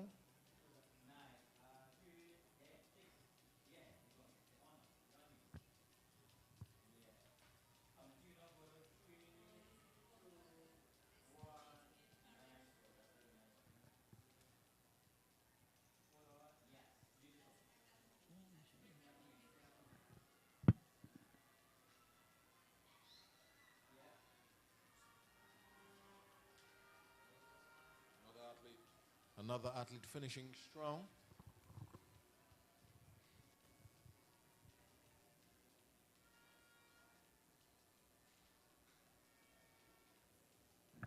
And I think we have one more athlete to complete this 3,000 meter. And then we will be moving on to the 200 meter prelims for the girls under 17, the boys under 17, girls under 20, boys under 20, and the men and women. Now, you asked me earlier what was my longest distance I ever run. Yes. What's your longest distance? My longest distance would be a 5K. Yeah, I ran a lot of 5Ks in QRC. We had to do Savannah. Right. And they used to include Chancellor into the 5K. Yeah, after that, after running Chancellor, there is no kicking at the end. Like, just pick me up at the finish line, have the medics waiting at the stretcher. The kind of races that will make you cry. Well, the worst I ever did was a 5K relay. And I got some good bashing for that one because... I can imagine. As we line up athletes for the 200 meters. So we'll start off with the girls under 17, 200 meters. We have 5 preliminary rounds for these girls under 17. So which of your sprints did you enjoy doing the most? Definitely the 100. But when we were indoors is the distances are shorter. So we never used to run a full 100 meters. We used to run 60 meters. Okay. Now, if you ask any of my former teammates, they will tell you I love 60 meters. They used to do me so dirty. But what I like about the 60 is it's literally over in the blink of an eye. Yeah. It's very short, very quick. And unlike the 100, by the time you do get to top speed, the race is practically over because it's only 60 meters. Yeah. And 100 meters, that's when you are actually hitting your top speed and looking to do your speed maintenance to hold to the end of the race. But yeah, I love the 60, I love the 100. 200 was not my friend because it was harder. Yes, it was. But I understood it was like it was the least out of the 3. Yeah. But I still prefer 200 over 400 meters any day. Oh yeah. I enjoy seeing the look of the bend, of the athletes coming around the bend. Looks really dynamic. And I really enjoyed running the bend as well. But when it comes to the straight and other athletes are stronger than you, Yeah. you're just like, Now the 200 now is it's not as tactical as a longer event. Yeah. But you still need to know how to run it efficiently, because obviously you're not going to be running top speed for that distance. Yeah. When you get out and you transition off to the turn, the forces that are against you running around a turn kind of ease off when you get to the 100 meter straight. And when you get to the 100 meter straight, between 100 and 150, that's where you see who have it's either you're dying or you're getting faster. So it's true. It's one of those races that is either you get it, either you get the race done in the beginning, or you have enough strength to finish strongly at the end. The strength like Jareem Richards. Oh, yes. Yeah. Love to see Jareem run. He usually does that comeback Yes. at the final. You know, you don't see him when they start of the race. When it comes to the start of the race, he's definitely in the mix. Yeah, All the way he's in around the the turn mix. in the Yeah. mix, he's in the mix. But that 400 meter strength is where he truly shines. And by the time he is on this last part of the race, 100 meters with 50 meters to go, 20 meters to go, he is coming. again. Yeah. He is coming. And it also around now, And then USA still has their trials going on as well. Wow. The USA trials is a lot longer because Yeah. I think they started last week. Yeah, last week, yeah. Where they had the women Shakari Richardson and Yeah. Melissa Jefferson and Twanisha Terry finishing 1, 2, 3 in the women's 100 when they all happened to be training partners. So that was like a big moment for them to actually qualify according to them in spectacular fashion, but it's debatable. 10-8 is good. I'm not going to deny it. It's good. It's very good. Yeah. But I'm waiting to see what comes out of Jamaica trials. Because you have the likes of, unfortunately, Elaine Thompson, Hera is suffering from injury at the moment and is unable to compete at the trials or even go to defend her titles, her 100 and 200 meter titles in Paris. But Jamaica does not lack depth. They have the depth. So even if Elaine is not there, even though Elaine is top tier, the other athletes who are stepping up are no slouches. Oh, yeah. So it's going to be exciting to see how that the women's 100 meter finals in the Jamaica trials play off. We can't write them off just yet. And again, exceptional contenders in the relay, the 4x100 as well. So look forward to that. The excitement is definitely heating, building up.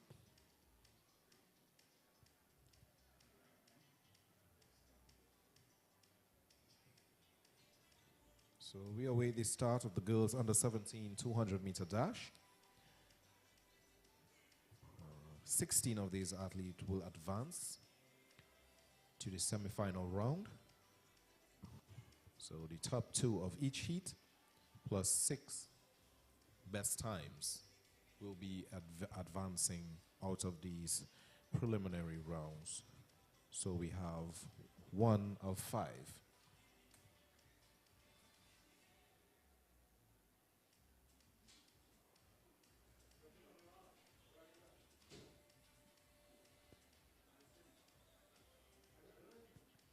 Nice weather here at the Hazley Crawford Stadium.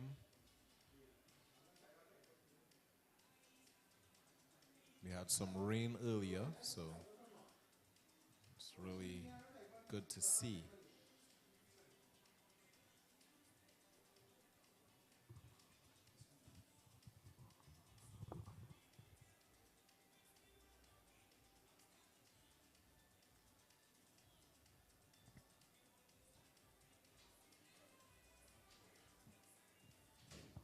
So I'm hoping to see a lot more spectators in the stands tomorrow and Sunday. Definitely. Yeah. You usually get that. Usually the diehards are the one that usually show up on Friday night to watch all the heats and the preliminary rounds. And on Saturday is the crowd pleasers, the action races, the 400 finals, 100 meter finals. You get to see some preliminary runs in the 200. Yeah.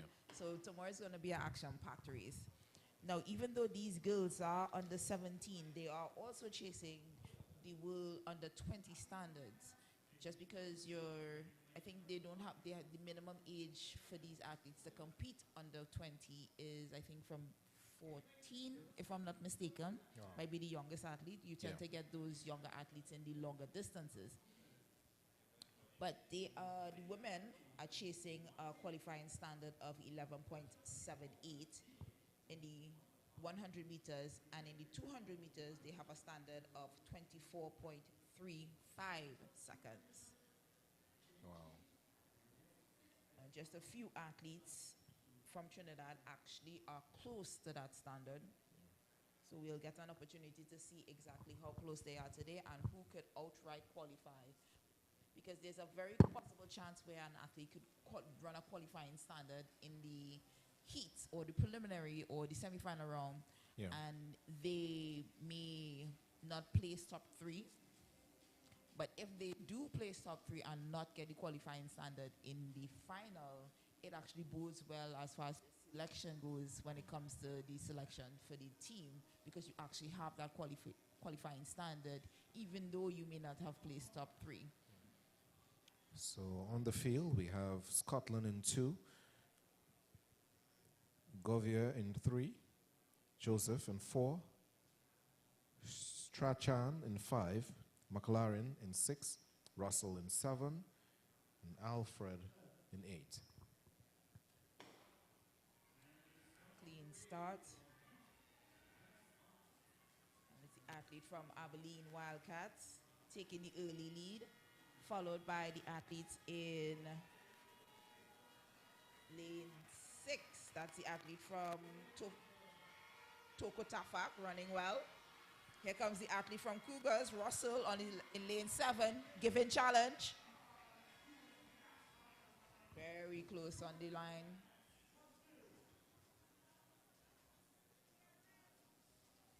It was a very dominant bend there by Joseph of Abilene Wildcats. So that's the times.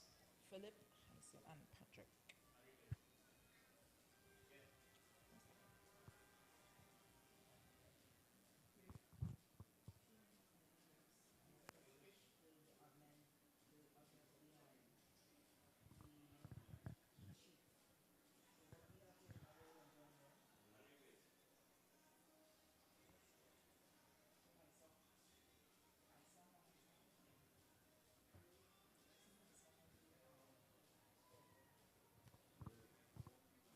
And as you watch the next 6 best times for the top 16 athletes to advance to the semi-final round.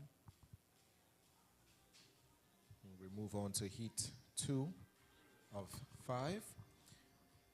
In lane 2 is Zakia Phillip of Lions Athletics. In lane 3 is Denicia Fletcher of Zenith Athletics.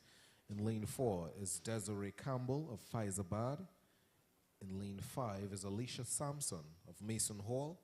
In lane 6 is Keone Devonish of Phoenix Athletics.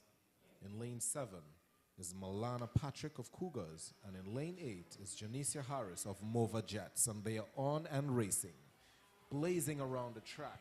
We see our athlete from Phoenix Athletics. That's Keone Devonish. And she's being challenged by the athlete of Cougars,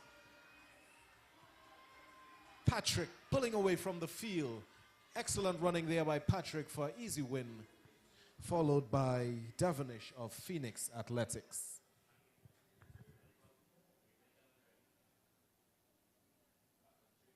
So that's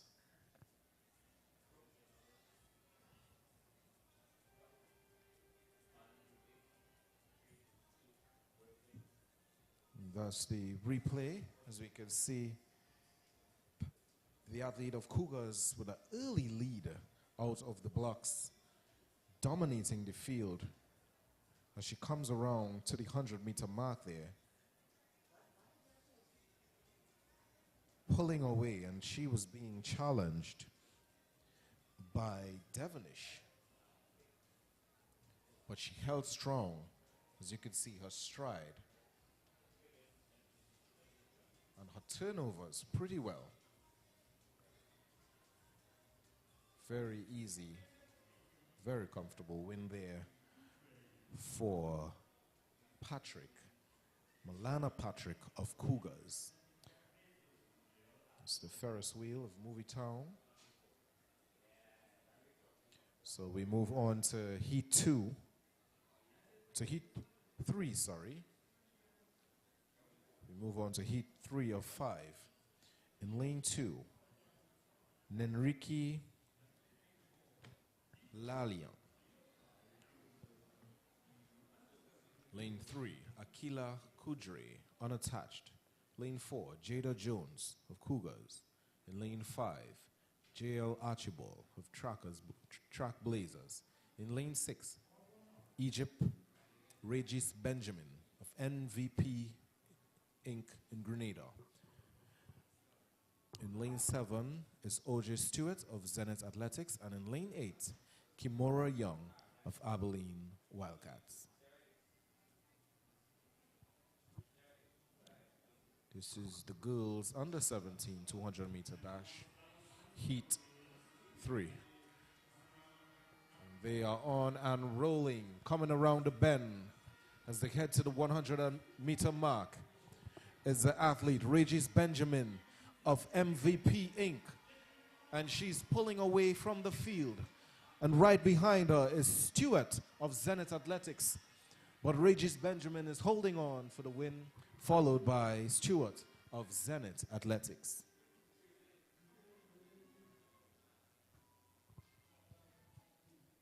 So we saw Regis Benjamin in the 100-meter earlier on. And she had a really comfortable stride. And she did the exact same thing for the 200-meter.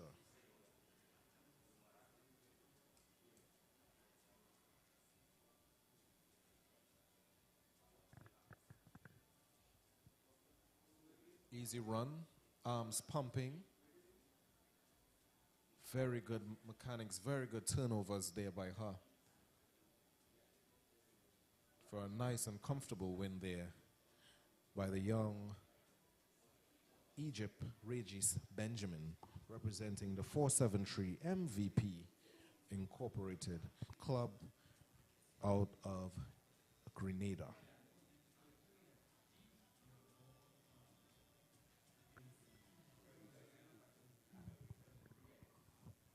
We have heat 4 on the line on track. We have an athlete in lane 1. I would assume that's Jocelyn Queenly from Overjets. In lane 3, we have Tashona Pope from Concord, Jewel Gaitan. In lane 4 from Cougars, Michaela Anderson. In lane 5 from Alpha. Lane 6, it's Janisa Alambi from Memphis, and in lane 7 it's Destiny Bartholomew from Point Fortin New Jets.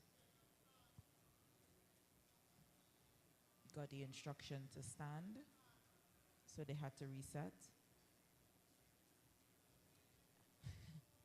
And the athlete who was supposed to be in lane 2 was actually in lane 1. So they have to wait on her to readjust her blocks.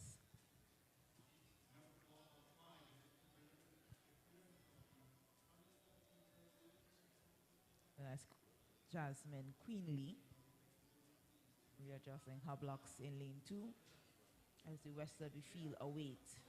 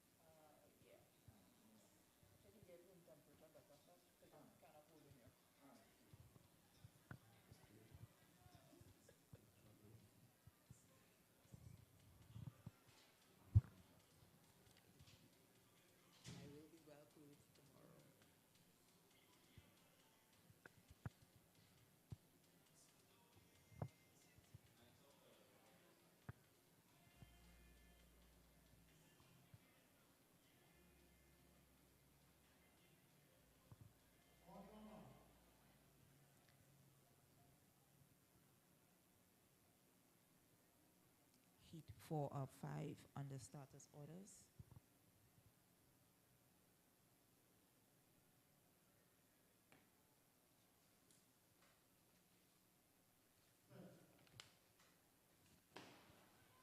And they are underway.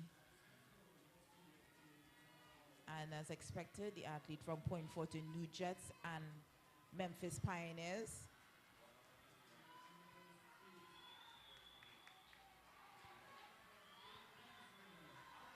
That looked like Granderson of Alpha Athletics pulling away from the field. Easy win for her. Followed by Alambi of Memphis. 25.31 unofficially. So it's round off to 25.35 and 26.09 for Alambi. Athletes had very good transition off the turn. Ran an effective bend, transition well off the turn, and power for home. And the athlete from Alpha did just that.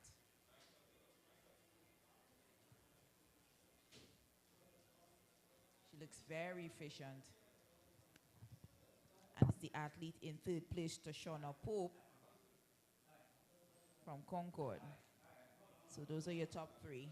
Alpha, Memphis, and Cougars on the line. Very important that you run all the way through the line. So we move on to Heat 5. In 2 is Smith of Memphis. Lane 3, Thomas of Mason Hall. 4 is Kidd of Simplex. In 5 is Rivers of Alpha. In 6 is Robley of IG Fastlane. In 7 is Cupid of Zenith Athletics. And in 8, Husband of Cougars.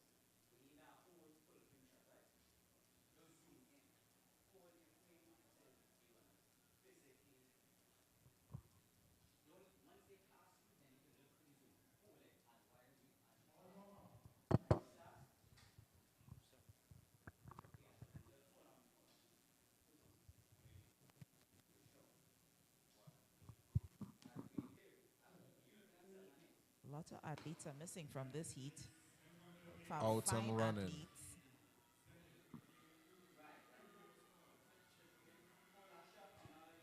It's the Zenith Athletics out in front. That's Cupid. And Cupid is being challenged by Rivers, or Robley, actually, of IG Fastlane. And Rivers has taken the lead. So that would be Hannah Rivers. No, Lakeisha Robley of IG Fastlane with the win. 25.86. And followed by Zenith's Michaela Cupid in second. Michaela Thomas from Mason Hall in third position. So we move on to the boys under 17 200-meter dash. And the same goes, 16 advance, top 2 each in each heat, plus the next 6 best times.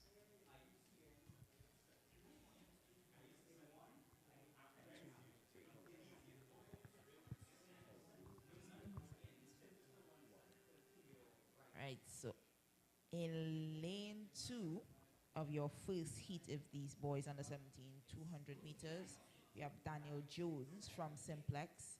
In lane 3, it's Dylan Mohammed from Mountain Eagles. In lane 4, it's Theon De Leon from Concord Athletics. In lane 5, it's Josiah Hunt from Abilene Wildcats. In lane 6, it's Rashawn Daniel from MVP Inc. In lane 7, it's Jaquan Douglas from Zenith Athletics. And in lane 8, it's Samson Lewis from Memphis Pioneers.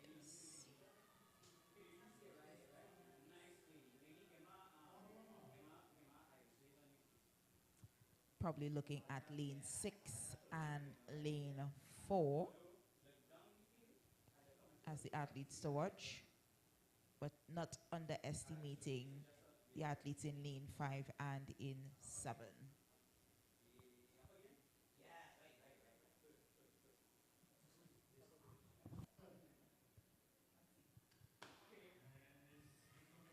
And they're off. Athletes making their way around the turn. And it's the athlete from Zenith, Jaquan Douglas, your leader. 80 meters to go, and it's the athlete Daniel from MVP Inc.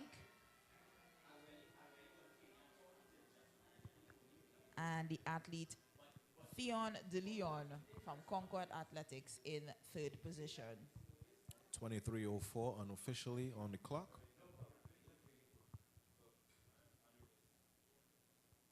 It's the instant replay there. Nice even start from across the field, but you 50 to go, and he transitioned really well off the turn. You see the lean things the coaches look for, make sure you have that lean, and he high steps all the way to that first place. He is getting some channels from the athlete from MVP Inc., but it's not enough to catch. That was really a dominating performance there by Jaquan Douglas of Zenith Athletics. We move on to Heat 2 of the boys under 17 200 meters. In lane 1 is Aaron Ragman of Zenith Athletics. In lane 2 is Nikhil Gill of Burnley. In lane 3 is Jeremiah Nanton of Dabadi. In lane 4 is Josiah Semper of Point Fortin New Jets. In lane 5, it's Cameron Mathlin of South City. That's another Grenadian. Nathaniel of Simplex. In lane McKay, right? Mikhail Nathaniel. Nathaniel. Mikhail Nathaniel of Simplex.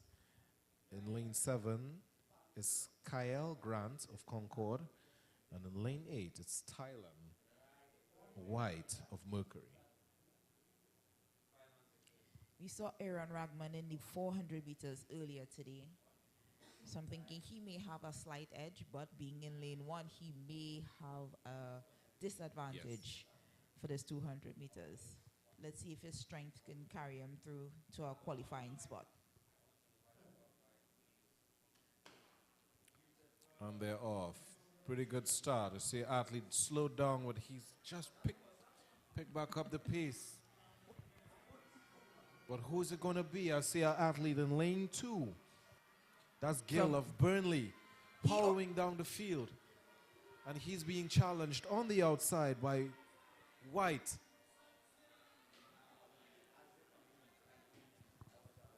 22.79 unofficially there for Nikhil Gill of Burnley. Nikhil was also a participant in the earlier this afternoon, and he met the boys under 17 400 meters. I am not sure what is happening with these athletes with these stop. It's a 200. Yeah. I'm pretty sure coaches, I don't think your coach taught you to do that. There's no one in 5 and no one in 1. So we just have 5 athletes competing in this heat. Pretty even stagger with 150 to go. And it's the athlete from Burnley, Taekwon John, taking that lead, followed by the athlete from Simplex, Kamari Diaz.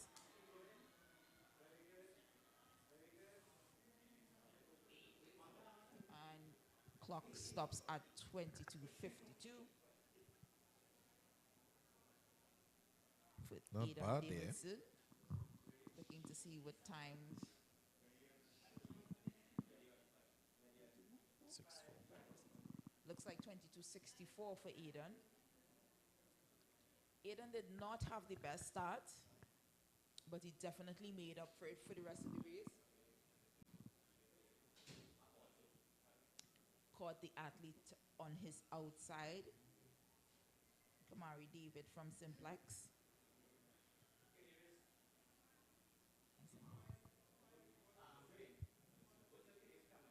Oh, I'm sorry, that's Elijah Gibson from Mountain Eagles on the outside in second place, and the athlete from Simplex, which is David Bernard, is on the inside in lane 3 in third. Taekwon John looked really well there. Very comfortable run there for him. We move on to Heat 5 of 5. In lane 2 is Jalen Jones of Simplex. In lane 3 is Isaiah Cato of Zenith Athletics. In lane 4 is Axel Johnson of Point Fortin New Jets. In lane 5 is Kanik Nixon of Fusion Athletics. In lane 6 is Aidan Davidson of Burnley. In lane 7 is Kamari Diaz of Simplex. And in lane 8 is Jaden Percival of QRC Athletic Club.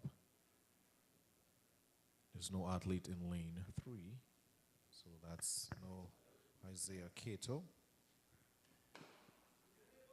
And they're off. And they are up and running Now passing the 150-meter mark, and in the middle of the field, blazing. That is Nixon of Fusion Athletics powering down the field, and he's being challenged by Diaz of Simplex. But it's going to be Nixon of Fusion Athletics with an exceptional run there. That's away the time.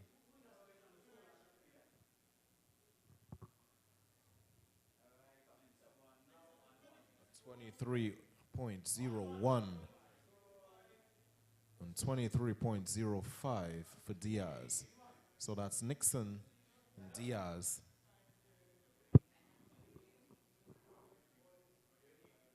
Now it's your fifth and final heat for the boys under 17, and now the girls under 20 are on the track. We watch the replay for this fifth and final heat.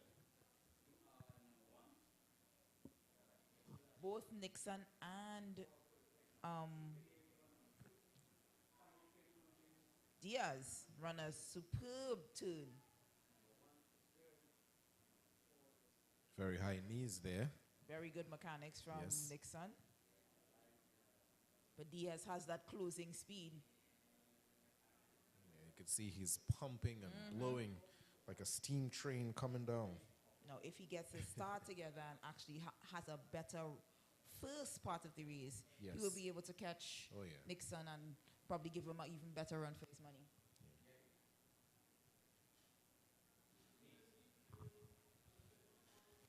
But the ladies' first heat of the girls under 20 is on the track. They are chasing a world junior standard of 24:35. Under starters orders, in lane 1 we have Shania Paul, no athlete in lane 2, Tara Simmons in lane 3, Khadijah Lee of Genesis in lane 4, Shante Augustine of MVP Inc. in lane 5, Natalia Joseph of Stallion in lane 6, Deja Acosta of FAD in 7, and Carice Cielto of Dabity in lane 8. Clean start for the entire field.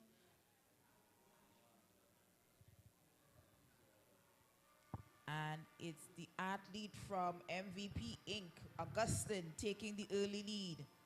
But she is being challenged by the athlete from Stallion, and that's Joseph, and the athlete Acosta. It looks like the athlete Acosta in lane 7 was your winner. We await the times.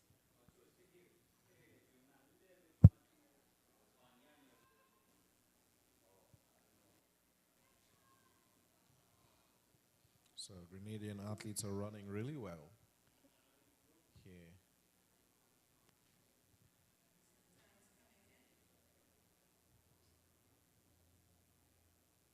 As you could see, a really good start there for Augustine, yeah. Augustine. And also Acosta was running very well on the outside. And at this stage, Augustine had a slight lead, but Acosta's strength came through at the end, and you see her powering away.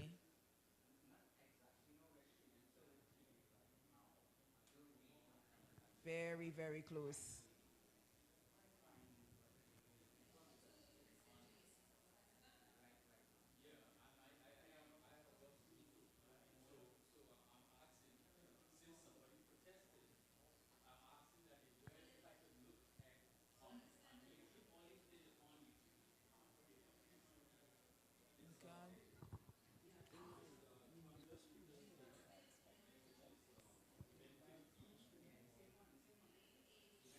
So we move on to heat 2 of 3. In lane 1 is Gayadine of Memphis. In lane 2 is Chase of Faizabad. In lane 3 it's Thomas of Memphis. In lane 4 is Second of Fad. In lane 5 is Blades of Abilene Wildcats. In 6 is Gomes of IG Fast Lane. In lane 7 is Paul of Point Fortin New Jets.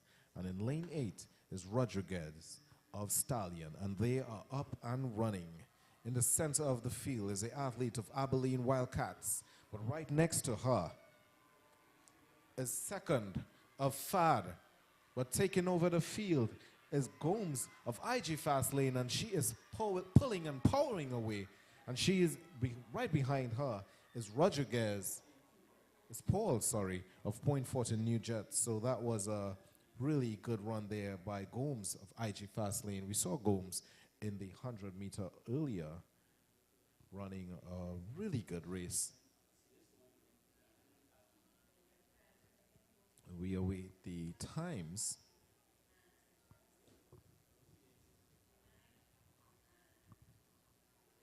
So that's Gomes representing the IG Fast Lane.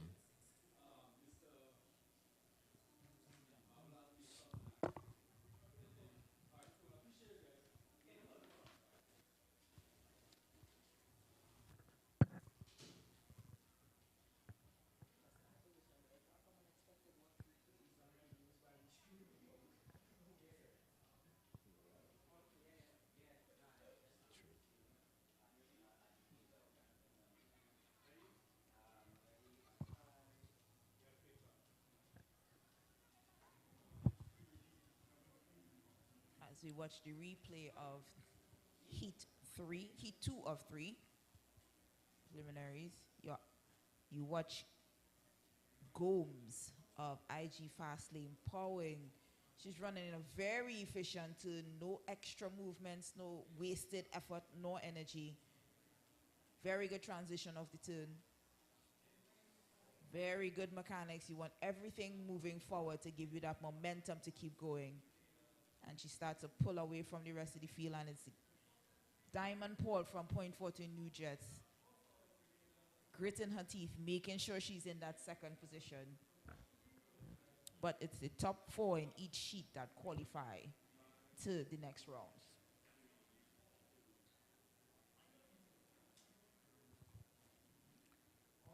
We're on to Heat 3. The girls under 20 200 meter dash. In lane 1 is Tobias of Burnley.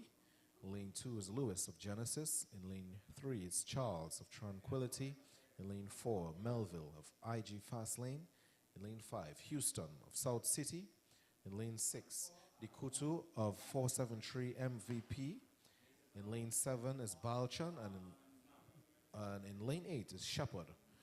And they are off and running. In the center of the field, Houston from South City, making short work of this field right now.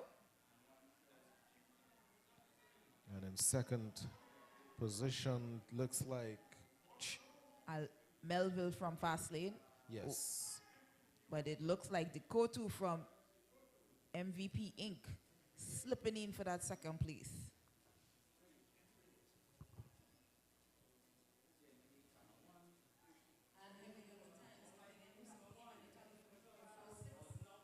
So we're now moving on to the boys under 20 200 meter dash. We get the instant replay now. As we see the athlete of South City, Houston, pulling away from the field very early. Very good. She definitely is the most efficient athlete from the field. Oh, yes. Very good stride. Arms are pumping. And I'm surprised that the athletes who are in second and third from the position where they were to where they finished. Yeah. And this is 50 meters to go, so you know the kind of strength it requires to do these kind of performances. Oh, yes.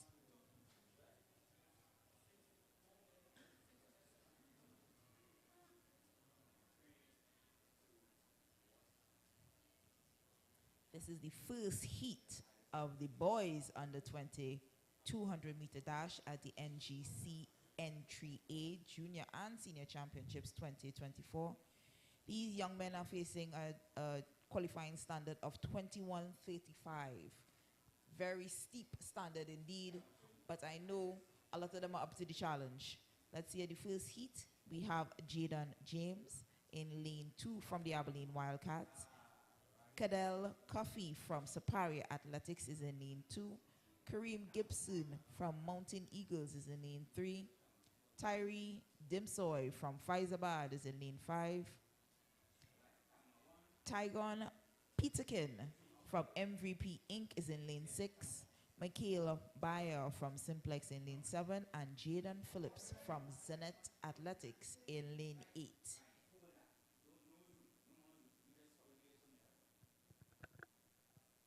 A lot of athletes are actually missing from this heat, so we have no Bayer and no Peterkin.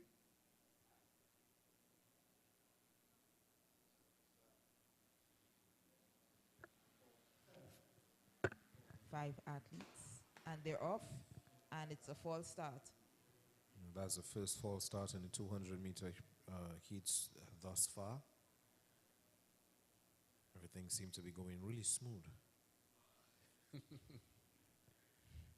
tried not to jinx. Yeah.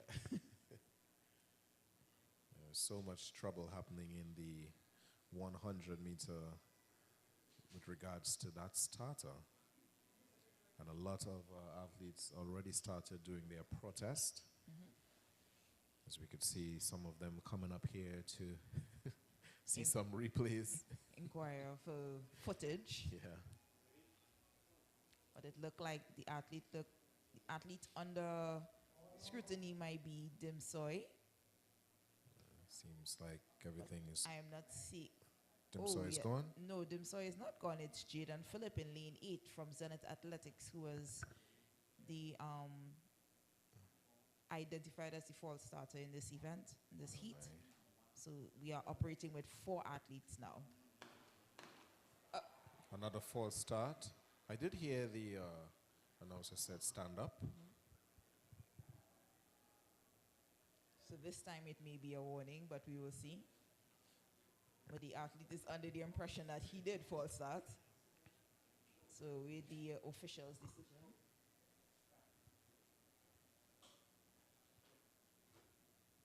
Oh. No, but the gun went.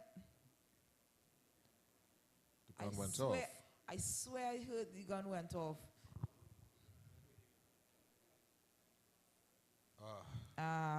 It That's is the lane 2. And athletes we're of down to Abilene. 3.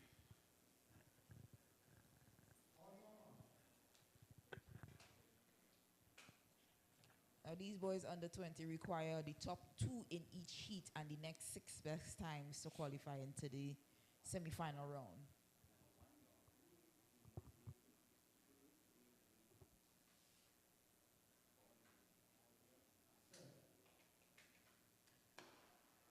Clean start. Finally off. Excellent start by Dimsoy of Faizabad out there in lane 5. And he's holding his lead. But he's being challenged by Gibson. Gibson is pulling away.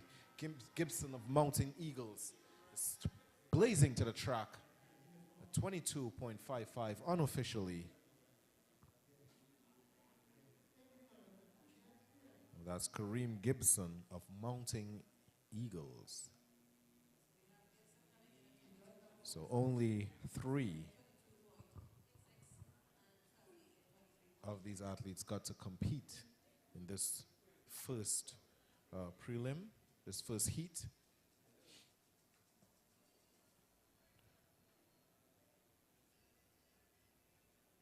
The athletes looking pretty effective coming around the bend.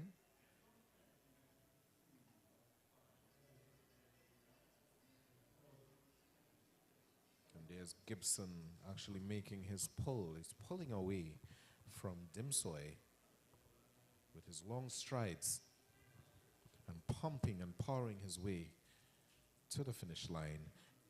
So that was Gibson in first, Dimsoy second, and Coffee in third.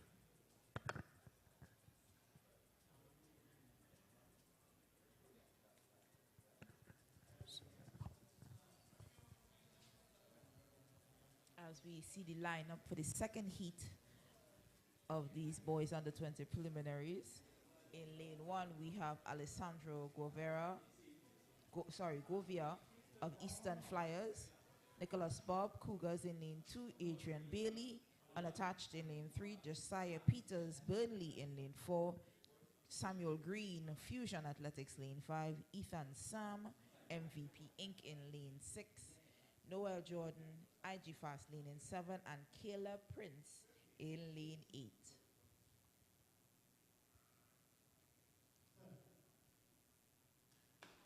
And they're off. Even stagger so far. 150 to go. And it's the athlete from IG Fast Lane, followed by Fusion Athletics. And it's the athlete from Fusion Athletics with the lead. Jordan, ID Fast Lane, and followed by Sam of MVP Inc. But your top 2 qualifiers from this heat looks like Samuel Green and Noel Jordan.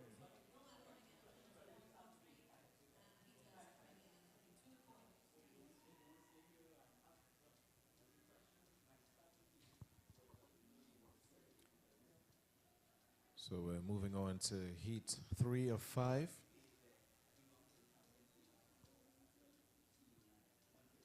The boys under 20 200-meter dash. In lane 1 is Thompson of Abilene Wildcats. In lane 2, John of Burnley. In lane 3, Flanders of Faizabad. In lane 4, Yeloy of Phoenix Athletics. In lane 5, St. John is running unattached. In lane 6 is Boris of Mercury. In lane 7 is Perry of Memphis. And in lane 8 is Guevara from N.G.C Athletics.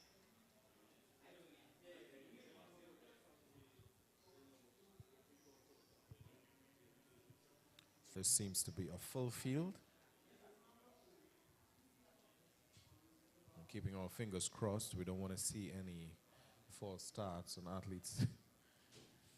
Which has been a running theme Yes. for these championships thus far. And it's only day 1. Yeah, right. Athletes getting that red card. So there's no athlete in lane 3. So that would have been Flanders of Faizabad.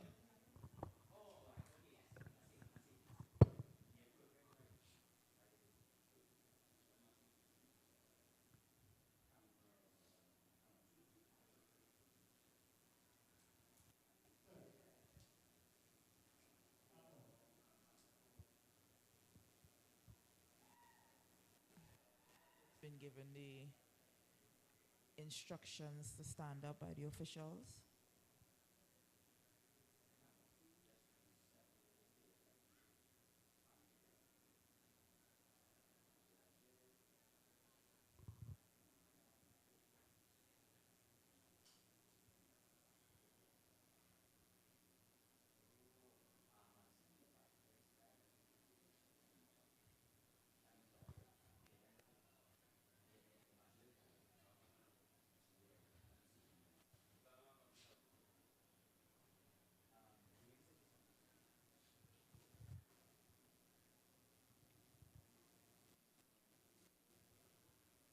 Doesn't seem to be any athletes being disqualified. Probably just a warning to the field. But everybody is back under status orders.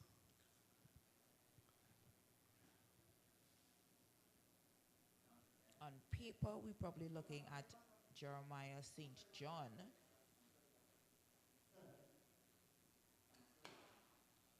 And they're off. Blazing start. That's Yeloy with a blazing start. And he's being challenged by the athlete Perry of Memphis. Memphis has taken that lead.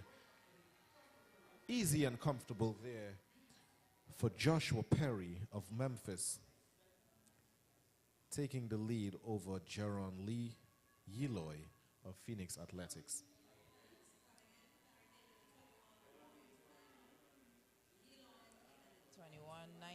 Very fast indeed.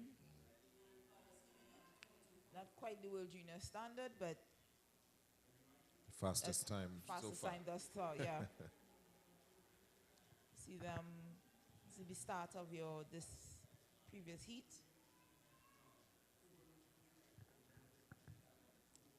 As you And can you see see in the you are center, doing yeah. very good and as far as transitioning off the turn is concerned. You do not want to lose any speed when you're coming around the turn. This part of the turn is very important from the way you set up the last part of your race.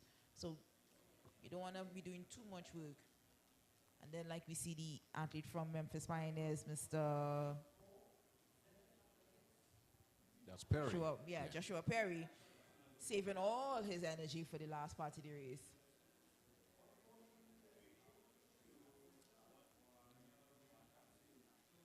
Athletes don't realize the outer lanes are actually the preferred lanes when it comes to the 200 now. Oh, yeah. So you don't want to be too much on the inside. So Perry actually had an advantage there. He didn't need to put extended effort yes, to most come off the definitely. turn. So he had enough energy and enough speed to come home the way he did. No, we head to Heat 4. In lane 1 is Williams of Zenith. Lane 2 is Sylvester of Simplex. In lane 3 is Charles of Point Fortin New Jets. In lane 4 is Divatai. He's running unattached. Lane 5 is Wickham of Stallion. In lane 6, Ferguson of 473.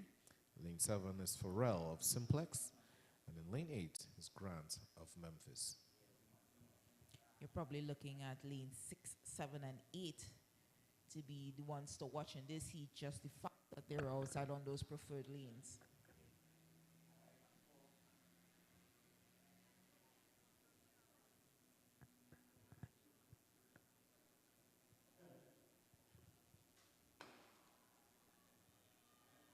And they're up and running. Coming round the field, it's Pharrell of Simplex. But he's being challenged by the athlete of Grenada, MVP. But that doesn't stop him. So it's Pharrell, Jafari Pharrell of Simplex, followed by Ferguson representing 473 MVP, a track team out of Grenada. 21.73, your winning time. This heat has been the fastest heat so far. We Yes. have one heat to go left in these boys under 2,200 meters.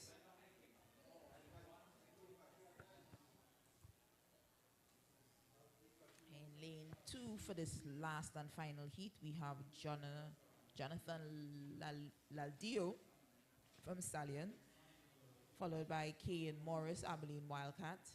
Sydney Gibbs of MAP is in lane 4. Travon Stewart from Burnley is lane 5. Hakeem Chinapu from Simplex lane 6. Hakeem Salandi from IG Fast lane is in 7. And Marque Davis from Memphis in lane 8.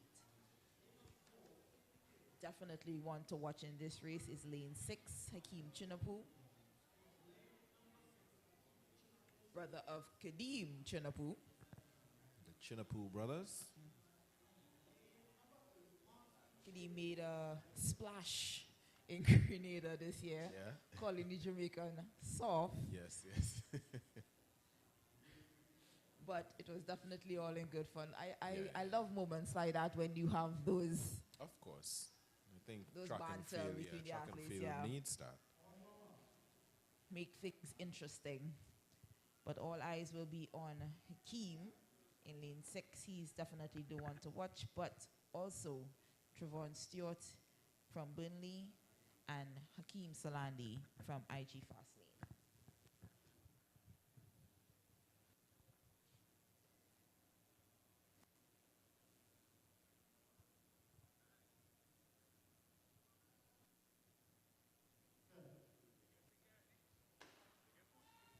Clean start for this last and final heat. And we see Chinapu already taking the lead on this race. Easy.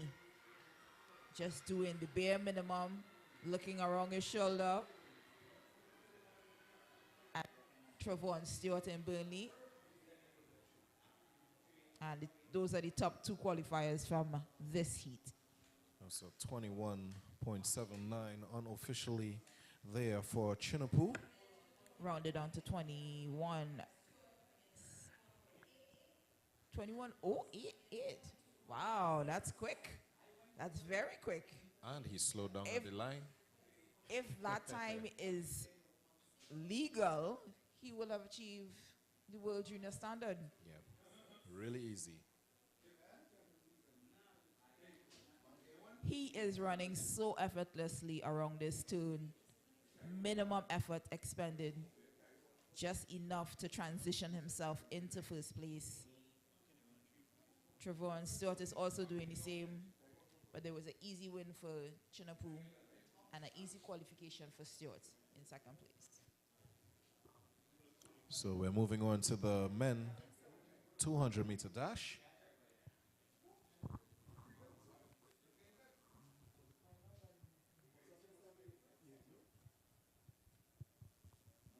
So the Olympic standard for the 200-meter is 20.16. That's no easy time. Boys have, these are no longer boys, these are men, so obviously the standard is going to be a lot higher. And I know we were discussing the standard and the world rankings and how it plays into qualification for a lot of countries that are not eligible for Diamond League type status, events and Diamond League type races where you get high quality athletes to compete against. So it makes that standard, makes achieving that standard very difficult for some of these athletes out here. In this first heat, we have Jaylee Roberts from UTT Patriots. Lane 3 is Cyrus Charles from Point Fortin New Jets. Lane 4 are Marley Garcia from Faizabad. Lane 5 is Joshua Raymond from Stallion. Lane 6 is Rice Boyson from Mountain Eagles. Jeremiah Dixon is in lane 7 from Concord, and in lane 8 is Malcolm Douglas from FAD. When you look at this Olympic standard of 20.16, it means that in each of the 100 that they run, the athlete's supposed to be at least running 10.08 For each, yeah. for each. If you were to break it up, yes. Yeah. So that is some fast running is expected.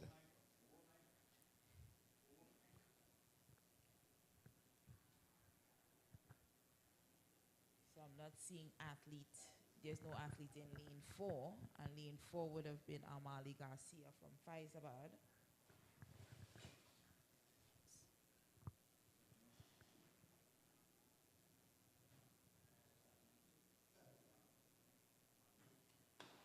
Clean start.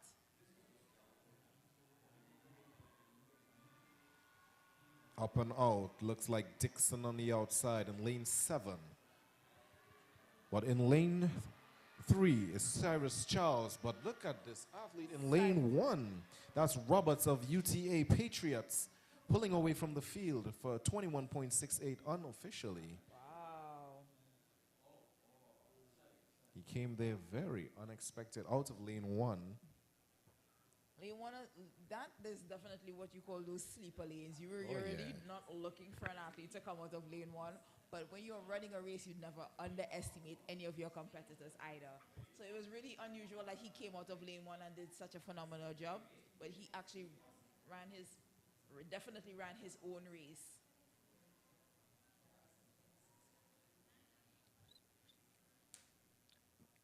All eyes are usually on lane 5, 6, So I and think the this 7, but looking at the athlete, and he is one of the taller athletes, to be in that inside lane on that tight turn, he did it effortlessly to actually transition really well off the turn. And you see that good form that he has to come home and power his way to pass the rest of the field. And shutting down to some extent. So a correction, that athlete was not Roberts of UTT Patriots. That was actually Grenadian athlete. We don't have his name here, but for this first heat, there wasn't supposed to be an athlete in lane 1. So when we get the name of that athlete, we'll let you know. So we move on to heat 2 of 4. In lane 2 is Richardson of FAD. In lane 3 is Charles of Point Fortin New Jets. In lane 4 is Torres of Stallion. In lane 5 is Lewis of Concord. In lane 6 is Greer of Abilene Wildcats. In lane 7 is Gibbs of Concord. And in lane 8 is Sandy of Alpha Athletics. So the guy to watch is lane 6, Kyle Greer of Abilene Wildcats, also a national athlete, represented Trinidad and Tobago very well in past years. Kyle is one of those athletes. He can also get veteran status now because this is not his first rodeo. He's done this before and he knows exactly what it takes to qualify to get to those Olympic Games. And they're off. Blazing start there. There you see Kyle making easy work of the first 100. Opening a huge margin on the field. But it's Kyle Grew shutting it down with the flash time of 20.93. Followed closely by Nikolai Lewis of the Concord Athletics in lane 5. Could we say that Kyle is back? 20.93, that's certainly the fastest time so far. But not quite Olympic qualification, but right. definitely impressive. Yeah. He's no stranger to running against top world-class athletes. So as you can see his form here, he looks... He needed a little bit, I think he needed to get a little bit more aggressive in the start, but his mid part of the race was really effective. Coming off the turn and you see his form, looking at the perfect form, perfect knees, good mechanics. Really good turnovers, it's upright, arms are pumping. But then we go through the shutdown phase. Straight ahead as he looks at the time. Followed by Nikolai Lewis and Jeremy Charles of Point Fortin New Jets. Your top 3 finishers. Your top, so the top 3 in each heat, and the next 4 times are the qualifiers. So those top 3 are your qualifiers into the semi-final round.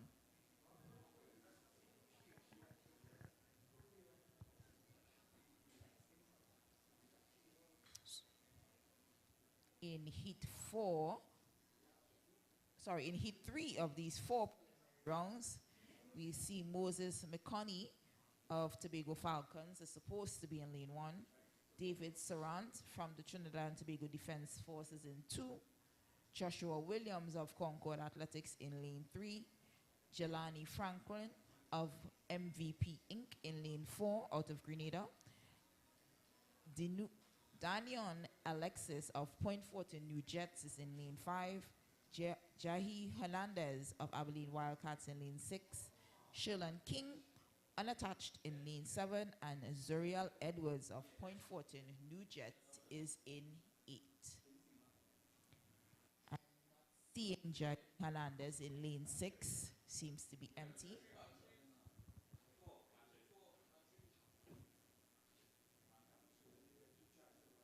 Still, we're probably looking at Jelani Franklin, the one to watch in this heat.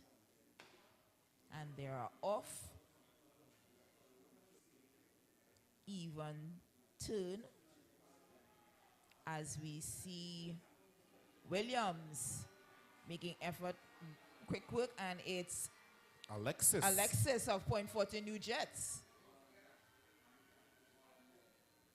So it's Alexis, Williams, and it's difficult to see third from that angle, but those are your top 2 qualifiers thus far in this heat.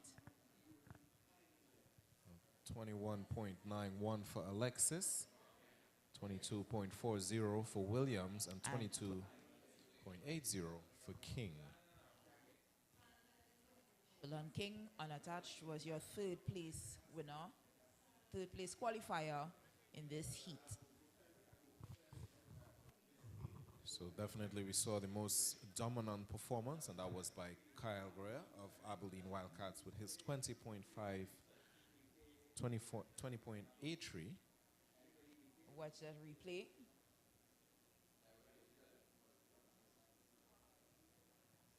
The athlete who I was expecting to make an impact, which was Jelani Franklin, didn't have a good race as I was anticipating for him.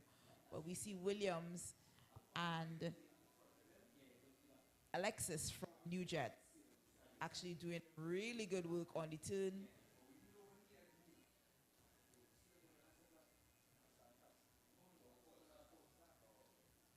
And we see Shilon King and Zuriel Edwards on the outside trying to battle for that third and final qualifying spot from this heat.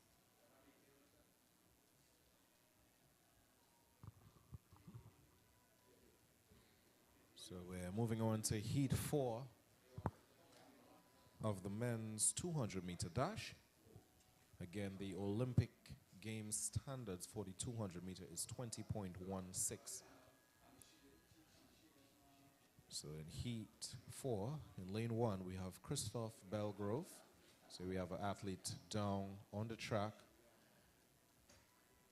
And this would be Joshua Williams of Concord. I'm not sure what is the issue.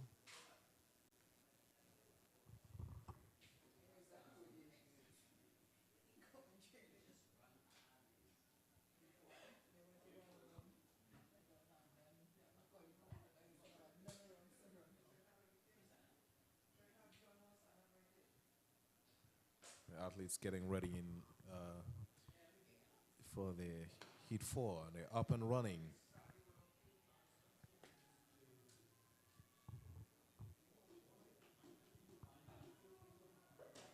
Point In for the the New center Jet, of that the looks like track. Jabari Fox in lane 6.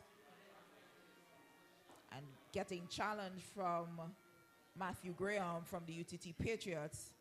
Those are your top 2 qualifiers in this heat. 21. Looking for that third place finisher. Flash time stopped at 21:81.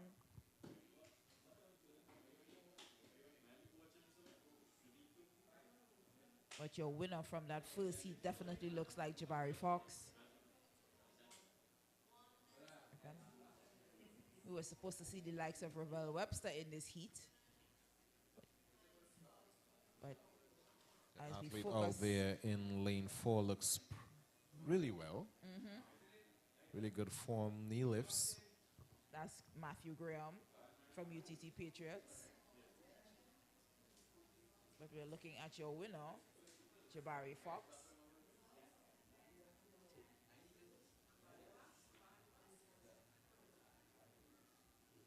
So it's Fox, followed by Graham, followed by Nelson for that third and final qualifying spot in this fourth and final preliminary heat.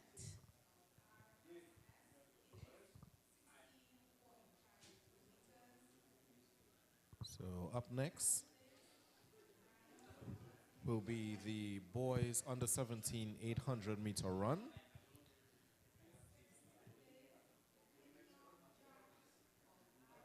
Followed by the boys under 20 800-meter run. So we have 4 heats. We have 3 heats, sorry, in the boys under 17 800-meter run, and we have 2 heats in the boys under 20 800-meter run, and that would sum up this evening's events.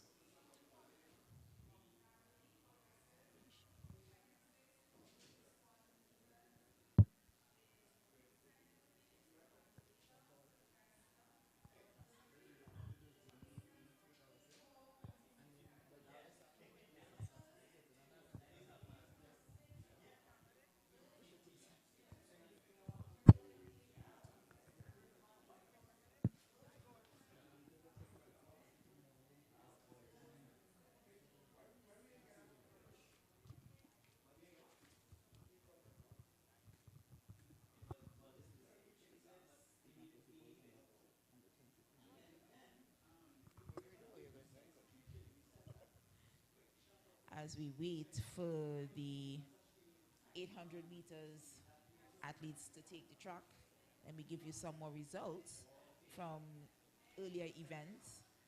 For the boys under 2400 meter dash, your qualifiers are as follows. In lane 1, we will have Kay and Morris from Abilene Wildcats with a qualifying time of 48.88 seconds. In lane 2 will be Deshaun Lizama from One a Week, qualifying time of 48.81 seconds. In lane 3 will be Deshaun Cole from Abilene Wildcats, 48.06 seconds.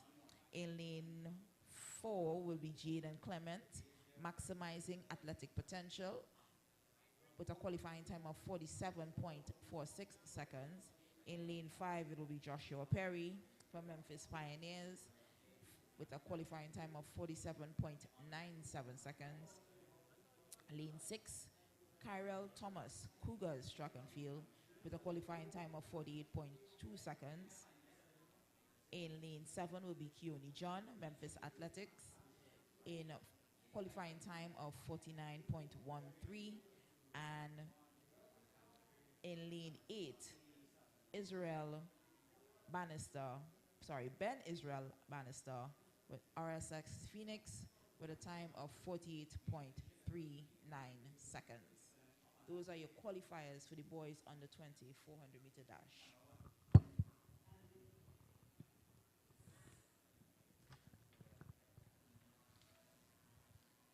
For the women in the 400 meter dash finals, results are as follows. In lane 2, you will see Natasha Kishal Panton from One a Week with a qualifying time of 1.03 seconds. Jelania Sylvester from Fyzabad Athletics with a time of 101 seconds flat. Rayanne Seville with a Rayanne Seville of Memphis Pioneers with a qualifying time of 54.23 seconds. Natasha Fox, Point Fortin New Jets, qualifying time 54.48 seconds. Angel Cumberbatch, Stallion Athletics, 57.20 seconds. Faith Sylvan, St. Augustine Academy, 59.98 seconds. And Sarah Gillian, One a Week, 102 seconds, 1 minute, 0.02 seconds. Now, these are the women's 400 meter dash. They did not participate in any semifinal, any heat, because based on their number of athletes, they had gone to a straight final.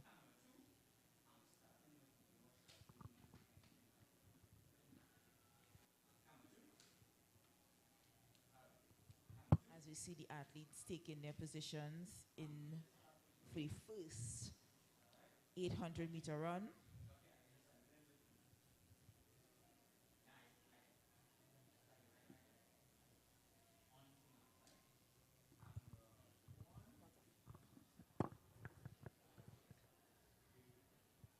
So the lane assignment, Joseph, 1, Tiger Athletics. In 2 is Bailey of Tobago Falcons. In 3 is James of Zenith Athletics. In 4 is Frank of Memphis Pioneers. In 5 is Peters of Burnley. In 6 is Alexander of RJRT. In 7 is Williams of QRC Athletics. And in lane 8, Herbert of Burnley. So this is the first heat of the boys under 17 800 meter run. The top 3 of each heat plus the next 3 best times will advance.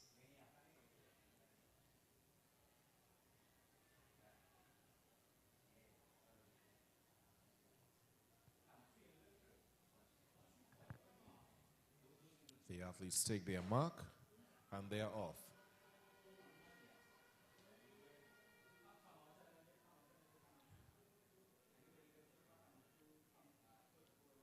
Making an early lead is Zachary Frank of Memphis.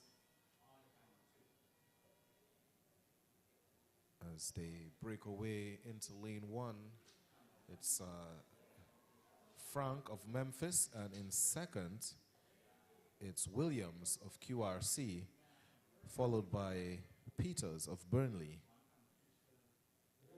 So it's pretty close to tell right now. It's 2 laps around the track.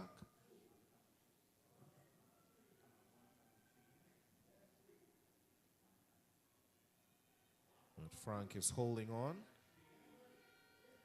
followed by our QRC athlete and our Burnley athlete. 1 lap to go, and this is where some athletes would pick up the pace. And that's exactly what we're seeing here with the QRC athlete. He's making his move.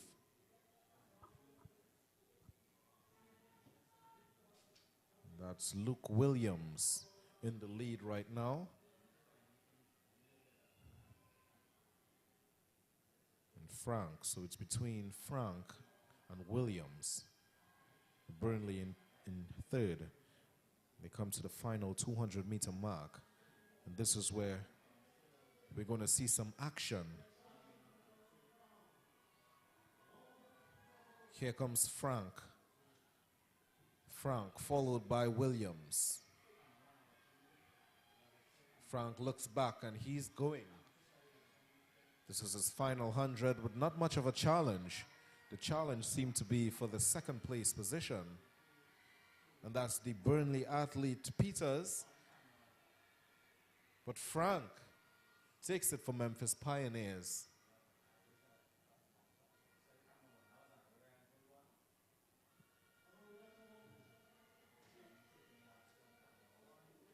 Trying to get the athlete on his second position.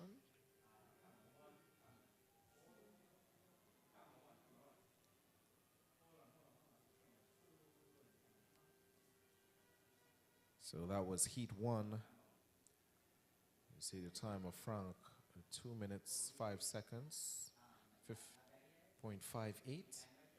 Alexander. So Alexander would have been RJRT. That was Jaden Alexander coming in second place.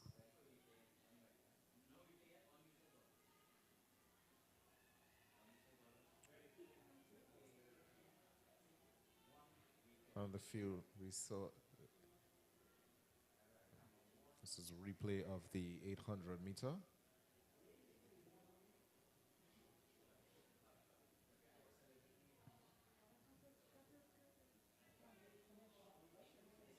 And there you see Frank coming in very easy, not much of a challenge for him at all.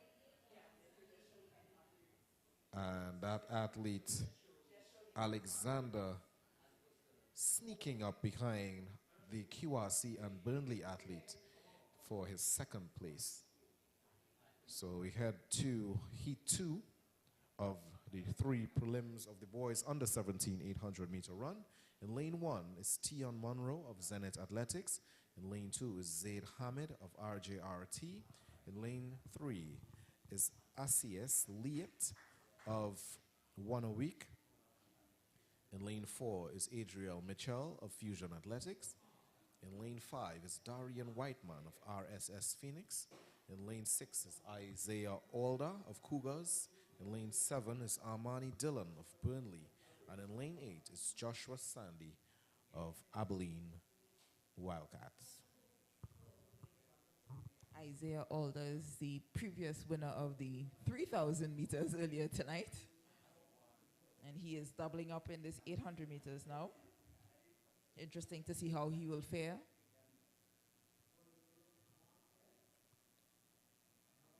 So Definitely has the lungs, but speed is required for this 800 now. most definitely.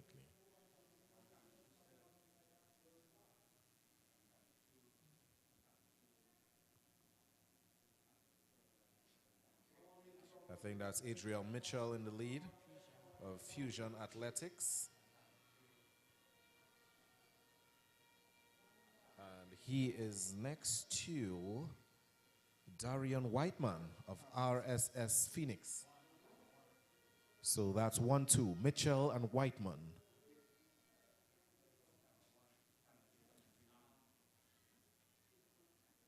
The young Isaiah Alder, who won the 3,000, is there. He's in third position right now, and he's picking up the stagger.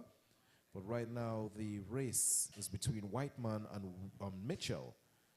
So it's Fusion Athletics and RSS Phoenix. They come to the final 200-meter mark, and they're picking up the pace right now. Who is it going to be? 150-meter mark. It's Mitchell pulling away from Whiteman. Mitchell is holding his lead. Seems to be going to be an easy win for Mitchell of Fusion Athletics, followed by Whiteman and Isaiah Alder of Cougars in third. Not bad for somebody who just ran a 3,000 meter. And he did exactly what he needed to do. He just needed to qualify. Yes. Onward till tomorrow.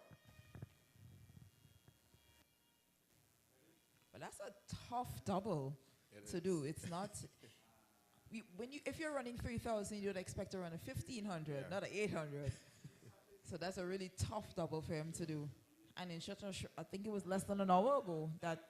So the recovery time is very short too. So it's very, very commendable of him to try and attempt that kind of a double. They call it an 800-meter run, but it's almost like a sprint for some athletes. Some athletes really blaze around the 800-meter. So we move on to heat 3. In lane 1, we have Jeremiah Stewart of Burnley. In lane 2 is Kimali Roberts of Zenith Athletics. In lane 3 is Elijah Mitchell of Abilene Wildcats. In lane 4 is Brian Scott of Burnley. In lane 5 is Aidan Marshall of One a Week. In lane 6 is Justin Cadet of Phoenix Athletics. In lane 7 is Emmanuel Herbert of Burnley. And in lane 8 is Zaya Stewart of RSS Phoenix. Lane 6 there, that's Justin Cadet, representing the Phoenix Athletics Club.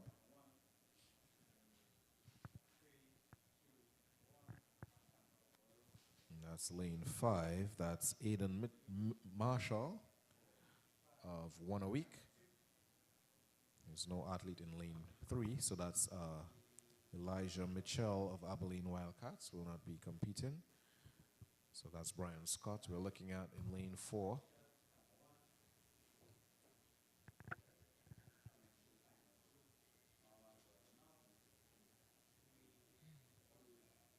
Zenith athlete Kimali Roberts in lane 2.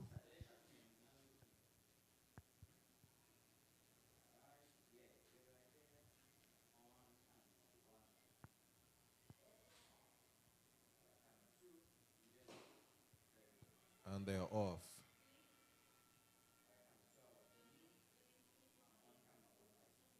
Taking an early lead is the athlete representing Burnley. That's Brian Scott out in lane 4. There's 3 Burnley athletes in this one. Yep, this heat is laden with Burnley athletes. I think the lead Burnley athlete, I think, is Herbert Emmanuel.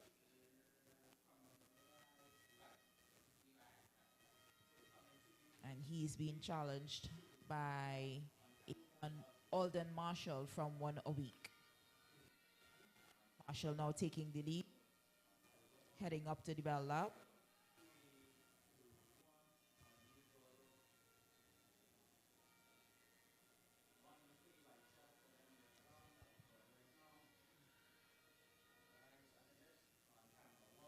Marshall looks really comfortable as he just completed his first bend there. He's coming up to the final 300-meter mark.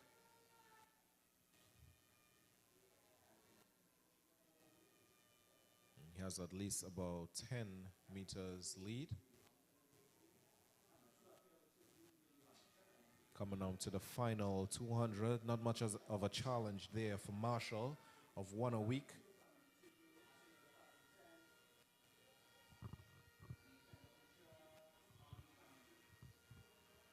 And here he comes, Marshall, followed by the Burnley athlete. And he's getting that challenge back from him. Oh, he's... Burnley and Hubert has kicked in a very big way to regain his lead and win in a time of 2:01 in a flash time.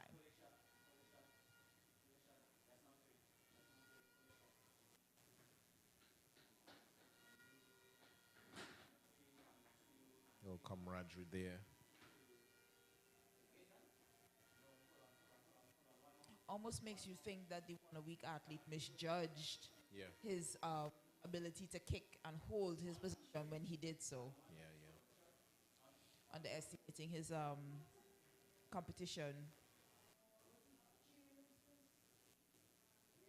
Kicked a bit too early Too- out, yeah, yeah. def- So he didn't too have early. enough to hold on. hold on to actually To maintain compete, his to lead. fight for his spot. Yeah. So we're moving on to the final events. This will be the boys under 2,800 meter run. There are only 2 heats in these preliminary rounds.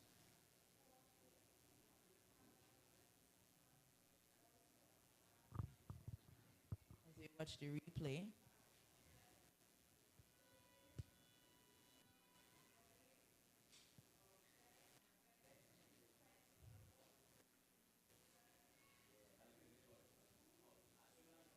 Very comfortable. very comfortable win.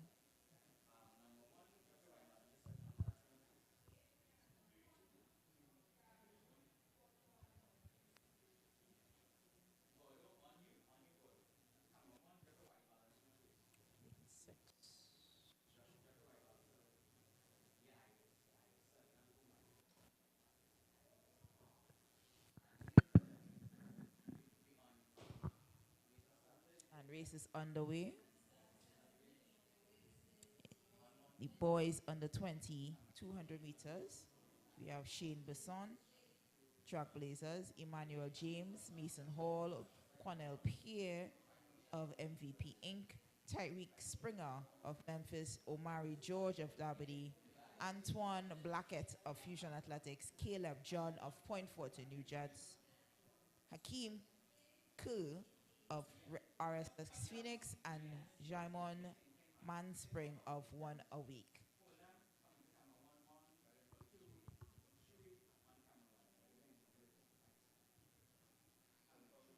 Your early leader is Tyreek Springer of Memphis Pioneers.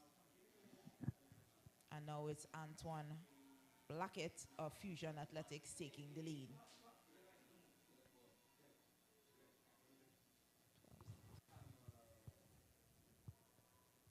That looks like Omari George of Dabdi Athletics getting into the second spot.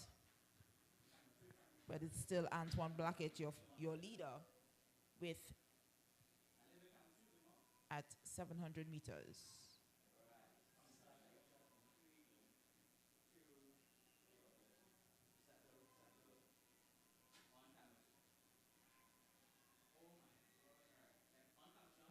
Coming up to the final 200 meter mark.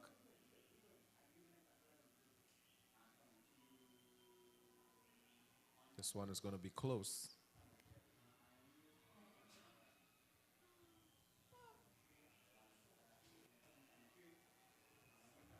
Blackett from Fusion,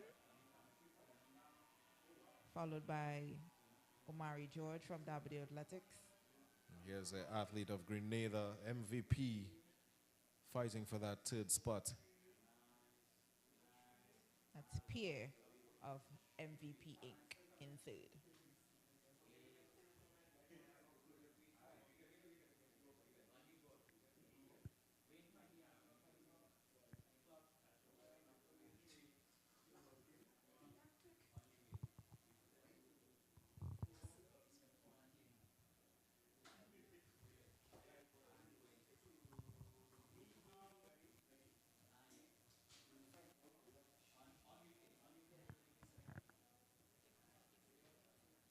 watching the last 100 meters of this first heat in the 800 meters boys under 20. Antoine Blackett of Fusion Athletics, comfortable and easy win. Omari George, Davide Athletics. And your third place, Cornell Pierre of MVP Inc. Those are your, oh, it's top 4. And it is, that looks like Hakeem Kerr of RSX Phoenix, your 4th qualifier from this first heat.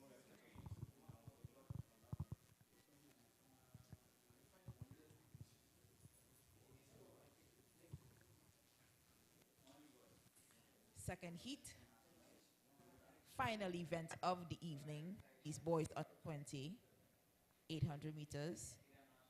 Lane 1, Nelson Rivas of One a Week. Shani St. Hilaire of FAD. Micaiah Mahon of One a Week. Jaffa Woodley of Memphis. Kyle Reed of Tobago Select. Omari Thompson of One a Week. Ryan Joseph of Cougars. Armani Kashi of Memphis. And in your 9th competitor in this race supposed to be Aidan Joseph of One a Week.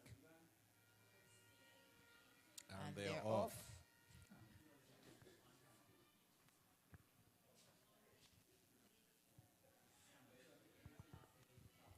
So in the lead right now is the athlete of Memphis Pioneers, that's Woodley.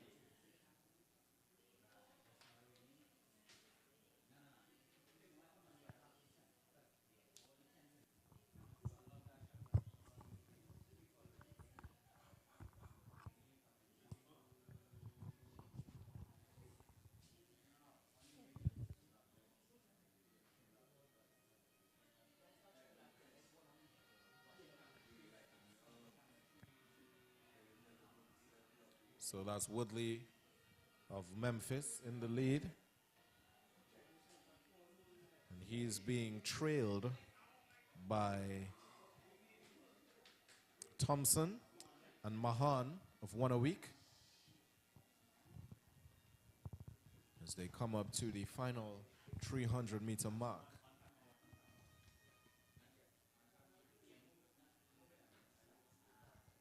Woodley is holding his lead right now. Looking really comfortable as he comes to the 200-meter mark, and he's being challenged by the athlete of One a Week.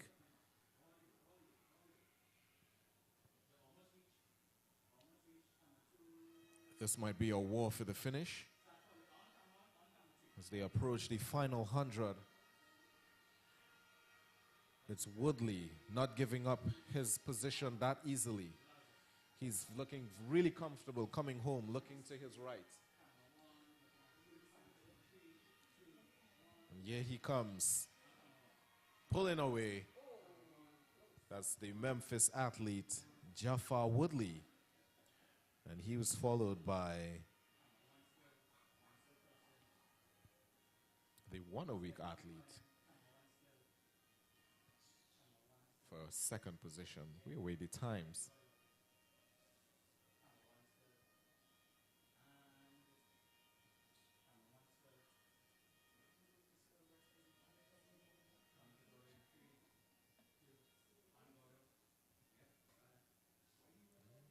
It's the final athlete finishing there, representing One a Week.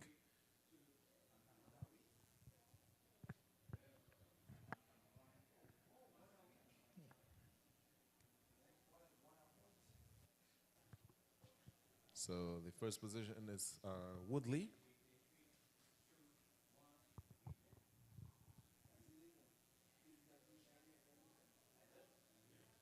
So that was the final event.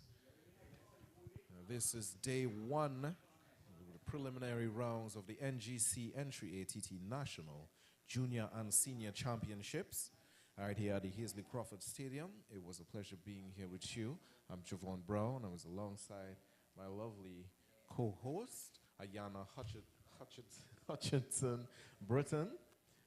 We had a very eventful day. Today we saw some veteran athletes and we saw our national athletes here competing in the preliminary rounds as well. So hand you over to Ayana to just give you her final remarks. Yeah, it was an exciting first day. Definitely filled with a little bit of drama with all those false starts earlier today. But it was exciting to see our veteran athletes come back out to make their attempt to go to Paris 2024 for the Olympics. We saw the likes of Rennie Kwao, we saw Kyle Grow in the 200, we saw Darrell Brown step back on the track after many years. And it bodes well to see that excitement leading up for tomorrow. Definitely looking forward to see Jereme Richards in those 400 meters as well. And the women were definitely no slouches. We saw some fantastic times. Looking forward to seeing the women step out onto the track tomorrow because they only had semifinals carded for them. And we'll see a lot more action, pace, heat, and speed tomorrow at the Hasty Crawford Stadium. Hope to see you guys there. Right, so we see you all tomorrow. I'm Javon Brown. Thank you for watching. Good night.